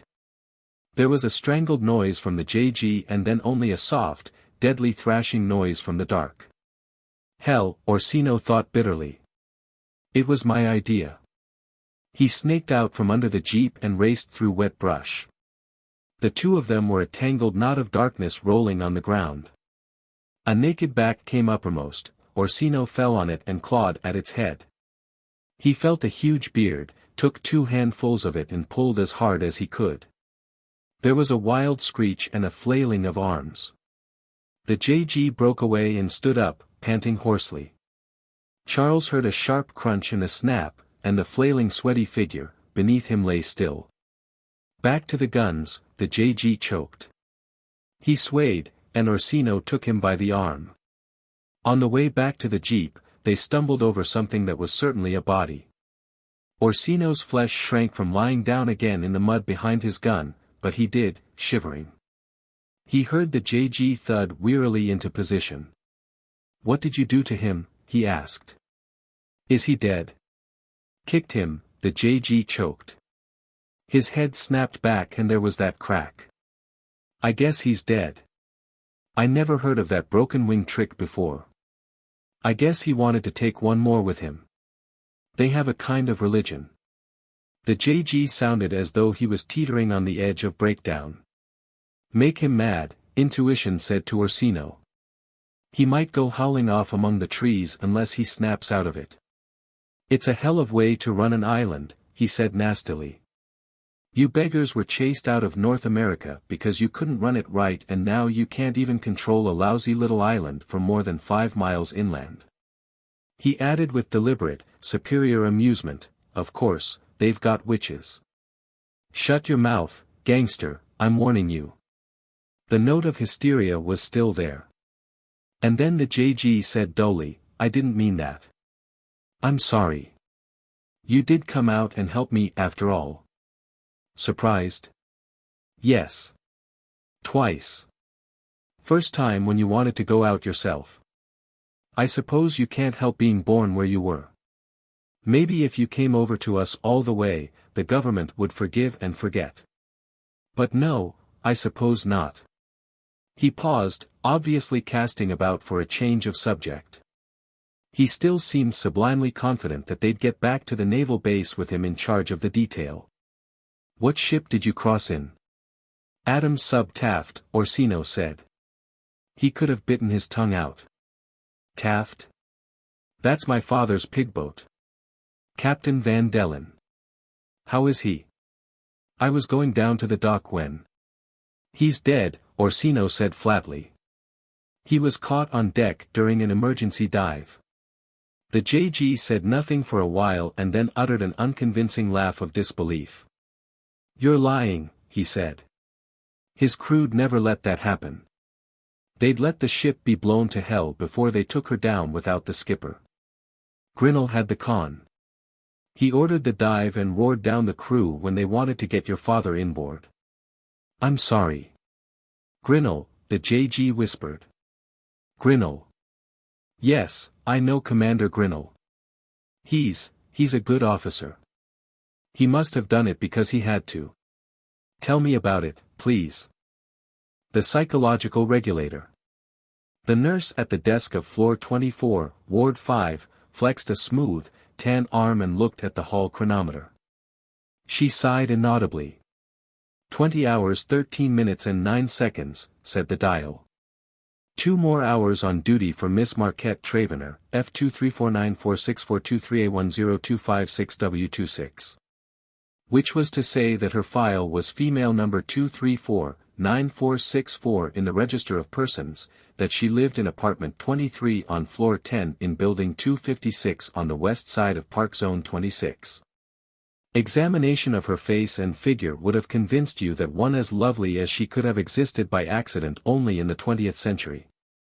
Happily, however, by the year 2046, in which she was born, scientific mating was no dream of a few forward-looking visionaries, but a reality, she was the lovely offspring of a couple carefully paired.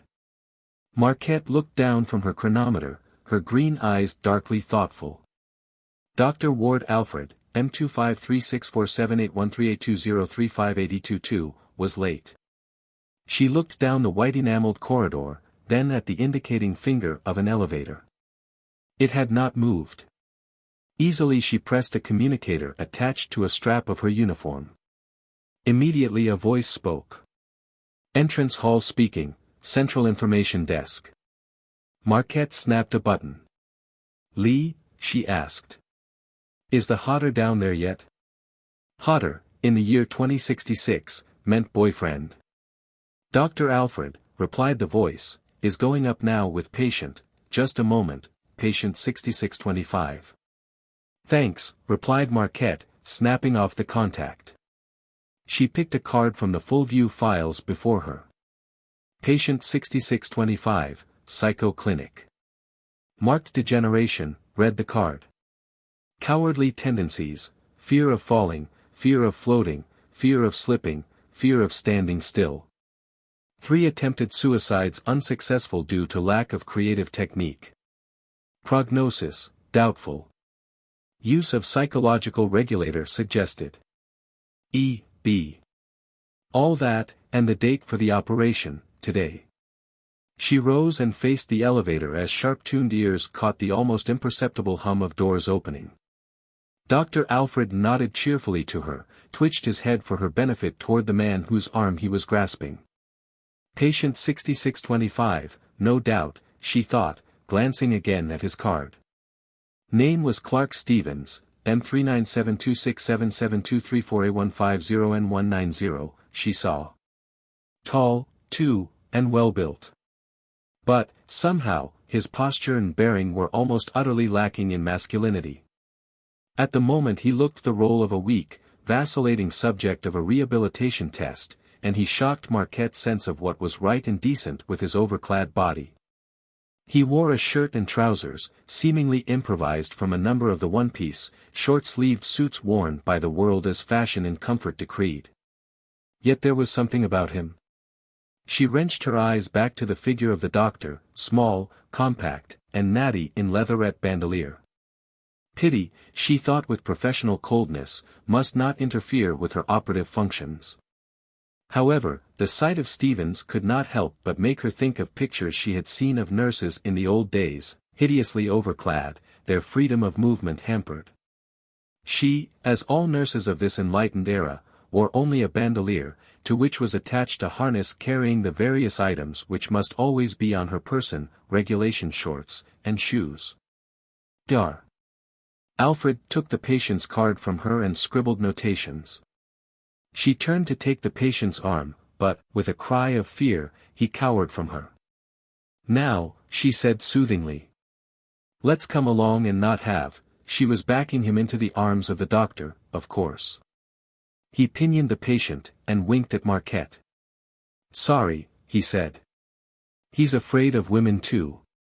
Forgot to tell you. Let's take him in. And the little doctor lifted the big-boned patient easily to his shoulders, holding him helplessly balanced, and trotted down the enameled corridor into a high-walled, darkish room. He dunked the psychotic into one of many deep, padded chairs, and Marquette promptly slapped thick, strong bands of a tough plastic across the man's knees and chest. Patient 6625 began to weep. The doctor busied himself with a little projector and screen that constituted the equipment of the room. What reel? He called to Marquette. She wrinkled her nose. Are you going to do it in one shot or work him up to it? She asked. One shot. Might kill him, of course. But if it doesn't, we'll have reclaimed a citizen, and from all accounts a good one. He used to be an organizer for a coal mine before this happened to him. Pathetic, isn't it? Yeah, agreed Marquette, busy fastening meshes of pure copper about the limbs and head of the now quiet patient. But how about these swathings of his? Do the bus bars have to contact his skin? No, said the doctor. We'll just turn the stuff on and see what happens. It's as strong as they come, you wouldn't understand it, I've studied ancient history, so it's a little clearer to me. Well, said Marquette, uncertainly, as the doctor turned off the lights and started the projector. She settled herself in a comfortable double seat, and the doctor joined her, while experimental reel 7, full power, went clicking through the camera and onto the screen. But they, being otherwise absorbed, paid little or no attention to it. The patient, 6625, whimpered and tried to scrape off the copper bus bars that confined him. Then his eyes drifted to the screen, and he beheld a marvelously real landscape, not frozen in paint on canvas but quivering with life. A rabbit started, and the patient, who had never seen a rabbit, recognized the little creature, and worked his jaws. There was an unfamiliar taste in his mouth, as though he were champing something tough-fibered, like a woven cloth or bit of soft wood. He had never eaten meat, so to the still dominant presence of his ego there was no connotation. As though he were slowly turning he saw the landscape move, and a walled city came into view. What a walled city was he couldn't say, but the words were in his brain. And quivering with rage, he wanted to tear down the massive bastions with his own hands, and rend the mailed men who were pacing the ramparts. He clenched his right fist, and felt the hilt of Al-Azaf, his scimitar. Slowly Rold stood up from the grass and settled his greaves about his thighs. Rouse up, sons of Yggdrasil, he hissed fiercely, and his men, his terrible Norse, scourge of the coast, appeared from bushes and brakes, drawing axes from belts and fitting pikes to shafts.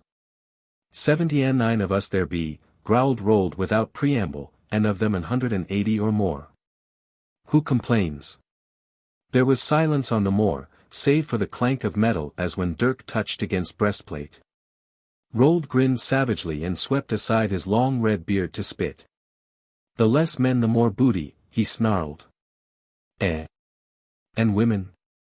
He laughed tremendously. Then, whirling his sword he roared, by the hammer of Thor, come on.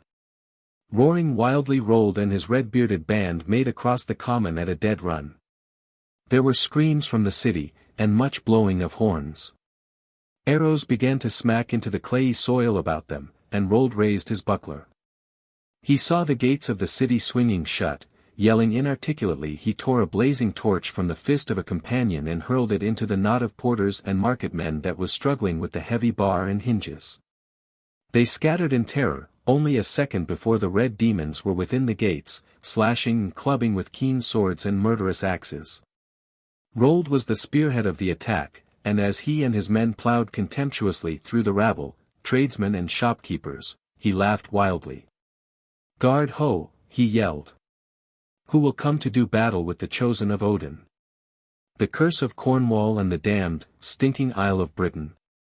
Guard ho! Slash! Through the shoulder of a boy with a pike.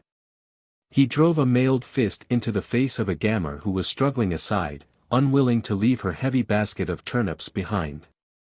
Rold grinned savagely in the eyes of an archer. Draw, he shouted, and as the Englishman reached he spitted him on the curve of Al-Azaf. A new blade crossed his, and with dirk and sword he ranged up and down the length of a square with his foe, a dark-eyed young man who fought precisely and quietly. Behind him he felt the spearhead break into bits and the body of the guard charged the Norse.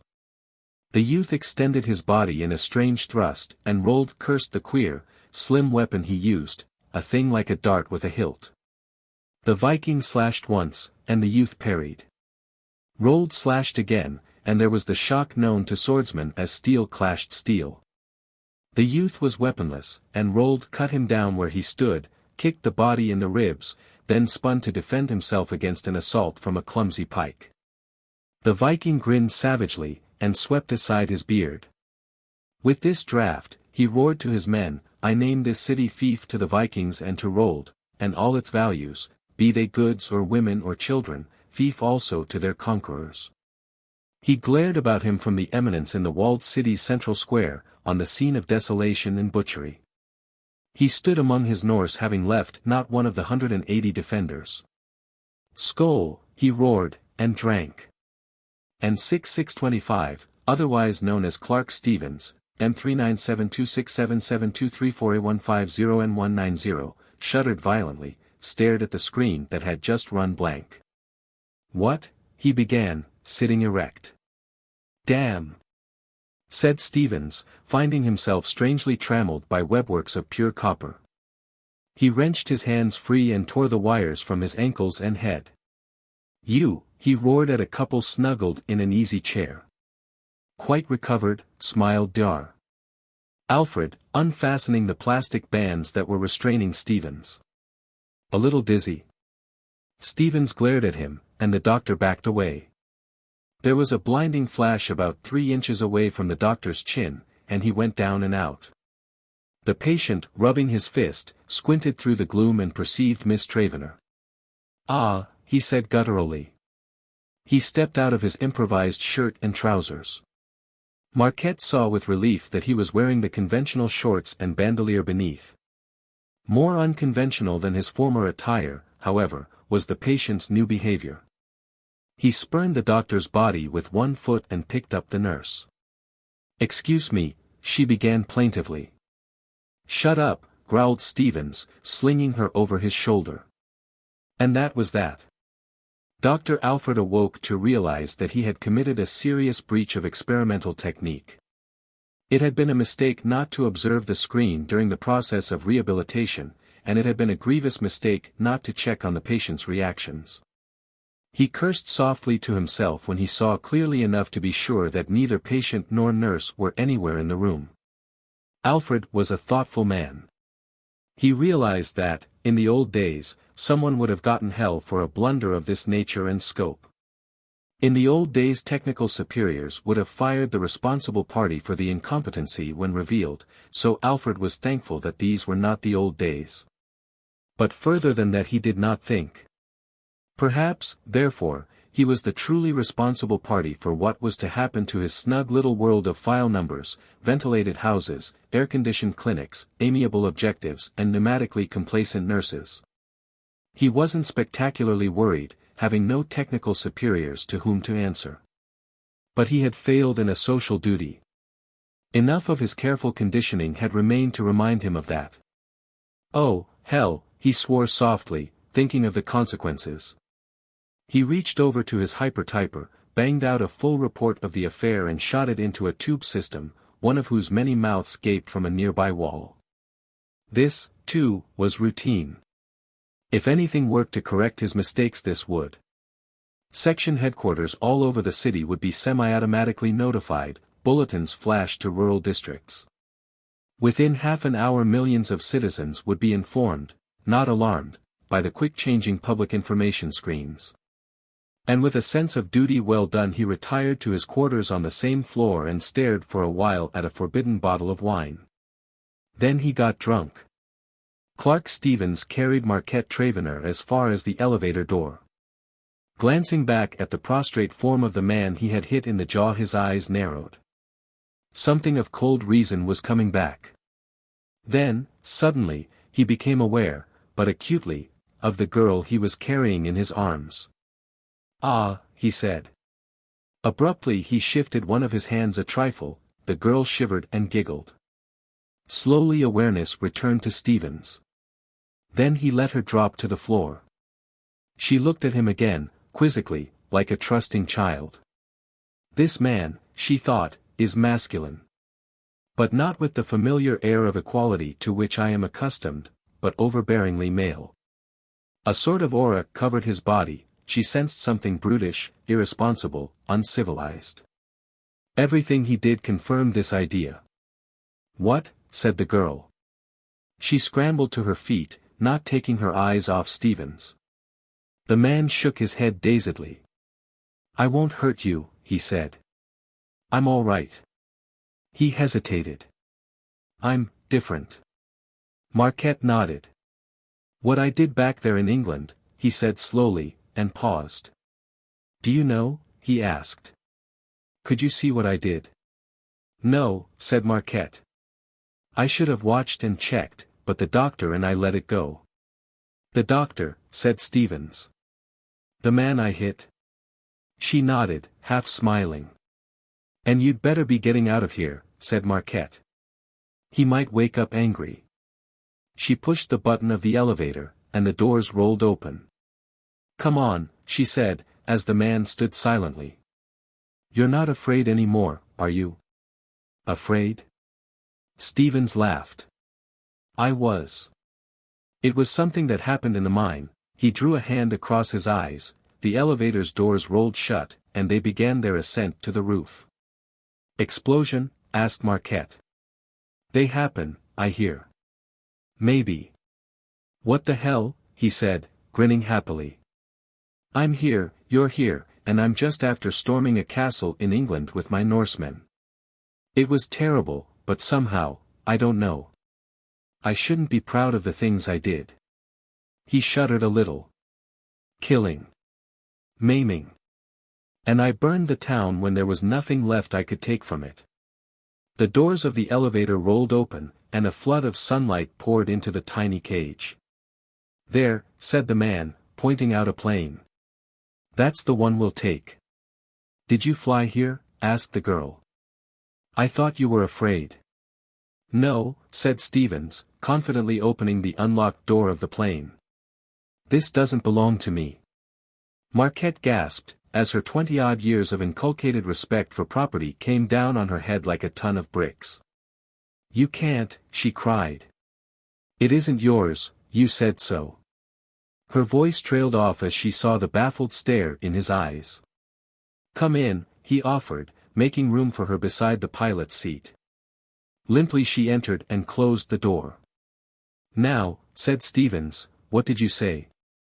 "The plane isn't yours, Clark." Oddly, she flushed as she called him by his given name. "Well," said Stevens, puzzlement written over his face, "it is now."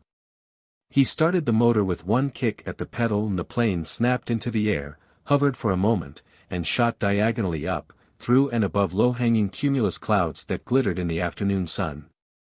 "Why did you come here?" asked Marquette.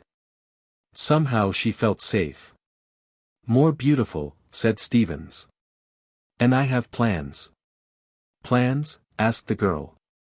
"For yourself?" "For the world," said Stevens. He nodded his head over the control board, and a shaft of light was caught in his hair, made it shine like little curly brass wires. "I must ask you questions," said the man. "I am different. Can you see it?" "I can," said the girl. And at that moment she felt that it would be a better thing for man if she were to seize the controls, send their ship tearing down to smash into the ground. Traffic Control Ship 7, for the district, swooped 3 times on the hovering plane. Pilot Peterson scratched his head. "What's he doing?" he asked Engineer Handel. "I dunno." "Hold it," said Handel, bending over his radio set. "Report from hospital," said the radio. "Psychotic escaped in plane. Give warnings. The plane will be identified later, its owner is undergoing a serious operation and no records are immediately available. Be advised." "That must be it," said Handel practically. "He's out of all accepted zones and he hasn't got any right to hover over a residential district. Call him, Pete." Peterson aimed his short-beam radio antenna in the general direction of the disputed plane. "Calling monoplane of Class 10, he said into the mic. "You with the brown body and blue wings. Can Y hear me?" Harshly a voice answered. "We hear." "What is it?" "Sorry," said the pilot, "but you're hovering over a residential area. That's not allowed." "What's your number, pilot?" "I have no number," said the voice, "and I have no license." "Stand off or take the consequences." "It's him, the psycho," hissed Peterson to Handel. "Call HQ on your set while I keep him busy." "Right," snapped the engineer, tuning in the traffic center. The pilot turned to his set, his brow wrinkled. "How do you handle a psycho?" "Humor him." "What was that you said?" asked Peterson, smooth as silk. "Stand off, you fool, or take the consequences. I'll give you 5 seconds to get away." "Wait," said Peterson. "Why don't you?" then he gasped, as his plans crumbled. The psycho's ship had winged over with terrible speed and was heading for his ship nose-on. Stop, he shrilled into the mic, his hand on the throttle. Then he sent his own plane into a loop that made his bones bend, and streaked for altitude, with the demon plane and its demon pilot on his tail. I warned you, ground out of the speaker. You'll do well to tell the world that there's one man alive who's not afraid to kill or be killed to achieve his ends. Spread the word, friend. And, when Peterson looked around, the plane was a vanishing speck in the north, as he watched it reach the blending point and vanish in the sky. Handel, gibbering in a corner of the traffic ship where the last loop had flung him, cried, "What happened to it?" "I don't know," said the pilot soberly. "Did you get HQ?" "Yes, but the loop smashed my set." "What do we do now?" "Fly back, but fast," said Peterson, giving his ship the gun. "Pete," said Handel. "Yeah. What do we do with a thing like that? I mean, how do you finally get rid of them?" "I don't know," said the pilot slowly. "Lock them up once you catch them, I suppose." "Catch that?" "He tried to ram us. As he said, he's not afraid to kill or be killed." The engineer shuddered. "Do you think," he asked, "we'll have to kill him?" Peterson frowned. "I hope not," he said, his eyes ahead of him as he prepared to land. "But if there's no other way, what else can we do? How long since they killed a man, purposely, I mean?" The ship was rolling to a stop. "I dunno. Maybe 100 years. Maybe more. And who that was, I don't know either." The two left the plane and headed for the manager's office, their faces wry. Peterson was thinking of blood. He was hoping that if they had to kill the psycho they'd do it some dry, quiet way. And Handel, nursing a bruised lip, was hoping exactly the same thing. Mankind, after many years of mutual hatreds, had at last reached unanimity, and an idealistic one at that. The stolen plane crashed to a halt through the brush and bracken of the abandoned clearing. Marquette looked about her. "Do you know where we are?" asked Stevens. "I think so," said the girl slowly. "It must be a park district that's being allowed to lie fallow. Probably it won't be touched by anyone for a few years. Or wouldn't have been." Stevens stared at her. "You mean?" he asked. "I mean that in a matter of hours the world will be down on you. Sheer force of numbers will make you yield to them." "Oh, Clark, can't you see that you're wrong?" Her eyes suddenly widened with dread as she saw his hands work convulsively. "Get out," he ordered, and she obeyed, thinking wildly of a dash to safety. Safety among the trees. Without a man to help her for perhaps hundreds of miles. Meekly she stood, waiting for what might happen. She could not believe that her life was to end at the hands of a madman. She found it hard, indeed, to believe that Stevens was mad. Confused, rather, by the overdose of the regulator to which he had been subjected. "Brave woman," he said. "I see you do not fear my madness. That is well. You are to be my mate, no, my wife." "Wife?" she replied calmly. "But marriages are no longer customary. And, even when they do happen, it is only through consent of the bride. All this," he said slowly, "must be changed. There is no life in this world, no struggle." He thought further. "Men must fight, if not each other, as I did in England, then something bigger. We must fight now to bring life to this silly paradise we're in. Even if it means the spilling of blood." She, the nurse, shuddered at the thought of blood.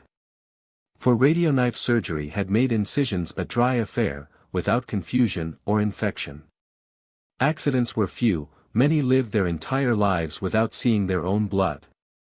"Can you do it alone?" she asked. "I can start alone," he decided. "I shall find my warriors in the madhouses and the clinics. Many of the inmates of these institutions are no more mad than I, they've merely been put away because they saw clearly, as I do. But they'll find us.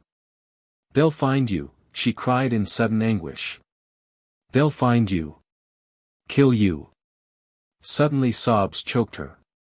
They will forget me after a while. They will think I was a fool and drove my plane into the ground or a hillside. So I shall wait. And then, when it is clear, and they have grown weary of looking, or expecting an attack from me, I'll go out after my men and women. We'll place them where best suited, some in transportation, some in utilities, and some in communication. And some with the psycho-regulators. Then we strike there, and the world is free again. Marquette grew white as she realized that this dream of power could be more than a dream.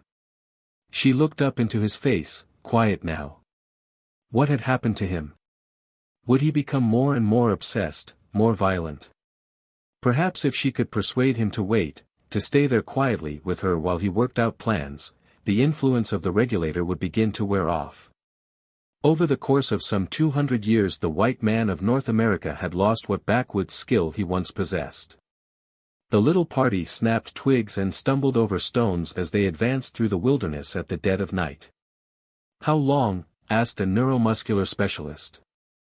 "About 10 minutes more," said a general practitioner. "Excuse me," said the specialist, who became violently sick in a bush. Returning he said, "Am not ordinarily weak like this, but—" "I understand," said a civil engineer. "It's a pretty revolting notion at best." He hefted a pick in his hand, and sighed. "I don't see why," began the specialist in loud and irritated tones, only to be cut off by a terrified chorus of "Shoo." "Sorry," he whispered.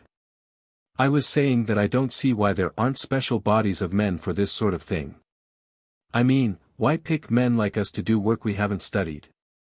"Haven't had the opportunity," said a pianist. "And there's good reason why we haven't a body of men as you suggested." "I can't think of it," whispered the specialist. "Assume," said the pianist, "that there is a group chosen, by lot, I suppose, to keep in line all eccentrics like the gentleman on whom we are about to call. Then how do we keep this group in line?" The general practitioner pondered, and, still pondering, fell into a brook. "Sorry," he gasped, being helped out. "But I have the answer to your question. How to keep them in line, I mean, if they misbehave you stop their salaries. Right?" "No," said the pianist. "Because if they're trained to inflict suffering as a negative bribe to good conduct, how are we to keep them from utilizing their training as a negative bribe to the end of exacting tribute?" A historian unexpectedly spoke up. In ancient days that technique was known as the shakedown racket. "Indeed," said the general practitioner, pondering again. "There must be some way of ensuring good conduct," he brooded. "Why not set up two rival bodies of men to check on each other?" "Because," said the specialist, now quite won over, "they would either join forces, disastrous to the common welfare, or they would struggle openly for supremacy and the victor would assume that he had the right to oppress common folk." "I see," sighed the general practitioner. "How much farther?" "As I remember it," said a radio engineer, "the message came from the plane as it lay half-wrecked by their dwelling. That makes it about, there." He pointed, and silhouetted in the starlight they could see the outlines of a monoplane. "Type 10, said a transportation engineer, regretfully tightening his grip on an electric drill's ponderous bit. "Shall we kill him first or get the girl to safety?" "Kill him first, I say," volunteered the historian. "All in favor?" There was a soft chorus of assent. "Well, then," said the historian, "let's get as close as possible before he wakes up." Stealthily they crept into the clearing and approached the little shack of boughs and trunks which had been flung together. "Not bad," whispered a structural operator. "Well chinked, ventilated, in a primitive way one couldn't wish for anything better." The neuromuscular specialist took a heavy pair of operative forceps from his bandolier, and pushed on the door. It swung open after offering only a slight resistance. The 7 others crowded into the large room and distributed themselves strategically. The pianist squinted through the dark and whispered, "There he is." "I mean they are."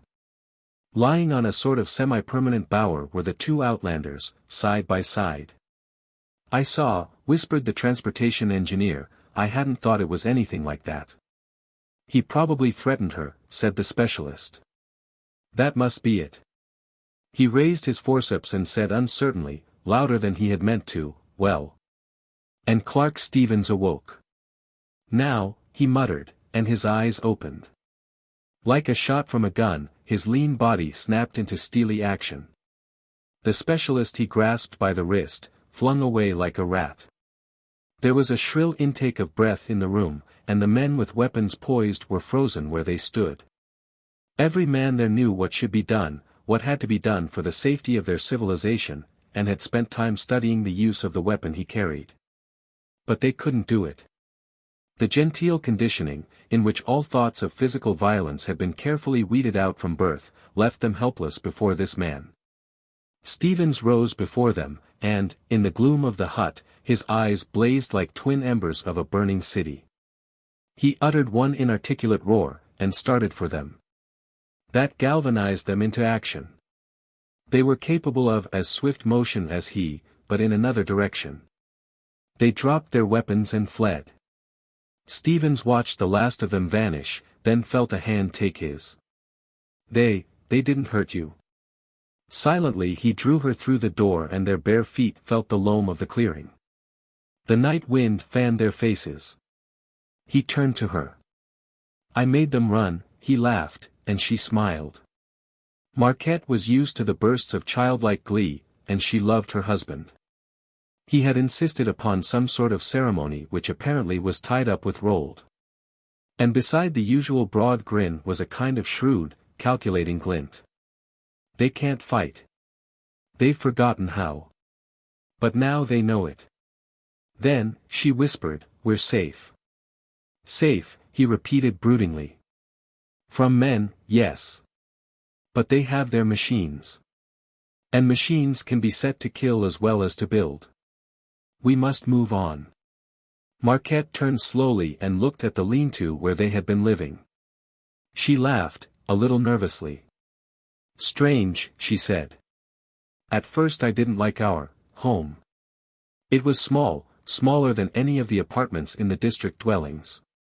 And we always had to go outdoors for water, cold water that I couldn't drink because it hadn't been distilled so that all the salts and taste had been removed. Must we go, Clark? He held her tighter. It was our home, he said, but we must go on. Far to the north, where sane men did not go, where enormous trees guarded the silent paths of animals to the waterhole, there was a fire, man-built. Cunningly piled against the bole of a tree and slanted away from the wind so that it would burn through the long night as a bed of glowing embers. Little tongues of blue flame leaping up now and again to warn off any bear or wildcat that might seek easy pickings among the silent forms huddled in a circle. Men they were, big men with gnarled beards and knotted shoulder muscles, sleeping restlessly and lightly, with one hand lying near cunningly constructed spring guns and flat, gleaming backswords, into whose steel blades had been let threads of blue and red enamel in glowing, wide designs. The crack of a twig broke the stillness of the forest night. With a grunt, the largest of the men sat up, his fist closing tight around the hardwood hilt of his sword. Hybron, he called softly. Is it you? Through the dusk strode a figure, a huge bony male whose hair and beard were like twisted, golden wires, whose loins were girded in the pelt of a lynx, and who carried a hardwood staff a weaker man could not have lifted. He thundered, Who are you and who d'ye take me for? Around the fire men sprang to their feet, gripping weapons and raising bows. Their leader held his sword at guard and eyed the stranger coldly. I mistook you for a missing member of our party, he said. Name yourself, stranger. There was an angry growl from the men around the fire. They advanced, their weapons twitching. Are you Facci? Spoke up a man in the background. Not Hybron nor Facci nor any of your people, answered the stranger, surveying them. I'm Clark Stevens, wildman and sworn enemy of the city people. Who are you? The bearded man lowered his sword. Come by the fire, enemy of the Facci, for their enemies are our friends. Are you alone? Stevens beckoned into a brush and a slim, firm-muscled woman dressed briefly in patched remnants of cloth came forth. Marquette, my wife," he explained. Then to her, "These men are our friends, but who they are, I do not know. They are honest people, I think. Let us sit by their fire." He and the woman crossed their legs before the blaze, and one of the band piled wood on top. As the flames rose, the forest shadows were driven back, and every pebble in the little clearing cast its long shadow on the ground. The black-bearded man seated himself before the two strangers and his people arranged themselves in council behind him. "Salim, Stevens," began the leader. "I am Israel, one of the judges of the clan of Hebrews, expelled and hunted down by the accursed Fachi these 7 generations and more. Are you, too, hounded by the murderous, invading swine?" The firelight gleamed on his nose and played about his curly beard and hair. "These Fachi," said Stevens slowly. "I have never heard of them. But I am hounded by another kind, perhaps. I have forsworn the cities of gleaming metal and glass, with their tasteless water and pulpy food. This I have left to live in the wilderness with my wife, and for that reason, they seek to kill me." "These Fachi, who were they?" Israel spat. "They came from over the ocean and conquered all things. They imprisoned women and tortured men. Their leaders grew fat and luxurious while the common people were ground into the earth. The Hebrews, those who we are, were singled out for destruction, though no one seems to know why. All this have I heard from my father, and there is much in the story that is strange. The Hebrews were driven into the wilderness one winter to die, but even then we were a hardy people and most of us survived the snow and sleet of the first season. There was trouble as the isolated people met and formed clans, and much struggling for power. In the midst of this they neglected to store up sufficient food for the next winter and many died. For years, 20, 30, perhaps, they lived as brutes, with little more than fire to aid them. But, as a new generation grew up, they learned to make things with their hands, to build crude machines, and to turn the laws of nature to the common welfare. And from this time, we have risen in numbers and the enjoyment of life." Israel held up a gleaming sword. "We work with iron and pottery and wood, as well as such metals as we can find in the mountains of the north. We have flocks of goats, sheep and bison.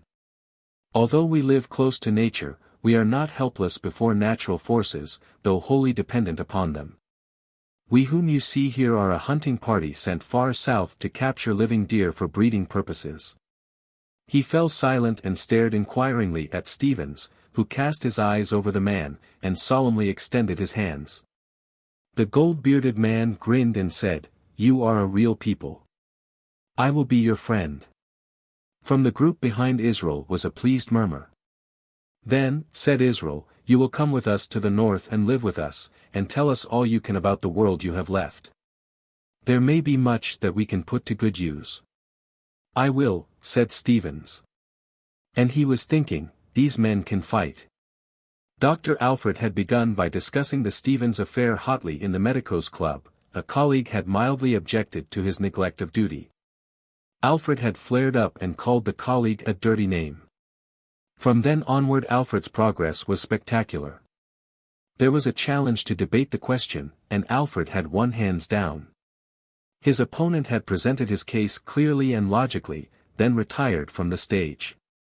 Alfred had walked on with a sneer, the subconscious necessity of defending himself boiling in his breast. His speech was like nothing that had been heard from the debating platform for 100 years or more, for he began by lashing out bitterly at the private life of his opponent.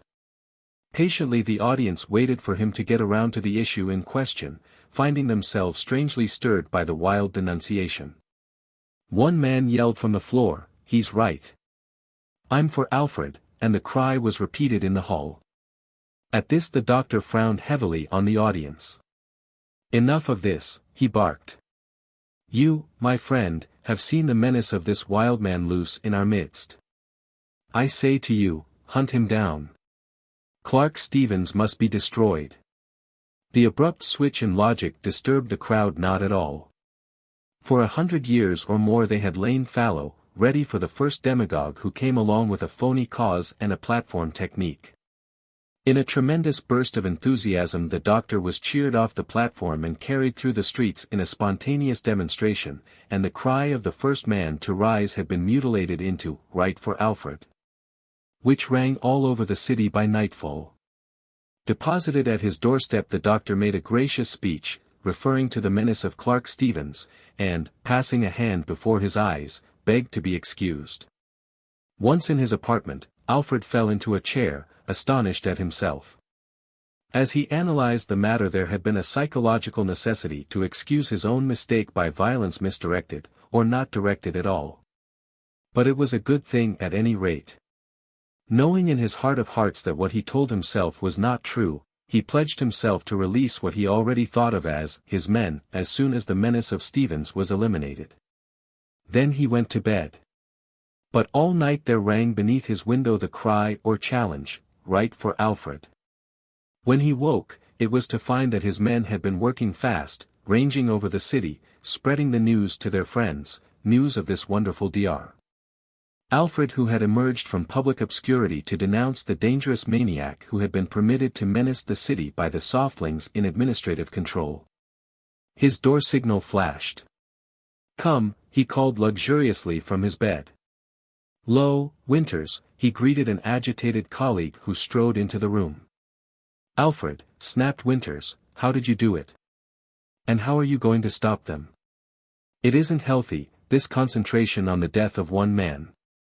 One ruthless, murdering maniac," said the doctor coldly. "Do you call unhealthy the operation that removes a cancer?" He sat up in bed and brought his fist down emphatically on his knee. "No. The day that Clark Stevens dies I shall rest from my labors, but until then it must and shall be my only thought, and not mine alone but all the people in the city. And those who say otherwise shall be crushed." Winters stared him in the eye. "If you're not mad," he said, "you're giving a very accurate imitation of megalomania. But, for the sake of the record, I assure you that I shall never be a right man, and that many others have told me the same. Alfred, you'll never get a majority in any election, so why continue a futile opposition?" The doctor frowned. "Get out," he said. "You will see how a man gets what he wants. He takes it." As the door closed on Winter's back, he relaxed in bed. "Right man," did the old fool say. "Not bad. Not bad at all." He leaped out of bed and dressed. He was nervous, almost hysterically so. As he strode down the corridor of the dwelling, his friends greeted him with cries of "Right." They were on his side, he thought. He had to make a speech in the breakfast room of the dwelling and left with the cry of "Right for Alfred" crashing in his ears. Time to organize now, he thought. The enthusiasm must not be allowed to die down, for once cold reason was permitted to set in, his cause was lost. There could be no such thing as full debate. He must imbue his followers with such a sense of their truth and right that they would, unthinkingly, stamp on the first murmur of opposition, without listening to what the opposer had to say. Had he really been fooling when he intimated to Winters that he would take over by force?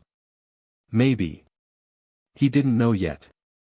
First thing the right men would need, he decided, would be some sort of identification. Badges, stars. No, these were too flimsy. They might get lost easily, or then some scoundrel who had no right to them, who did not swear allegiance to the cause, might get hold of them. What was needed was an ensign more substantial, a staff, perhaps. How about a rod, he thought. A nice, heavy one, of course, it'd look better that way, and it should be painted with bright colors. They could even wear bandoliers and shorts of the same color. Red, of course. Red stood out, attracted attention, and was the color of enthusiasm and violence. The sight of solid red ranks would at once intimidate opposition and attract recruits. Right red, it should be called. Right red, for the right men. It is the duty, he thought, of the right man to defend his person against irresponsible attacks, that he may be preserved for the good of the state. And, a few hours later, these same words thundered through a microphone to all parts of the city: it is the duty of the right man to defend his person against irresponsible attacks that he may be preserved for service to the state. And 1,000 bright red staffs swung up in salute, while from the throats of the bearers came the chant, "Right for Alfred! Right! Right! Right!" Israel pointed. "See, Stevens, the sharpened tops of the stockade. Logs half buried, upright, 10 feet out of the ground showing, so close together that a rabbit couldn't squeeze through. We're safe here from any animal or man, I think." "I see," said Stevens, shifting his rucksack. "It's most ingenious. But shouldn't you have sentries posted there by the gates?" "We usually do," said Israel, puzzled. "I don't understand," he broke off sharply as his eyes caught something. "Thundering heavens! The gates open. Somebody's going to catch hell from the judges for this. Come on," he shouted at the straggling column of men carrying, in a sort of palanquin cage, the live deer they had gone so far south to capture. "I can't understand it," he mused fretfully as he and Stevens and Marquette ran on the double. They halted before the picketed gate and Marquette wrinkled her nose. "What's that smell?" she asked. Stevens grimaced at the foul stench that drifted over the high palisade, and turned to Israel for an answer. The Heber had forced his face into lines of composure, but beneath his weather-beaten tan, his skin was white with shock. "Fever," he said, pushing open the gate. "But twice before it has come, and both times we were able to combat it. Now, look," hopelessly he stretched forth his hand, and Stevens turned his head. There was a long street of neat little houses, log houses, punctuated here and there by little shops of artisans. At the end of the street was a meeting hall on which, in wood contrasting with the rough, unfinished logs on the outside, was nailed the 6-pointed star, tribal symbol of the Hebers. But the pottery wheels and grindstones and forges before the shops were untended, and there was no smoke of cooking from the neat little chimneys of the houses. Lying in the street, or half hidden in doorways, were drawn, gaunt figures, women, children and old people. With a little cry of alarm, Marquette bent over the form of a child and felt its pulse and skin. "Still alive," she said anxiously. "How do you combat this?" "A kind of berry," replied Israel. "But there were none growing this year when we left. They were small and bitter." "I know the general type," said Marquette. "The bark does just as well, if you soak it in water. Have you any of the wood about?" "Here," replied the Heber, pointing to a bush outside the gate. "This is the kind that grows the berries. And there are others in the forest." He turned to the bearers. "You," he barked. "Go pull up every fever bush you can find and bring it here. You, Samuel, draw clean water from the old well and fill some tubs. Wash them first. You 3, dig a trench. Some of our people are past any service save that." "That settles it," broke in Stevens grimly. "You can't live here any longer." "Why not, friend?" asked Israel, his eyes on the men who were carrying out his orders. "This sort of thing might strike you any moment. To save those who are still here, we have to kill every fever bush by uprooting and stripping the bark. How many people live here?" "There are about 2,000 in this suburb. Of these, 1,000 may already have died. Others have fled to our other cities and towns. In them, if the plague has not been spread, and we have means of keeping it down if there is time for warning, we have 70,000 in all." 70,000, Stevens whispered to himself. Then, with a great roar, he cried, "We'll do it." "What? Go south, all of us, men, women and children. We can do it easily, take the city from which I fled and live there, peacefully and healthily." Israel stared at him. "How can we take a great city of the south?" "Israel," answered Stevens, "you don't know what has happened to men in the great cities. They have become soft and helpless. A score of them, all armed, came after me, and fled at the first sign of opposition. A band of determined infants could take the city, for these city dwellers are incapable of violence. What do you say to that, friend. I say, declared Heber slowly, that will do it. The historian faced the little group of men, sweeping the small room with a glance. Where's Denning? He asked. The general practitioner coughed. The right men got him, he said. Since Alfred linked up the entire scientific council with what he calls the subversives, none of us have been able to appear in public safely. Denning's apartment was raided last night and I think he's been liquidated. The neurospecialist drummed the tabletop nervously. It's incredible the way this psychopathia has spread all over the city. In 3 short months Alfred and his followers have become so powerful that they do not need to intimidate opposition. They're a majority. You're wrong there, said the historian. They make a lot of noise. But the investigation has shown, well, let's hear it from first-hand sources. Would you please repeat what you told me this morning, Gallagher? A tall, thin man arose. Despite appearance to the contrary, he began, Alfred has only succeeded in winning over a certain part of the population. Those people who have succumbed, and become right men, are those whose social position has been such as to require a minimum training in social consciousness and responsibility. Those whose functions are such to require the minimum application of intelligence. These people, despite the facilities that the city offers, have been leading very narrow, cramped lives. Their emotional attainment has been very low, frustrated in many cases. Thus, the terrific emotional appeal of Alfred's insane program has swept them away, made them willing followers. What, asked the practitioner, has been the actual range of violence and intimidation on the part of the right men? Enough to have a demoralizing effect upon the city as a whole. In fact, enough to make many feel insecure to such an extent that they would join the right men sheerly for self-protection. The cases of violence against citizens, although still small in number, have been increasing, and have been sufficiently ferocious to paralyze, almost completely, any attempt at public opposition. Quite right, agreed the historian. You were correct in one sense, he said to the neurospecialist.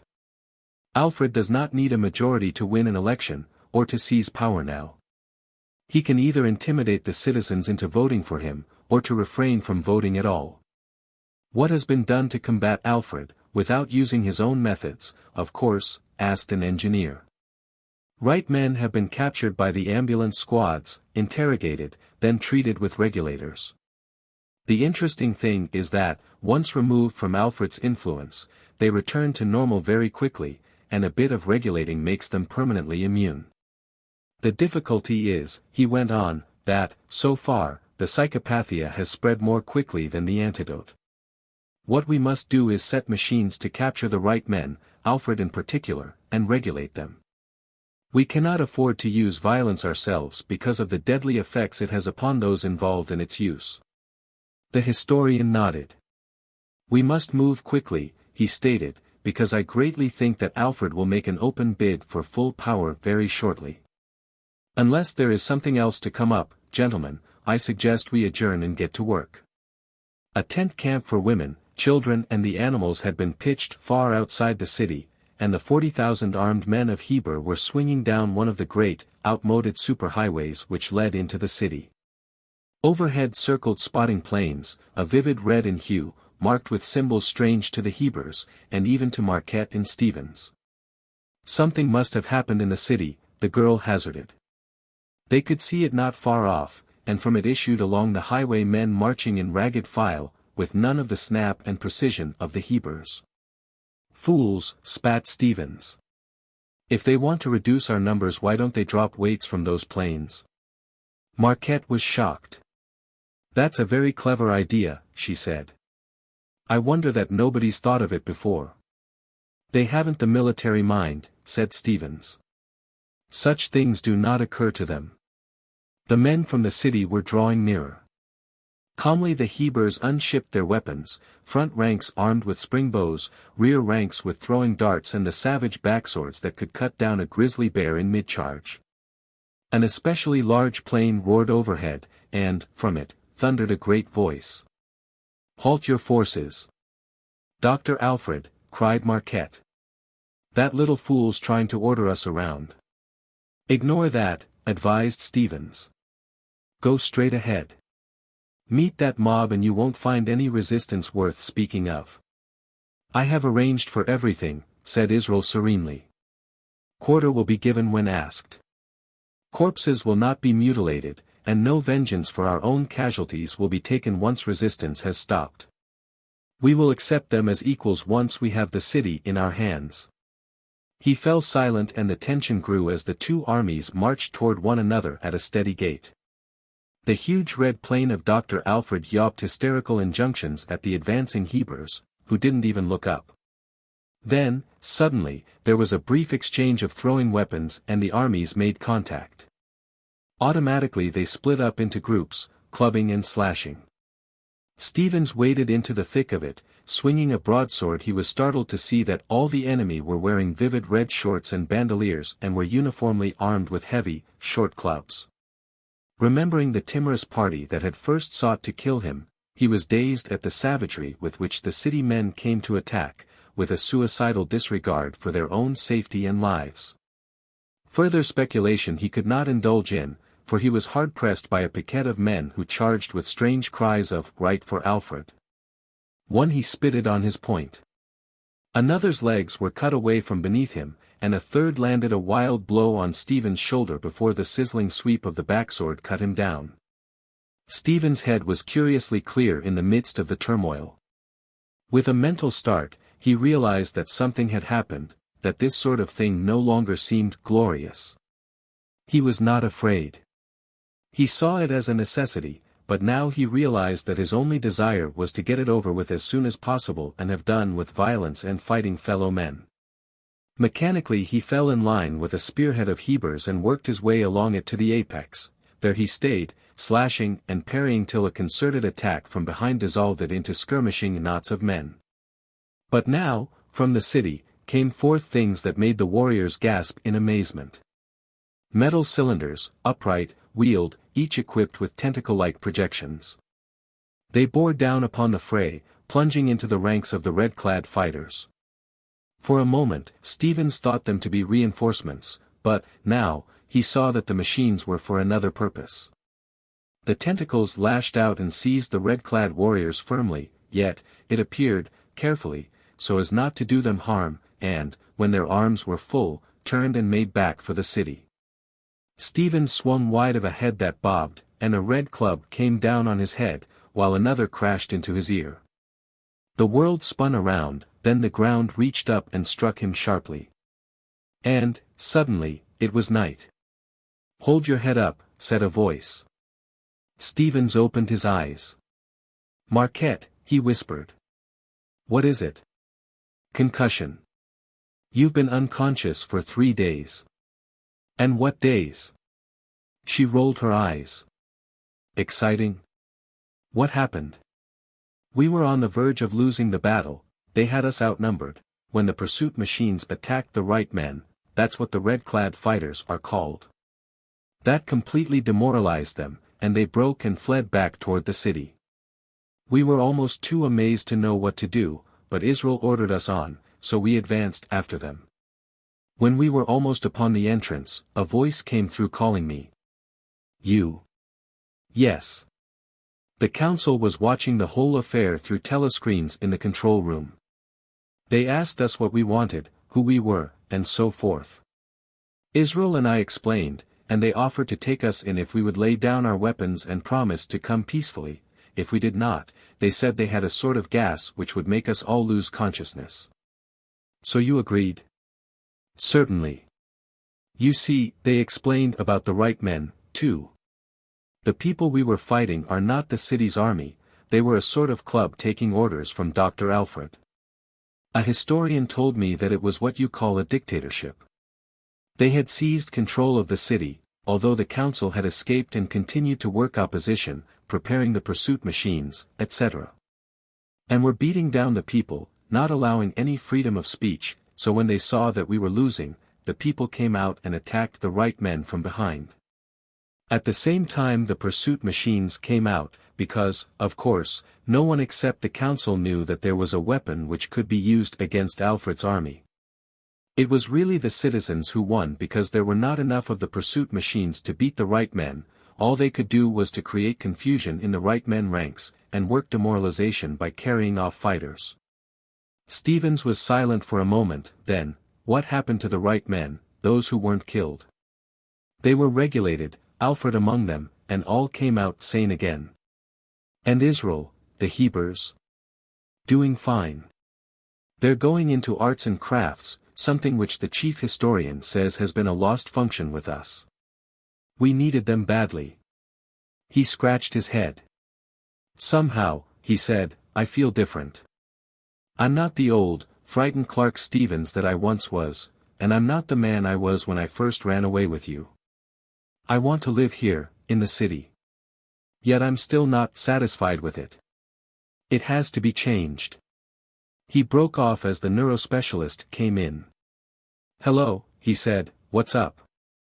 Lo, Stevens, replied the man. Feeling all right? Yes. We want you on the council. There was a faction that wanted to regulate you again, but most of us agree that we need men of your kind here, so long as they're not extremists. You seem to have leveled off to just the right point to make you valuable. He nodded. Strange, Clement, but I feel the same about you fellows. At one time, I thought you were all fit for scrapping, but now I see that the city needs you as much as it does me. I think that's the answer, we need all kinds of people. No one kind can be permitted to dominate, but no one kind can be suppressed either. Of course, said Marquette. After that one big burst of violent battle, you worked the ego of Roald the Viking almost completely out of your psychology. Only the part that I like, that I love, is left, and I think that will stay put. Stevens reached out and took her hand. I'd like to wear cloth again instead of leather, Clark. Marquette said, and both men laughed. The altar at midnight. He had quite a rum blossom on him for a kid, I thought at first. But when he moved closer to the light by the cash register to ask the bartender for a match or something, I saw it wasn't that. Not just the nose. Broken veins on his cheeks, too, and the funny eyes.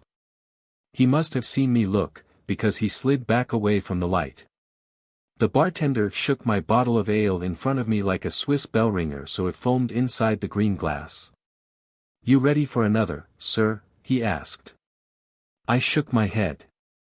Down the bar, he tried it on the kid, he was drinking scotch and water or something like that, and found out he could push him around. He sold him 3 scotch and waters in 10 minutes. When he tried for number 4, the kid had his courage up and said, I'll tell you when I'm ready for another, Jack. But there wasn't any trouble. It was almost 9 and the place began to fill up. The manager, a real hood type, stationed himself by the door to screen out the high school kids and give the big hello to conventioneers. The girls came hurrying in, too, with their little makeup cases and their fancy hair piled up and their frozen faces with the perfect mouths drawn on them. One of them stopped to say something to the manager, some excuse about something, and he said, That's get in a dressing room. A 3-piece band behind the drapes at the back of the stage began to make warm-up noises and there were 2 bartenders keeping busy. Mostly it was beer, a midweek crowd. I finished my ale and had to wait a couple of minutes before I could get another bottle. The bar filled up from the end near the stage because all the customers wanted a good, close look at the strippers for their 50-cent bottles of beer. But I noticed that nobody sat down next to the kid, or, if anybody did, he didn't stay long. You go out for some fun and the bartender pushes you around and nobody wants to sit next to you. I picked up my bottle and glass and went down on the stool to his left. He turned to me right away and said, What kind of a place is this, anyway? The broken veins were all over his face, little ones, but so many, so close, that they made his face look something like marbled rubber. The funny look in his eyes was it, the trick contact lenses. But I tried not to stare and not to look away. It's okay, I said. It's a good show if you don't mind a lot of noise from. He stuck a cigarette into his mouth and poked the pack at me. I'm a spacer, he said, interrupting. I took one of his cigarettes and said, "Oh." He snapped a lighter for the cigarettes and said, "Venus." I was noticing that his pack of cigarettes on the bar had some kind of yellow sticker instead of the blue tax stamp. "Ain't that a crock?" he asked. "You can't smoke and they give you lighters for a souvenir. But it's a good lighter. On Mars last week, they gave us all some cheap pen and pencil sets. You get something every trip, huh?" I took a good, long drink of ale and he finished his scotch and water. "Shoot. You call a trip a shoot, dot." One of the girls was working her way down the bar. She was going to slide onto the empty stool at his right and give him the business, but she looked at him first and decided not to. She curled around me and asked if I'd buy her a lil old drink. I said no and she moved on to the next. I could kind of feel the young fellow quivering. When I looked at him, he stood up. I followed him out of the dump. The manager grinned without thinking and said, "Good night, boys," to us. The kid stopped in the street and said to me, "You don't have to follow me around, Pappy." He sounded like one wrong word and I would get socked in the teeth. "Take it easy. I know a place where they won't spit in your eye." He pulled himself together and made a joke of it. "This I have to see," he said. "Near here?" "A few blocks." We started walking. It was a nice night. "I don't know this city at all," he said. "I'm from Covington, Kentucky. You do your drinking at home there. We don't have places like this." He meant the whole Skid Row area. "It's not so bad," I said. "I spend a lot of time here." "Is that a fact?" "I mean, down home a man your age would likely have a wife and children." "I do." "The hell with them." He laughed like a real youngster and I figured he couldn't even be 25. He didn't have any trouble with the broken curbstones in spite of his scotch and waters. I asked him about it. "Sense of balance," he said. "You have to be tops for balance to be a spacer, you spend so much time outside in a suit. People don't know how much. Punctures. And you aren't worth a damn if you lose your point." "What's that mean?" "Oh. Well, it's hard to describe. When you're outside and you lose your point, it means you're all mixed up, you don't know which way the can, that's the ship, which way the can is. It's having all that room around you. But if you have a good balance, you feel a little tugging to the ship, or maybe you just know which way the ship is without feeling it. Then you have your point and you can get the work done. There must be a lot that's hard to describe." He thought that might be a crack and he clammed up on me. "You call this Gandytown," I said after a while. "It's where the stove-up old railroad men hang out. This is the place." It was the second week of the month, before everybody's pension check was all gone. Oswiak's was jumping. The grandsons of the pioneers were on the juke singing The Man from Mars yodel and old Paddy Shea was jigging in the middle of the floor. He had a full sidel of beer in his right hand and his empty left sleeve was flapping. The kid balked at the screen door. "Too damn bright," he said. I shrugged and went on in and he followed. We sat down at a table.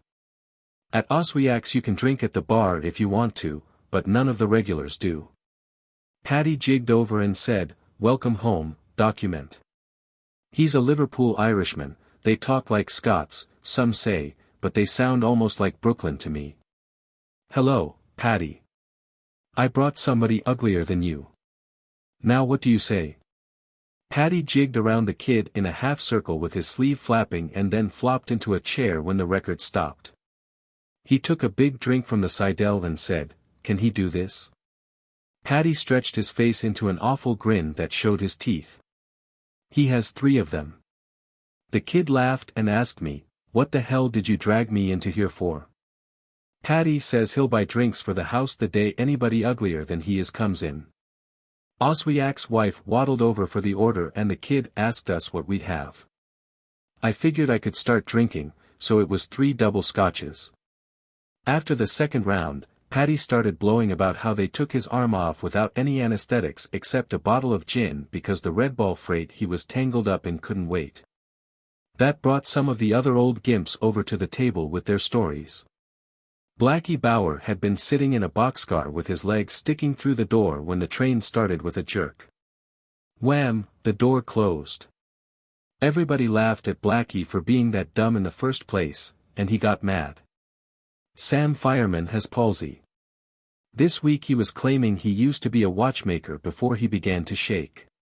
The week before, he'd said he was a brain surgeon. A woman I didn't know, a real old boxcar Bertha, dragged herself over and began some kind of story about how her sister married a Greek, but she passed out before we found out what happened. Somebody wanted to know what was wrong with the kid's face, Bauer, I think it was, after he came back to the table. Compression and decompression, the kid said. You're all the time climbing into your suit and out of your suit. Inboard air's thin to start with. You get a few red lines, that's these ruptured blood vessels, and you say the hell with the money, all you'll make is just one more trip. But, God, it's a lot of money for anybody my age. You keep saying that until you can't be anything but a spacer. The eyes are hard radiation scars. You like that all over? Asked Oswiak's wife politely. All over, ma'am, the kid told her in a miserable voice. But I'm going to quit before I get a Bowman head. I don't care, said Maggie Rorty. I think he's cute. Compared with, Patty began, but I kicked him under the table. We sang for a while, and then we told gags and recited limericks for a while, and I noticed that the kid and Maggie had wandered into the back room, the one with the latch on the door. Oswiak's wife asked me, very puzzled, Doc, why they do fly ink by planets? It's the damn government, Sam Fireman said. Why not? I said. They got the Bowman Drive, why the hell shouldn't they use it? Serves 'em right. I had a double scotch and added, 20 years of it, and they found out a few things they didn't know. Red lines are only one of them. 20 years more, maybe they'll find out a few more things they didn't know. Maybe by the time there's a bathtub in every American home and an alcoholism clinic in every American town, they'll find out a whole lot of things they didn't know. And every American boy will be a pop-eyed, blood-raddled wreck, like our friend here, from riding the Bowman Drive. It's the damn government, Sam Fireman repeated. And what the hell did you mean by that remark about alcoholism? Patty said, real sore. Personally, I can take it or leave it alone. So we got to talking about that and everybody there turned out to be people who could take it or leave it alone. It was maybe midnight when the kid showed at the table again, looking kind of dazed. I was drunker than I ought to be by midnight, so I said I was going for a walk. He tagged along and we wound up on a bench at Screwball Square. The soapboxers were still going strong. Like I said, it was a nice night. After a while, a pot-bellied old auntie who didn't give a damn about the face sat down and tried to talk the kid into going to see some etchings.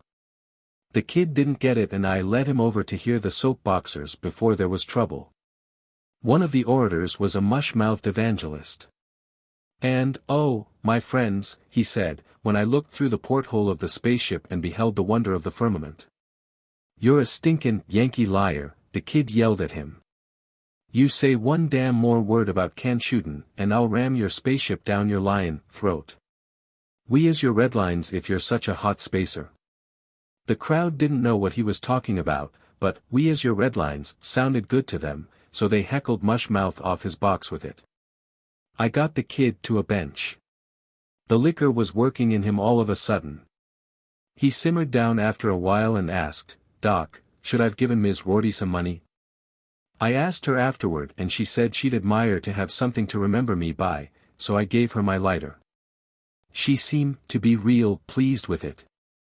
But I was wondering if maybe I embarrassed her by asking her right out. Like I told you, back in Covington, Kentucky, we don't have places like that. Or maybe we did and I just didn't know about them. But what do you think I should have done about Ms. Rorty? Just what you did, I told him. If they want money, they ask you for it first. Where you staying? YMCA, he said, almost asleep. Back in Covington, Kentucky, I was a member of the Y and I kept up my membership. They have to let me in because I'm a member. Spacers have all kinds of trouble, document woman trouble. Hotel trouble. Family trouble. Religious trouble. I was raised a Southern Baptist, but we is heaven, anyway. I asked Dr. Chitwood last time home before the red lines got so thick, Doc, you aren't a minister of the gospel, are you? I hope I didn't say anything to offend you. No offense, son, I said. No offense. I walked him to the avenue and waited for a fleet cab. It was almost 5 minutes. The independents that roll drunks dent the fenders of fleet cabs if they show up in Skid Row, and then the fleet drivers have to make reports on their own time to the company. It keeps them away. But I got one and dumped the kid in. The Y Hotel, I told the driver. Here's 5. Help him in when you get there.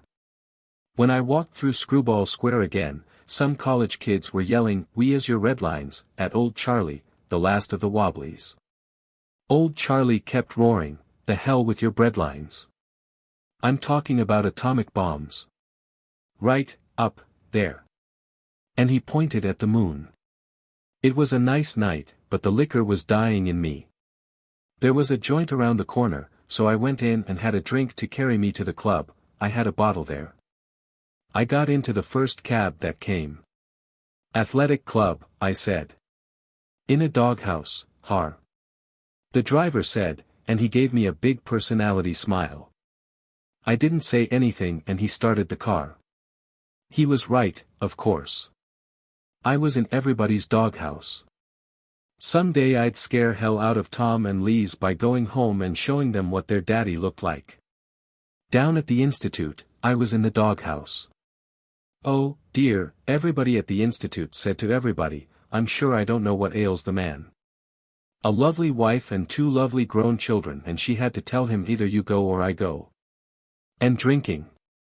And this is rather subtle, but it's a well-known fact that neurotics seek out low company to compensate for their guilt feelings. The places he frequents. Dr. Francis Bowman, the man who made spaceflight a reality. The man who put the bomb base on the moon. Really, I'm sure I don't know what ails him. The hell with them all. With these hands. Halvorsen waited in the Chancery office while Monsignor Reedy disposed of 3 persons who had preceded him. He was a little dizzy with hunger and noticed only vaguely that the prelate's secretary was beckoning to him. He started to his feet when the secretary pointedly opened the door to Monsignor Reedy's inner office and stood waiting beside it. The artist crossed the floor, forgetting that he had leaned his portfolio against his chair, remembered at the door and went back for it, flushing. The secretary looked patient. "Thanks," Halvorsen murmured to him as the door closed. There was something wrong with the prelate's manner. "I've brought the designs for the stations, Padre," he said, opening the portfolio on the desk. "Bad news, Rold," said the Monsignor. "I know how you've been looking forward to the commission." "Somebody else get it?" asked the artist faintly, leaning against the desk. "I thought His Eminence definitely decided I had the." "It's not that," said the Monsignor.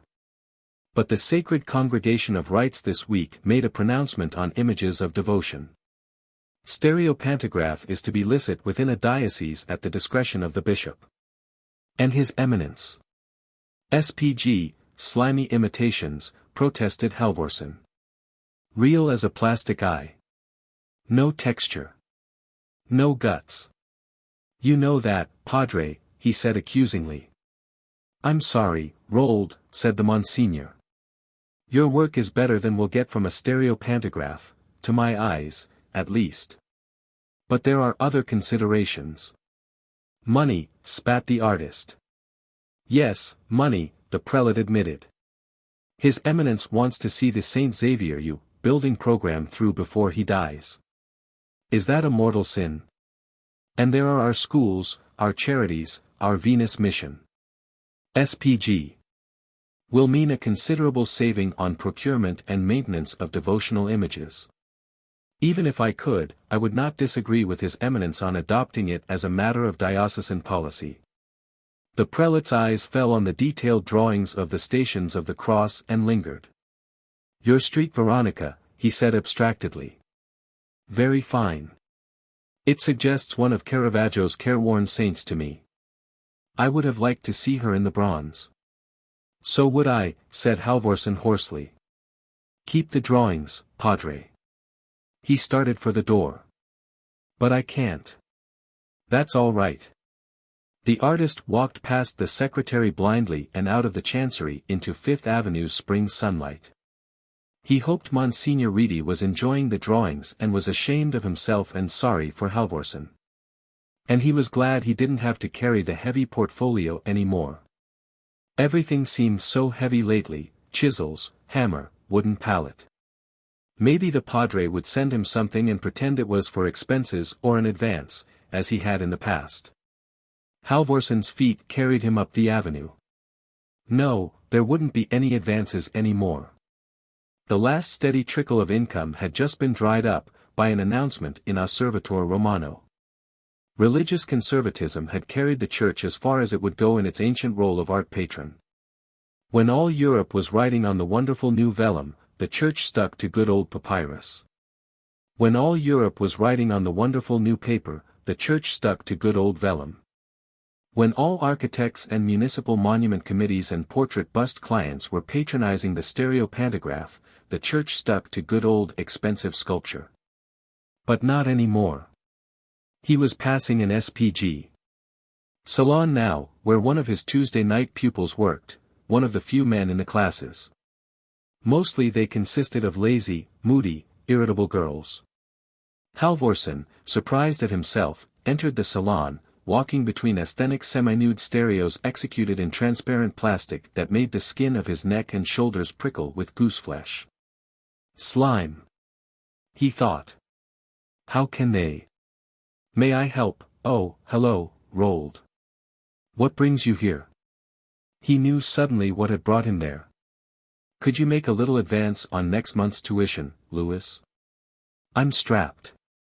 He took a nervous look around the chamber of horrors, avoiding the man's condescending face. I guess so, Rold. Would $10 be any help?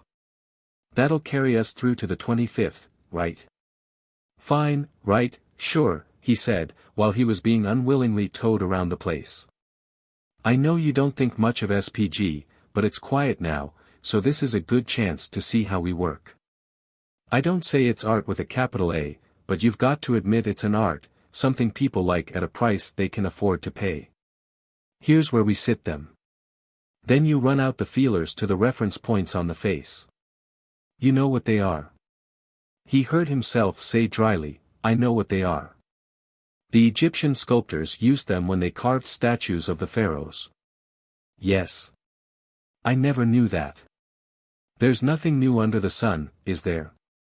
But this is the heart of the SPG. The youngster proudly swung open the door of an electronic device in the wall of the portrait booth. Tubes winked sullenly at Halvorsen. The aestheticon? He asked indifferently.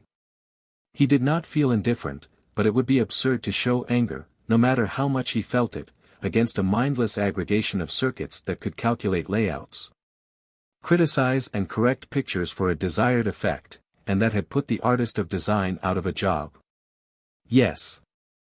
The lenses take 16 profiles, you know, and we set the aestheticon for whatever we want, cute, rugged, sexy, spiritual, brainy, or a combination. It fares curves from profile to give us just what we want, distorts the profiles themselves within limits if it has to, and there's your portrait stored in the memory tank waiting to be taped. You set your ratio for any enlargement or reduction you want and play it back. I wish we were reproducing today, it's fascinating to watch.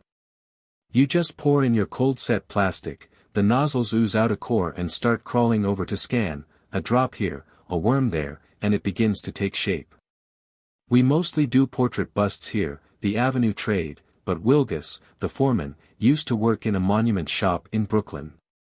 He did that heroic-size war memorial on the East River Drive, hired Garda Bouchette, the TV girl, for the central figure. And what a figure! He told me he set the aesthetic in plates for 3/4 sexy, 1/4 spiritual. Here's something interesting, standing figurine of Orrin Ryerson, the banker. He ordered 12. Figurines are coming in. The girls like them because they can show their shapes. You'd be surprised at some of the poses they want to try. Somehow, Halvorsen got out with the $10, walked to 6th Avenue and sat down hard in a cheap restaurant. He had coffee and dozed a little, waking with a guilty start at a racket across the street. There was a building going up. For a while he watched the great machines pour walls and floors, the workmen rolling here and there on their little chariots to weld on a wall panel, stripe on an electric circuit of conductive ink, or spray plastic finish over the wired wall. All without leaving the saddles of their little mechanical chariots. Halvorsen felt more determined. He bought a paper from a vending machine by the restaurant door, drew another cup of coffee and turned to the help-wanted ads. The tricky trade school ads urged him to learn construction work and make big money. Be a plumbing machine setup man. Be a house wiring machine tender. Be a servo truck driver. Be a lumber stacker operator. Learn pouring machine maintenance. Make big money. A sort of panic overcame him. He ran to the phone booth and dialed a Passaic number. He heard the ring ring ring and strained to hear old Mr. Krabiel's stumping footsteps growing louder as he neared the phone, even though he knew he would hear nothing until the receiver was picked up. Ring, ring, ring. Hello, grunted the old man's voice, and his face appeared on the little screen. Hello, Mr. Halvorsen. What can I do for you? Halvorsen was tongue-tied. He couldn't possibly say, I just wanted to see if you were still there. I was afraid you weren't there anymore. He choked and improvised, Hello, Mr. Krabiel. It's about the banister on the stairs in my place. I noticed it's pretty shaky. Could you come over sometime and fix it for me? Krabiel peered suspiciously out of the screen. I could do that, he said slowly. I don't have much work nowadays. But you can carpenter as good as me, Mr. Halvorsen, and frankly you're very slow pay and I like cabinet work better. I'm not a young man and climbing around on ladders takes it out of me. If you can't find anybody else, I'll take the work, but I got to have some of the money first, just for the materials. It isn't easy to get good wood anymore. All right, said Halvorsen. Thanks, Mr. Krabiel. I'll call you if I can't get anybody else. He hung up and went back to his table and newspaper. His face was burning with anger at the old man's reluctance and his own foolish panic. Krabiel didn't realize they were both in the same leaky boat. Krabiel, who didn't get a job in a month, still thought with senile pride that he was a journeyman carpenter and cabinetmaker who could make his solid way anywhere with his toolbox and his skill. And that he could afford to look down on anything as disreputable as an artist, even an artist who could carpenter as well as he did himself. Labour had made Halvorsen learn carpentry, and Labour had been right. You build a scaffold so you can scope up high, not so it will collapse and you break a leg. You build your platforms so they hold the rock steady, not so it wobbles and chatters at every blow of the chisel. You build your armatures so they hold the plasticine you slam onto them.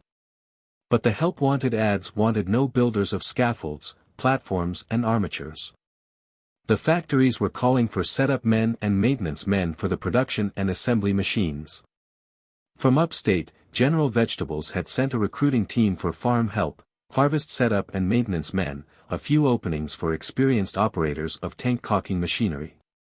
Under office and professional, the demand was heavy for computer men, for girls who could run the IBM letterwriter, especially familiar sales and collections Caresp, for office machinery maintenance and repair men.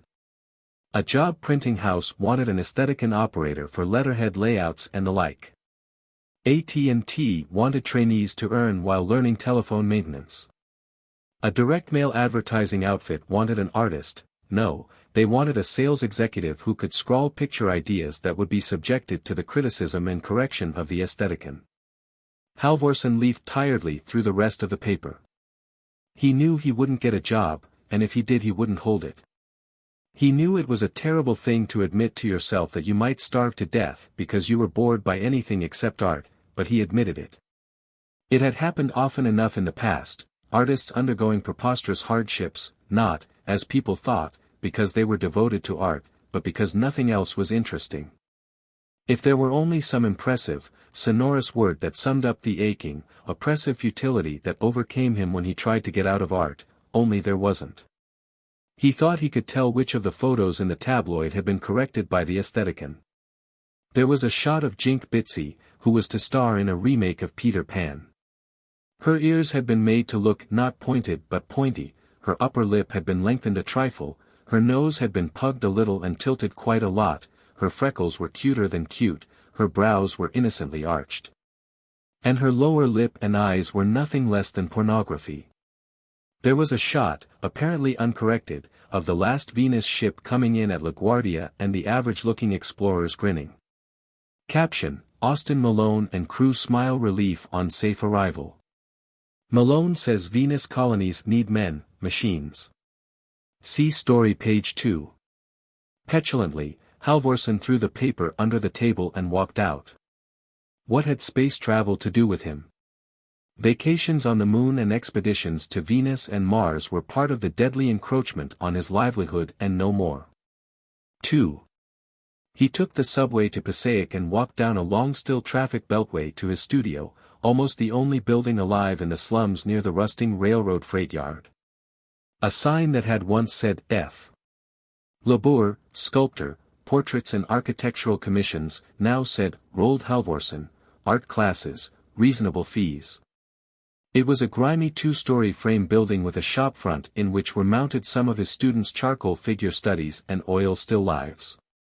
He lived upstairs, taught downstairs front, and did his own work downstairs, back behind dirty, ceiling-high drapes. Going in, he noticed that he had forgotten to lock the door again. He slammed it bitterly. At the noise, somebody called from behind the drapes, "Who's that?" Halvorsen, he yelled in a sudden fury. I live here. I own this place. Come out of there. What do you want? There was a fumbling at the drapes and a girl stepped between them, shrinking from their dirt. Your door was open, she said firmly, and it's a shop. I've just been here a couple of minutes. I came to ask about classes, but I don't think I'm interested if you're this bad-tempered. A pupil. Pupils were never to be abused, especially not now. I'm terribly sorry, he said. I had a trying day in the city. Now turn it on. I wouldn't tell everybody a terrible secret like this, but I've lost a commission. You understand? I thought so. Anybody who traipses out here to my dingy abode would be simpatica. Won't you sit down? No, not there, humor an artist and sit over there. The warm background of that still life brings out your color, quite good color. Have you ever been painted? You've a very interesting face, you know.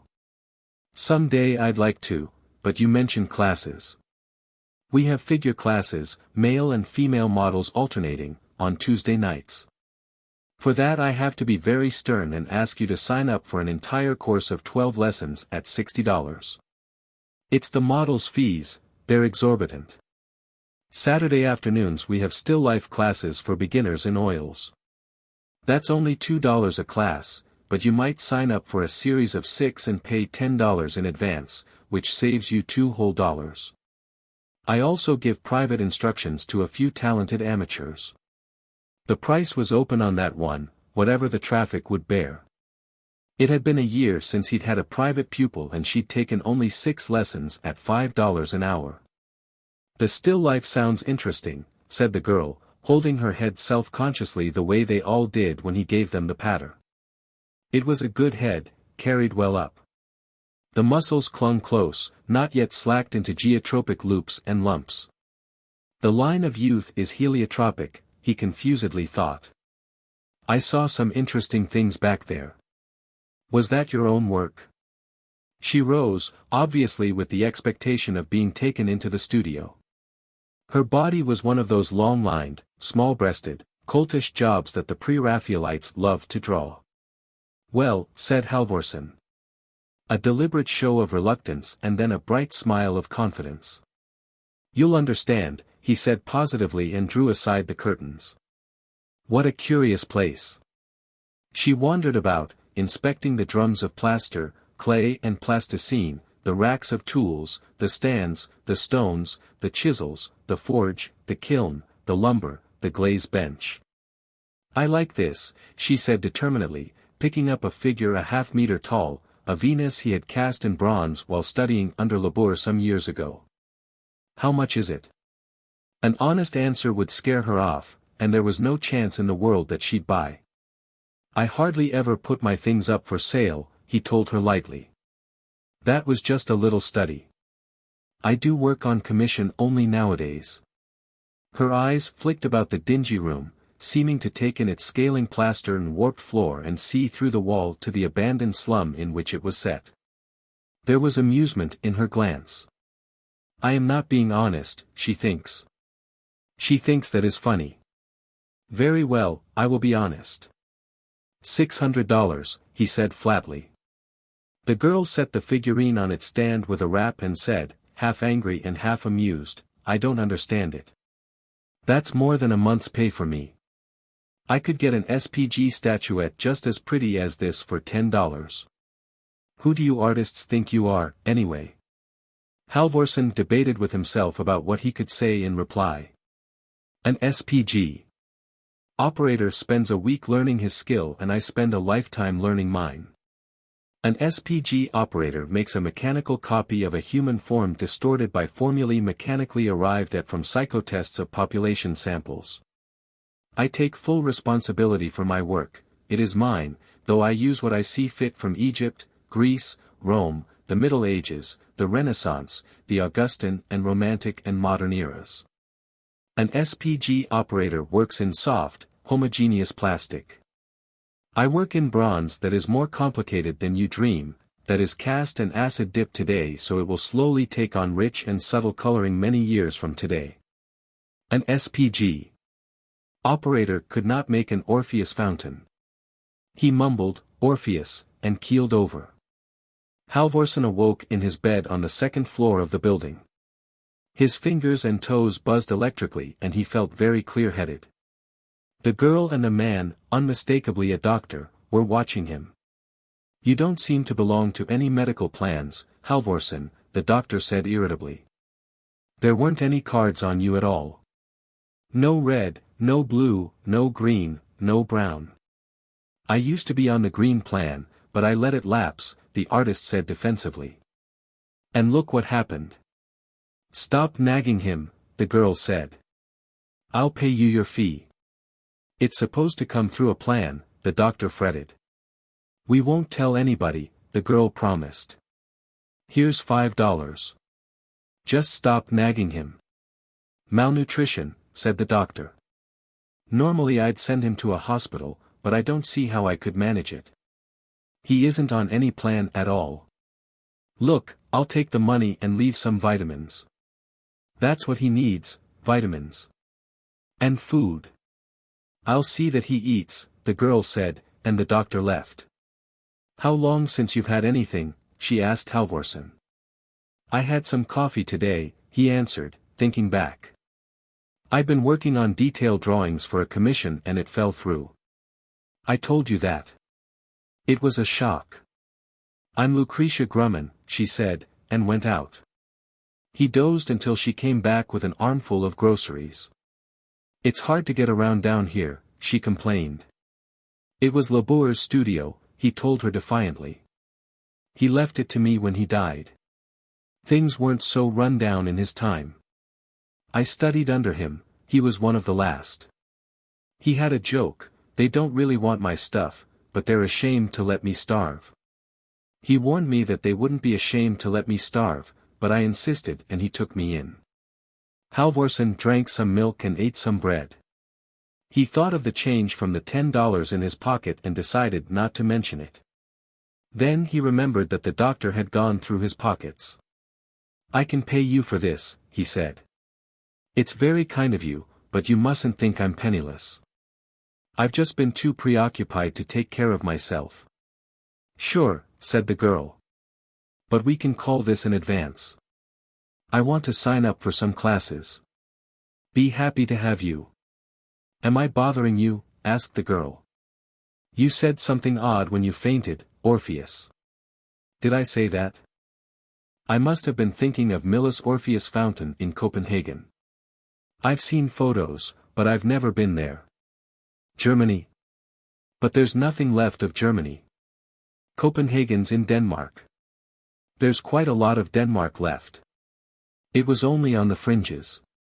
Heavily radiated, but still there." "I want to travel, too," she said. "I work at LaGuardia and I've never been off, except for an orbiting excursion. I want to go to the moon on my vacation. They give us a bonus in travel vouchers. It must be wonderful dancing under the low gravity." "Spaceport? Off? Low gravity?" Terms belonging to the detested electronic world of the stereopantograph in which he had no place. "Be very interesting," he said, closing his eyes to conceal disgust. "I am bothering you. I'll go away now, but I'll be back Tuesday night for the class. What time do I come and what should I bring?" 8. "It's charcoal, I sell you the sticks and paper. Just bring a smock." "All right. And I want to take the oils class, too. And I want to bring some people I know to see your work. I'm sure they'll see something they like. Austin Malone's in from Venus, he's a special friend of mine." "Lucretia," he said. "Or do some people call you Lucy?" "Lucy. Will you take that little bronze you liked? As a thank you?" "I can't do that. Please. I'd feel much better about this.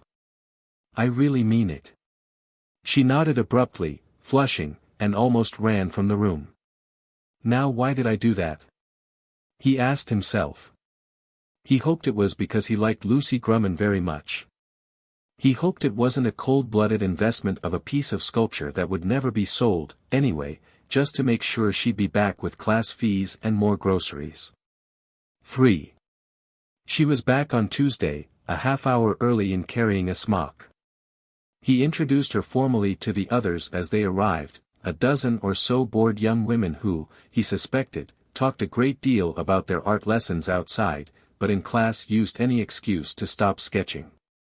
He didn't dare show Lucy any particular consideration.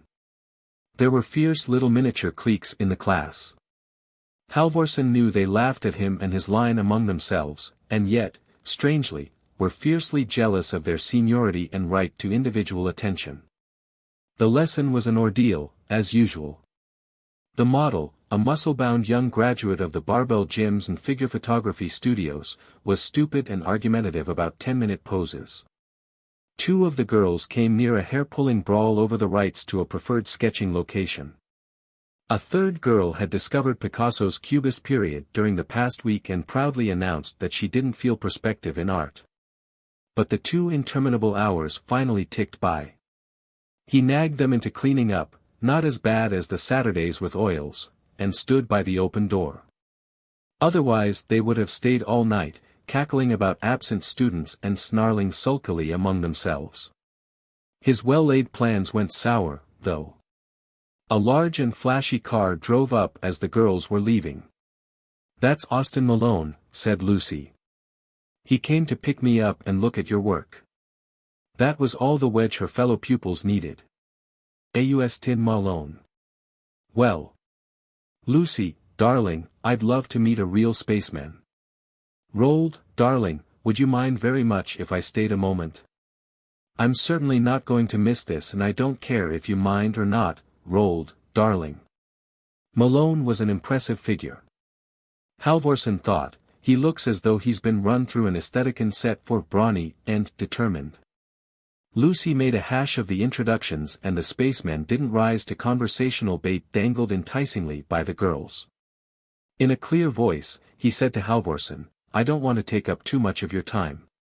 Lucy tells me you have some things for sale. Is there any place we can look at them where it's quiet? The students made sulky exits. Back here, said the artist. The girl and Malone followed him through the curtains. The spaceman made a slow circuit of the studio, seeming to repel questions. He sat down at last and said, I don't know what to think, Halvorsen. This place stuns me. Do you know you're in the Dark Ages? People who never have given a thought to Chartres and Mont Saint-Michel usually call it the Dark Ages, Halvorsen thought wryly. He asked, technologically, you mean? No, not at all. My plaster's better, my colors are better, my metal is better, tool metal, not casting metal, that is. I mean hand work, said the spaceman. Actually working by hand. The artist shrugged. There have been crazes for the techniques of the boiler works and the machine shop, he admitted. Some interesting things were done, but they didn't stand up well. Is there anything here that takes your eye? I like those dolphins, said the spaceman, pointing to a perforated terracotta relief on the wall. They had been commissioned by an architect, then later refused for reasons of economy when the house had run way over estimate. They'd look bully over the fireplace in my town apartment. Like them, Lucy? I think they're wonderful, said the girl. Roald saw the spaceman go rigid with the effort not to turn and stare at her. He loved her and he was jealous. Roald told the story of the dolphins and said, the price that the architect thought was too high was $360. Malone grunted. Doesn't seem unreasonable, if you set a high store on inspiration. I don't know about inspiration, the artist said evenly. But I was awake for 2 days and 2 nights shoveling coal and adjusting drafts to fire that thing in my kiln. The spaceman looked contemptuous. I'll take it, he said. Be something to talk about during those awkward pauses. Tell me, Halvorsen, how's Lucy's work? Do you think she ought to stick with it? Austin, objected the girl, don't be so blunt. How can he possibly know after 1 day? She can't draw yet, the artist said cautiously. It's all coordination, you know, thousands of hours of practice, training your eye and hand to work together until you can put a line on paper where you want it. Lucy, if you're really interested in it, you'll learn to draw well. I don't think any of the other students will. They're in it because of boredom or snobbery, and they'll stop before they have their eye-hand coordination. I am interested, she said firmly. Malone's determined restraint broke. Damned right you are. He recovered himself and demanded of Halvorsen, I understand your point about coordination. But thousands of hours when you can buy a camera? It's absurd. I was talking about drawing, not art, replied Halvorsen. Drawing is putting a line on paper where you want it, I said. He took a deep breath and hoped the great distinction wouldn't sound ludicrous and trivial. So let's say that art is knowing how to put the line in the right place. Be practical. There isn't any art. Not anymore. I get around quite a bit and I never see anything but photos and SPGS. A few heirlooms, yes, but nobody's painting or carving anymore. There's some art, Malone. My students, a couple of them in the still life class, are quite good. There are more across the country. Art for occupational therapy, or a hobby, or something to do with the hands. There's trade in their work. They sell them to each other, they give them to their friends, they hang them on their walls. There are even some sculptors like that. Sculpture is prescribed by doctors. The occupational therapists say it's even better than drawing and painting, so some of these people work in plasticine and soft stone, and some of them get to be good. Maybe so. I'm an engineer, Halvorsen. We glory in doing things the easy way. Doing things the easy way got me to Mars and Venus and it's going to get me to Ganymede. You're doing things the hard way, and your inefficiency has no place in this world. Look at you. You've lost a fingertip, some accident, I suppose. I never noticed, said Lucy, and then let out a faint, oh. Halvorsen curled the middle finger of his left hand into the palm, where he usually carried it to hide the missing first joint. Yes, he said softly. An accident. Accidents are a sign of inadequate mastery of material and equipment, said Malone sententiously. While you stick to your methods and I stick to mine, you can't compete with me. His tone made it clear that he was talking about more than engineering. Shall we go now, Lucy? Here's my card, Halvorsen. Send those dolphins along and I'll mail you a check. 4. The artist walked the half-dozen blocks to Mr. Krabiel's place the next day. He found the old man in the basement shop of his fussy house, hunched over his bench with a powerful light overhead. He was trying to file a saw. Mr. Krabiel. Halvorsen called over the shriek of metal. The carpenter turned around and peered with watery eyes. I can't see like I used to, he said querulously. I go over the same teeth on this damn saw, I skip teeth, I can't see the light shine off it when I got one set. The glare. He banged down his three-cornered file petulantly. Well, what can I do for you? I need some crating stock. Anything. I'll trade you a couple of my maple 4x4s. The old face became cunning.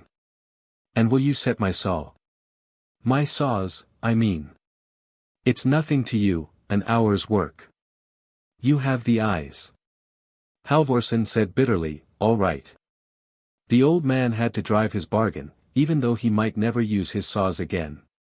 And then the artist promptly repented of his bitterness, offering up a quick prayer that his own failure to conform didn't make him as much of a nuisance to the world as Krabiel was. The carpenter was pleased as they went through his small stock of wood and chose boards to crate the dolphin relief. He was pleased enough to give Halvorsen coffee and cake before the artist buckled down to filing the saws. Over the kitchen table, Halvorsen tried to probe. Things pretty slow now. It would be hard to spoil Krabiel's day now. People are always fools. They don't know good hand work. Some day, he said apocalyptically, I laugh on the other side of my face when their foolish machine buildings go falling down in a strong wind, all of them, all over the country. Even my boy, I used to beat him good, almost every day, he works a foolish concrete machine and his house should fall on his head like the rest. Halvorsen knew it was Krabiel's son who supported him by mail, and changed the subject. You get some cabinet work? Stupid women. What they call antiques, they don't know Meissen, they don't know Biedermeier. They bring me trash to repair sometimes. I make them pay, I swindle them good. I wonder if things would be different if there were anything left over in Europe. People will still be fools, Mr. Halvorsen, said the carpenter positively. Didn't you say you were going to file those saws today? So the artist spent 2 noisy hours filing before he carried his crating stock to the studio. Lucy was there. She had brought some things to eat. He dumped the lumber with a bang and demanded, why aren't you at work? We get days off, she said vaguely. Austin thought he'd give me the cash for the terracotta and I could give it to you. She held out an envelope while he studied her silently. The farce was beginning again. But this time he dreaded it. It would not be the first time that a lonesome, discontented girl chose to see him as a combination of romantic rebel and lost pup, with the consequences you'd expect. He knew from books, experience and Labour's conversation in the old days that there was nothing novel about the comedy, that there had even been artists, lots of them, who had counted on endless repetitions of it for their livelihood. The girl drops in with groceries and the artist is pleasantly surprised, the girl admires this little thing or that after payday and buys it and the artist is pleasantly surprised. The girl brings her friends to take lessons or make little purchases and the artist is pleasantly surprised. The girl may be seduced by the artist or vice versa, which shortens the comedy, or they get married, which lengthens it somewhat. It had been 3 years since Halvorsen had last played out the farce with a manic-depressive divorcee from Elmira, 3 years during which he had crossed the midpoint between 30 and 40. 3 more years to get beaten down by being unwanted and working too much and eating too little. Also, he knew, he was in love with this girl. He took the envelope, counted $320 and crammed it into his pocket. "That was your idea," he said. "Thanks. Now get out, will you? I've got work to do." She stood there, shocked. "I said get out. I have work to do." Austin was right, she told him miserably. "You don't care how people feel. You just want to get things out of them." She ran from the studio, and Halvorsen fought with himself not to run after her. He walked slowly into his workshop and studied his array of tools, though he paid little attention to his finished pieces. It would be nice to spend about half of this money on open hearth steel rod and bar stock to forge into chisels. He thought he knew where he could get some, but she would be back, or he would break and go to her and be forgiven and the comedy would be played out, after all. He couldn't let that happen. Ålesund, on the Atlantic side of the Durfeld Mountains of Norway, was in the lee of the blasted continent. One more archaeologist there made no difference, as long as he had the sense to recognize the propeller-like international signposts that said with their 3 blades, "Radiation Hazard." And knew what every schoolboy knew about protective clothing and reading a personal Geiger counter. The car Halvorsen rented was for a brief trip over the mountains to study contaminated Oslo. Well muffled, he could make it and back in a dozen hours and no harm done. But he took the car past Oslo, Wennersborg and Göteborg, along the Kattegat coast to Helsingborg, and abandoned it there, among the 3-bladed polyglot signs, crossing to Denmark. Danes were as unlike Prussians as they could be, but their unfortunate little peninsula was a sprout off Prussia which radio cobalt dust couldn't tell from the real thing. The 3-bladed signs were most specific. With a long way to walk along the rubble-littered highways, he stripped off the impregnated coveralls and boots. He had long since shed the noisy counter and the uncomfortable gloves and mask. The silence was eerie as he limped into Copenhagen at noon. He didn't know whether the radiation was getting to him or whether he was tired and hungry and no more. As though thinking of a stranger, he liked what he was doing. "I'll be my own audience," he thought. "God knows I learned there isn't any other, not anymore. You have to know when to stop."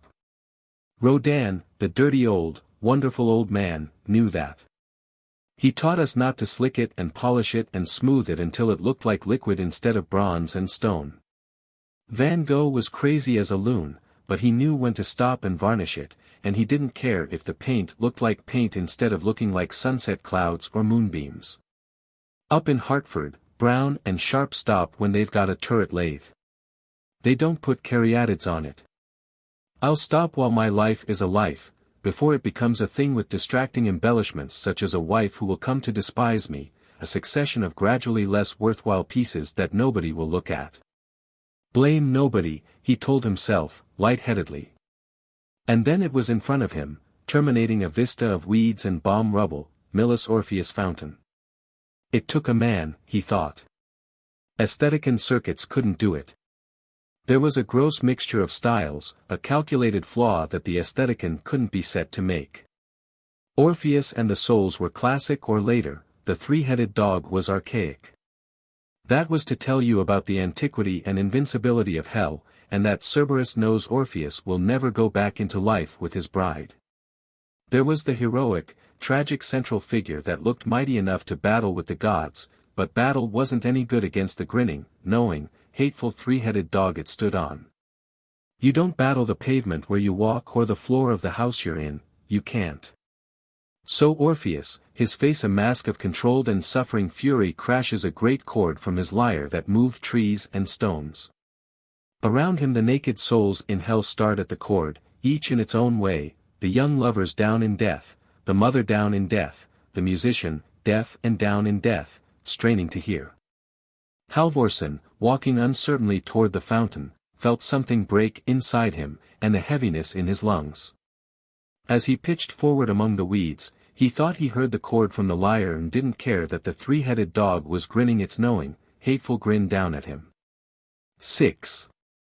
When Halvorsen awoke, he supposed he was in hell. There were the young lovers, arms about each other's waists, solemnly looking down at him, and the mother was placidly smoothing his brow. He stirred and felt his left arm fall heavily. "Ah," said the mother, "you mustn't." He felt her pick up his limp arm and lay it across his chest. "Your poor finger," she sighed. "Can you talk?" "What happened to it?" He could talk, weakly. "Labor and I," he said. "We were moving a big block of marble with the crane, somehow the finger got under it. I didn't notice until it was too late to shift my grip without the marble slipping and smashing on the floor." The boy said in a solemn, adolescent croak, "You mean you saved the marble and lost your finger?" "Marble," he muttered. "It's so hard to get." Labor was so old. The young lovers exchanged a glance and he slept again. He was half awake when the musician seized first one of his hands and then the other, jabbing them with stubby fingers and bending his lion's head close to peer at the horny calluses left by chisel and mallet. "Ja, ja," the musician kept saying. Hell goes on forever, so for an eternity he jolted and jarred, and for an eternity he heard bickering voices, why he was so foolish, then. Idiot he could be. "Hush, let him rest." The children told the story. There only one Labor was. Easy with the tubing. Let him rest. Daylight dazzled his eyes. "Why you were so foolish?" demanded a harsh voice. "The sister says I can talk to you now, so that is what I first want to know." He looked at the face of, not the musician. That had been delirium. But it was a tough old face. "Ja, I am mean-looking, that is settled. What did you think you were doing without coveralls and way over your exposure time?" "I wanted to die," said Halvorsen. There were tubes sticking in his arms. The crag-faced old man let out a contemptuous bellow. "Sister," he shouted. "Pull the plasma tubes out before more we waste. He says he wants to die." "Hush," said the nurse. She laid her hand on his brow again. "Don't bother with him, sister," the old man jeered. "He is a shrinking little flower, too delicate for the great, rough world. He has done nothing, he can do nothing, so he decides to make of himself a nuisance by dying." "You lie," said Halvorsen. "I worked. Good God, how I worked. Nobody wanted my work. They wanted me, to wear in their buttonholes like a flower. They were getting to me. Another year and I wouldn't have been an artist anymore." "Ja?" asked the old man. "Tell me about it." Halvorsen told him, sometimes weeping with self-pity and weakness, sometimes cursing the old man for not letting him die, sometimes quietly describing this statuette or that portrait head, or raving wildly against the mad folly of the world. At the last he told the old man about Lucy. "You cannot have everything, you know," said his listener. "I can have her," answered the artist harshly. "You wouldn't let me die, so I won't die. I'll go back and I'll take her away from that fathead Malone that she ought to marry. I'll give her a couple of happy years working herself to skin and bones for me before she begins to hate it, before I begin to hate it."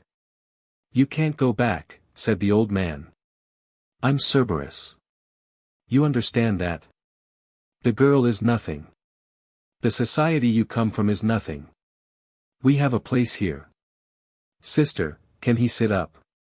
The woman smiled and cranked his bed. Halvorsen saw through a picture window that he was in a mountain-rimmed valley that was very green and dotted with herds and unpainted houses. "Such a place there had to be," said the old man. "In the whole geography of Europe, there had to be a Soltau valley with winds and terrain just right to deflect the dust." "Nobody knows," whispered the artist. "We prefer it that way. It's impossible to get some things, but you would be surprised how little difference it makes to the young people. They are great travelers, the young people, in their sweaty coveralls with radiation meters. They think when they see the ruined cities that the people who lived in them must have been mad. It was a little travel party like that which found you. The boy was impressed by something you said, and I saw some interesting things in your hands. There isn't much rock around here, we have fine deep topsoil. But the boys could get you stone. There should be a statue of the mayor for one thing, before I die. And from the Rathaus the wooden angels have mostly broken off. Soltau Valley used to be proud of them. Could you make good copies? And of course cameras are useless and the best drawings we can do look funny. Could you teach the youngers at least to draw so faces look like faces and not behinds? And like you were saying about you and Labor, maybe one younger there will be so crazy that he will want to learn it all, so Soltau will always have an artist and sculptor for the necessary work. And you will find a Lucy or somebody better. I think better. Hush, warned the nurse. You're exciting the patient. It's all right, said Halvorsen eagerly. Thanks, but it's really all right. The luckiest man in Denv. Maze man Reuben, of the 83rd level, Automist, knew there was something wrong when the binoculars flashed and then went opaque. Inwardly he cursed, hoping that he had not committed himself to anything. Outwardly he was unperturbed. He handed the binoculars back to Rudolph's man Ullman, of the 89th level, maintainer, with a smile. They aren't very good, he said. Ullman put them to his own eyes, glanced over the parapet and swore mildly. Blacker than the heart of a crazy angel, eh? Never mind, here's another pair. This pair was unremarkable. Through it, Reuben studied the 1,000 setbacks and penthouses, of Denv that ranged themselves below. He was too worried to enjoy his first sight of the vista from the 89th level, but he let out a murmur of appreciation. Now to get away from this suddenly sinister fellow and try to puzzle it out. Could we? He asked cryptically, with a little upward jerk of his chin. It's better not to, Ullman said hastily, taking the glasses from his hands. What if somebody with stars happened to see, you know? How'd you like it if you saw some impudent fellow peering up at you?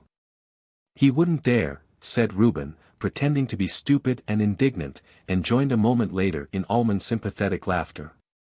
Never mind, said Ullman. We are young. Some day, who knows? Perhaps we shall look from the 95th level, or the 100th. Though Reuben knew that the maintainer was no friend of his, the generous words sent blood hammering through his veins, ambition for a moment. He pulled a long face and told Ullman, let us hope so. Thank you for being my host. Now I must return to my quarters. He left the windy parapet for the serene luxury of an 89th level corridor and descended slow-moving stairs through gradually less luxurious levels to his own Spartan floor. Celine was waiting, smiling, as he stepped off the stairs. She was decked out nicely, too nicely.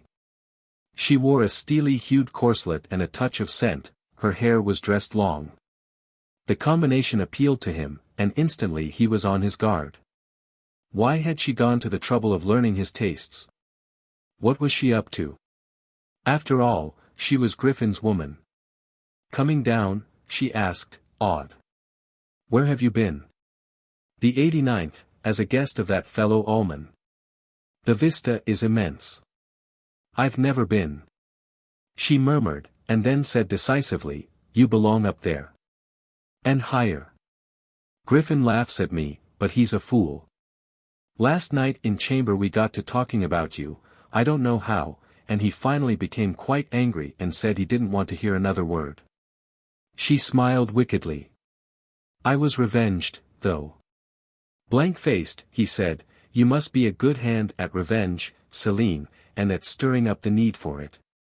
The slight hardening of her smile meant that he had scored and he hurried by with a rather formal salutation. Burn him for an Angelo, but she was easy enough to take. The contrast of the metallic garment with her soft, white skin was disturbing, and her long hair suggested things. It was hard to think of her as scheming something or other. Scheming Celine was displaced in his mind by Celine in chamber. But what was she up to? Had she perhaps heard that he was to be elevated? Was Griffin going to be swooped on by the maintainers? Was he to kill off Griffin so she could leech onto some rising third party? Was she perhaps merely giving her man a touch of the lash? He wished gloomily that the binoculars problem and the Celine problem had not come together. That trickster Ullman had spoken of youth as though it were something for congratulation. he hated being young and stupid and unable to puzzle out the faulty binoculars and the warmth of Griffin's woman. The attack alarm roared through the Spartan corridor. He ducked through the nearest door into a vacant bedroom and under the heavy steel table. Somebody else floundered under the table a moment later, and a third person tried to join them. The first comer roared, "Get out and find your own shelter. I don't propose to be crowded out by you or to crowd you out either and see your ugly blood and brains if there's a hit. Go, now." "Forgive me, sir." "At once, sir," the latecomer wailed. And scrambled away as the alarm continued to roar. Reuben gasped at the "sirs" and looked at his neighbor. It was May. Trapped, no doubt, on an inspection tour of the level. "Sir," he said respectfully, "if you wish to be alone, I can find another room. You may stay with me for company. Are you one of mine?" There was power in the general's voice and on his craggy face. "Yes, sir." May's man Reuben, of the 83rd level, automist. May surveyed him, and Reuben noted that there were pouches of skin depending from cheekbones and the jaw-line, dead-looking, coarse-pored skin. "You're a well-made boy, Reuben. Do you have women?" "Yes, sir," said Reuben hastily. "One after another, I always have women. I'm making up at this time to a charming thing called Celine. Well-rounded, yet firm, soft but supple, with long red hair and long white legs." "Spare me the details," muttered the general. "It takes all kinds." "An automist, you said. That has a future, to be sure. I myself was a controller long ago. The calling seems to have gone out of fashion." Abruptly the alarm stopped. The silence was hard to bear. May swallowed and went on, for some reason or other. "Why don't youngsters elect for controller anymore? Why didn't you, for instance?" Reuben wished he could be saved by a direct hit. The binoculars, Celine, the raid, and now he was supposed to make intelligent conversation with a general. "I really don't know, sir," he said miserably. At the time there seemed to be very little difference: controller, automist, missler, maintainer. We have a saying, "The buttons are different," which usually ends any conversation on the subject. "Indeed?" asked May distractedly. His face was thinly filmed with sweat. "Do you suppose Ellie intends to clobber us this time?" he asked almost hoarsely. "It's been some weeks since they made a maximum effort, hasn't it?" "4," said Reuben.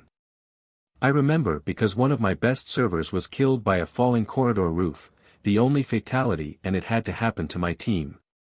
He laughed nervously and realized that he was talking like a fool, but May seemed not to notice. Far below them, there was a series of screaming whistles as the interceptors were loosed to begin their intricate, double basketwork wall of defense in a towering cylinder about Denv. "Go on, Reuben," said May. "That was most interesting." His eyes were searching the underside of the steel table. Reuben averted his own eyes from the frightened face, feeling some awe drain out of him. Under a table with a general. It didn't seem so strange now. "Perhaps, sir, you can tell me what a puzzling thing, that happened this afternoon, means." "A fellow, Rudolph's man Ullman, of the 89th level, gave me a pair of binoculars that flashed in my eyes and then went opaque. Has your wide experience?" May laughed hoarsely and said in a shaky voice, "That old trick. He was photographing your retinas for the blood vessel pattern." "One of Rudolph's men, eh? I'm glad you spoke to me. I'm old enough to spot a revival like that. Perhaps my good friend Rudolph plans." There was a thudding volley in the air and then a faint jar. One had got through, exploding, from the feel of it, far down at the foot of Denv. The alarm roared again, in bursts that meant all clear, only one flight of missiles and that disposed of.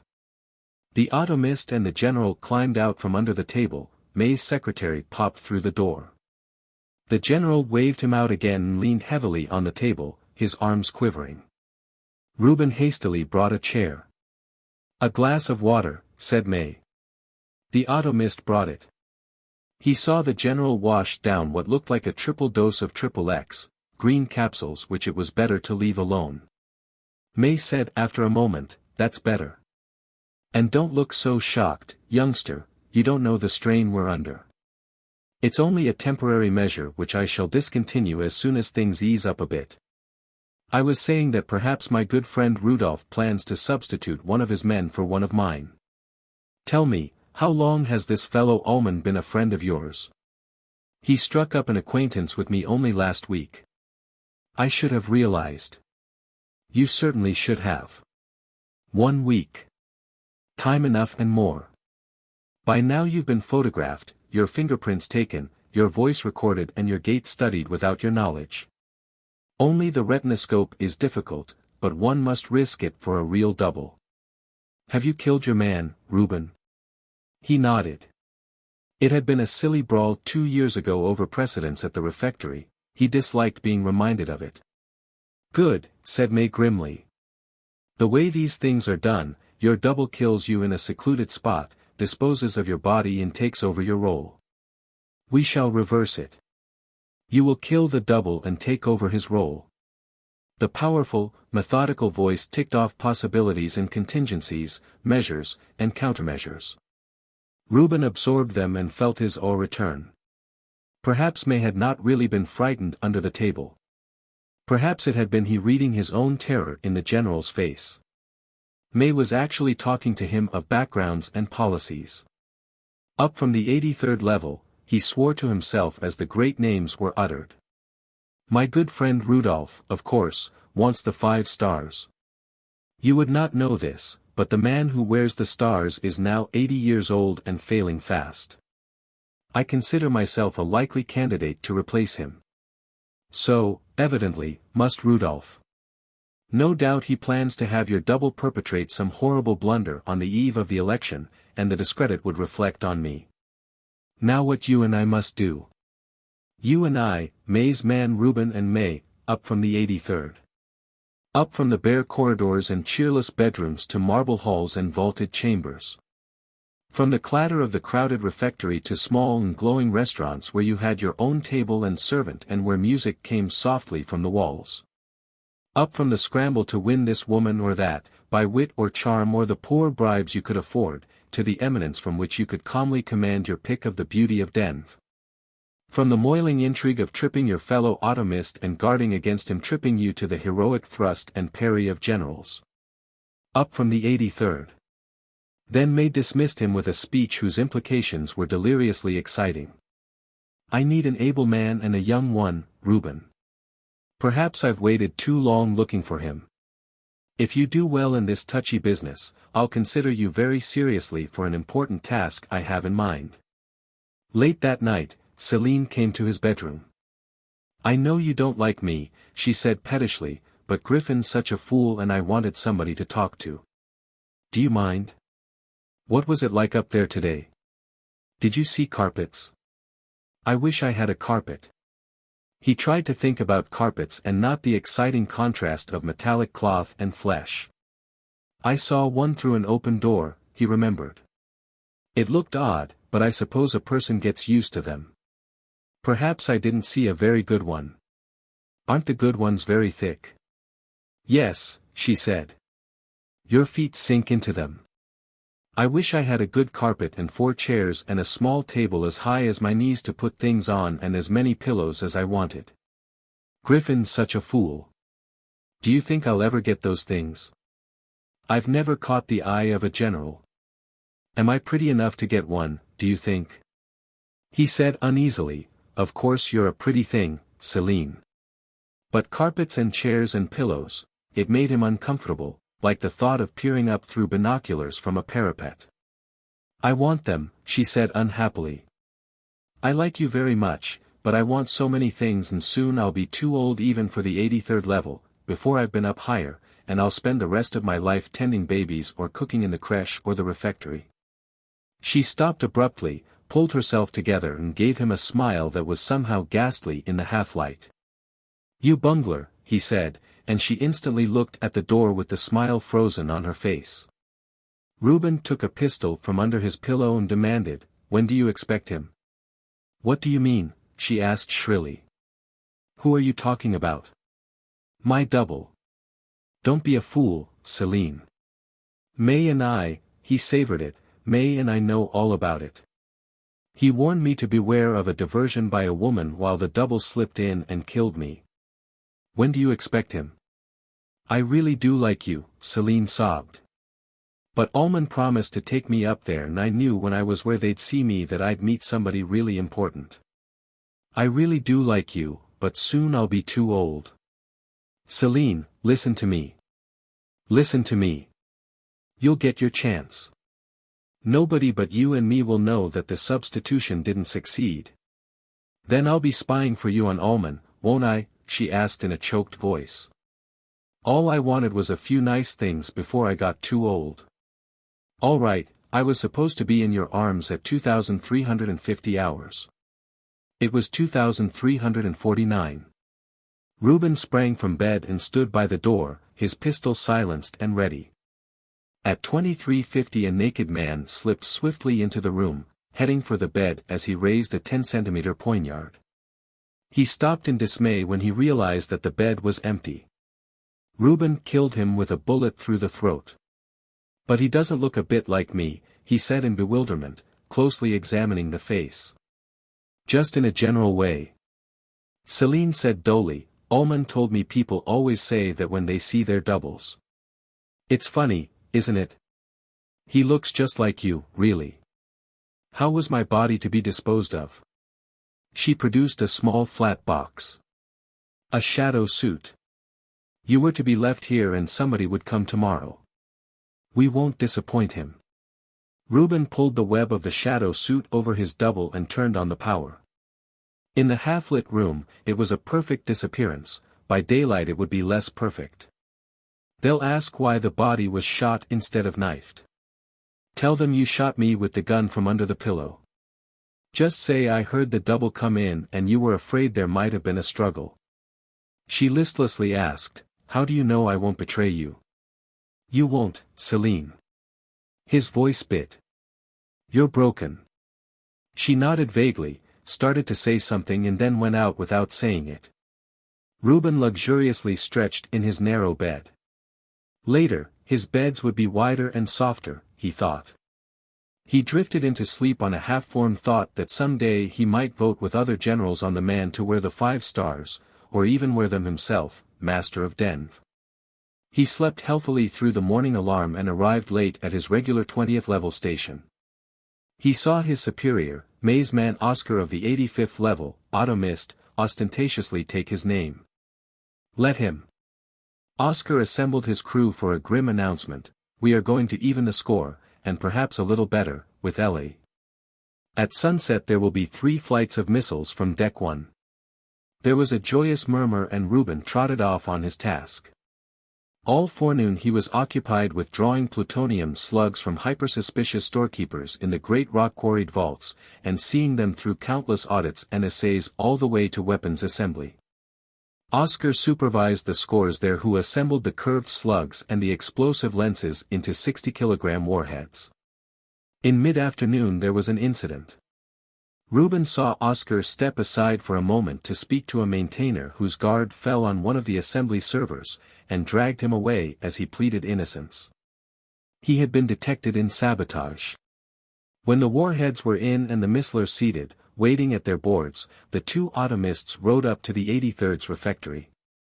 The news of a near maximum effort was in the air, it was electric. Reuben heard on all sides in tones of self-congratulation, we'll clobber them tonight. That server you caught, he said to Oscar. What was he up to? His commander stared. Are you trying to learn my job?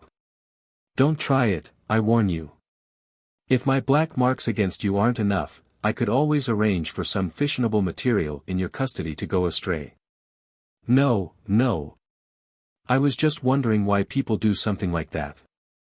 Oscar sniffed doubtfully. He's probably insane, like all the Angelos. I've heard the climate does it to them. You're not a maintainer or a controller. Why worry about it? They'll brain burn him, I suppose. I suppose. Listen. Deck 1 was firing. 1, 2, 3, 4, 5, 6. 1, 2, 3, 4, 5, 6. 1, 2, 3, 4, 5, 6. People turned to one another and shook hands, laughed and slapped shoulders heartily. 18 missiles were racing through the stratosphere, soon to tumble on LA. With any luck, one or two would slip through the first wall of interceptors and blast close enough to smash windows and topple walls in the crazy city by the ocean. It would serve the lunatics right. 5 minutes later an exultant voice filled most of Denv. Recon missile report, it said. 18 launched, 18 perfect trajectories. 15 shot down by LA first-line interceptors, 3 shot down by LA second-line interceptors. Extensive blast damage observed in Griffith Park area of LA. There were cheers. And 8 full maintainers marched into the refectory silently, and marched out with Reuben. He knew better than to struggle or ask futile questions. Any question you asked of a maintainer was futile. But he goggled when they marched him onto an upward-bound stairway. They rode past the 89th level and Reuben lost count, seeing only the marvels of the upper reaches of Denv. He saw carpets that ran the entire length of corridors, and intricate fountains, and mosaic walls, stained glass windows, more wonders than he could recognize, things for which he had no name. He was marched at last into a wood-paneled room with a great polished desk and a map behind it. He saw May, and another man who must have been a general, Rudolph. But sitting at the desk was a frail old man who wore a circlet of stars on each khaki shoulder. The old man said to Reuben, "You are an LE spy and saboteur." Reuben looked at May. Did one speak directly to the man who wore the stars, even in reply to such an accusation? "Answer him, Reuben," May said kindly.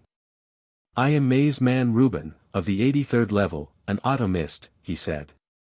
"Explain," said the other general heavily, "if you can, why all 18 of the warheads you procured today failed to fire." "But they did," gasped Reuben. "The recon missile report said there was blast damage from the 3 that got through and it didn't say anything about the others failing to fire." The other general suddenly looked sick and May looked even kindlier. The man who wore the stars turned inquiringly to the chief of the maintainers, who nodded and said, "That was the recon missile report, sir." The general snapped, "What I said was that he would attempt to sabotage the attack. Evidently he failed. I also said he is a faulty double, somehow slipped with great ease into my good friend May's organization. You will find that his left thumb print is a clumsy forgery of the real Reuben's thumb print and that his hair has been artificially darkened." The old man nodded at the chief of the maintainers, who said, "We have his card, sir." Reuben abruptly found himself being fingerprinted and deprived of some hair. "The F.P.S check, sir," one maintainer said. "He's Reuben." "Hair's natural, sir," said another. The general began a rearguard action. "My information about his hair seems to have been inaccurate. But the fingerprint means only that LE spies substituted his prints for Reuben's prints in the files." "Enough, sir," said the old man with the stars. "Dismissed. All of you. Rudolph, I am surprised. All of you, go." Reuben found himself in a vast apartment with May, who was bubbling and chuckling uncontrollably until he popped 3 of the green capsules into his mouth hurriedly. "This means the eclipse for years of my good friend Rudolph," he crowed. "His game was to have your double sabotage the attack warheads and so make it appear that my organization is rotten with spies. The double must have been under post-hypnotic, primed to admit everything. Rudolph was so sure of himself that he made his accusations before the attack, the fool." He fumbled out the green capsules again. "Sir," said Reuben, alarmed. "Only temporary," May muttered, and swallowed a 4th. "But you're right. You leave them alone. There are big things to be done in your time, not in mine. I told you I needed a young man who could claw his way to the top. Rudolph's a fool. He doesn't need the capsules because he doesn't ask questions. Funny, I thought a coup like the double affair would hit me hard, but I don't feel a thing. It's not like the old days. I used to plan, and when the trap went snap it was better than this stuff. But now I don't feel a thing. He leaned forward from his chair, the pupils of his eyes were black bullets. Do you want to work? He demanded. Do you want your world stood on its head and your brains to crack and do the only worthwhile job there is to do? Answer me. Sir, I am a loyal maze man. I want to obey your orders and use my ability to the full. Good enough, said the general. You've got brains, you've got push. I'll do the spade work. I won't last long enough to push it through. You'll have to follow. Ever been outside of Denv? Reuben stiffened. I'm not accusing you of being a spy. It's really all right to go outside of Denv. I've been outside. There isn't much to see at first, a lot of ground pocked and torn up by shorts and overs from LA and us. Farther out, especially east, it's different. Grass, trees, flowers. Places where you could grow food. When I went outside, it troubled me. It made me ask questions. I wanted to know how we started. Yes, started. It wasn't always like this. Somebody built Denv. Am I getting the idea across to you? It wasn't always like this. Somebody set up the reactors to breed uranium and make plutonium. Somebody tooled us up for the missiles. Somebody wired the boards to control them. Somebody started the hydroponics tanks. I've dug through the archives. Maybe I found something. I saw mountains of strength reports, ration reports, supply reports, and yet I never got back to the beginning. I found a piece of paper and maybe I understood it and maybe I didn't. It was about the water of the Colorado River and who should get how much of it. How can you divide water in a river? But it could have been the start of Denv, LA, and the missile attacks. The general shook his head, puzzled, and went on, I don't see clearly what's ahead. I want to make peace between Denv and LA, but I don't know how to start or what it will be like. I think it must mean not firing, not even making any more weapons. Maybe it means that some of us, or a lot of us, will go out of Denv and live a different kind of life. That's why I've clawed my way up. That's why I need a young man who can claw with the best of them. Tell me what you think. I think, said Reuben measuredly, it's magnificent, the salvation of Denv. I'll back you to my dying breath if you'll let me. May smiled tiredly and leaned back in the chair as Reuben tiptoed out. What luck, Reuben thought, what unbelievable luck to be at a fulcrum of history like this. He searched the level for Rudolph's apartment and gained admission. To the general, he said, Sir, I have to report that your friend May is insane. He has just been raving to me, advocating the destruction of civilization as we know it, and urging me to follow in his footsteps. I pretended to agree, since I can be of greater service to you if I'm in May's confidence. So, said Rudolph thoughtfully. Tell me about the double. How did that go wrong? The bunglers were Celine and Ullman. Celine because she alarmed me instead of distracting me. Ullman because he failed to recognize her incompetence. They shall be brain-burned. That leaves an 89th level vacancy in my organization, doesn't it? You're very kind, sir, but I think I should remain a maze man, outwardly. If I earn any rewards, I can wait for them. I presume that May will be elected to wear the 5 stars. He won't live more than 2 years after that, at the rate he is taking drugs. We can shorten it, grinned Rudolph. I have pharmacists who can see that his drugs are more than normal strength. That would be excellent, sir. When he is too enfeebled to discharge his duties, there may be an attempt to rake up the affair of the double to discredit you. I could then testify that I was your man all along and that May coerced me. They put their heads together, the two saviors of civilization as they knew it, and conspired ingeniously long into the endless night.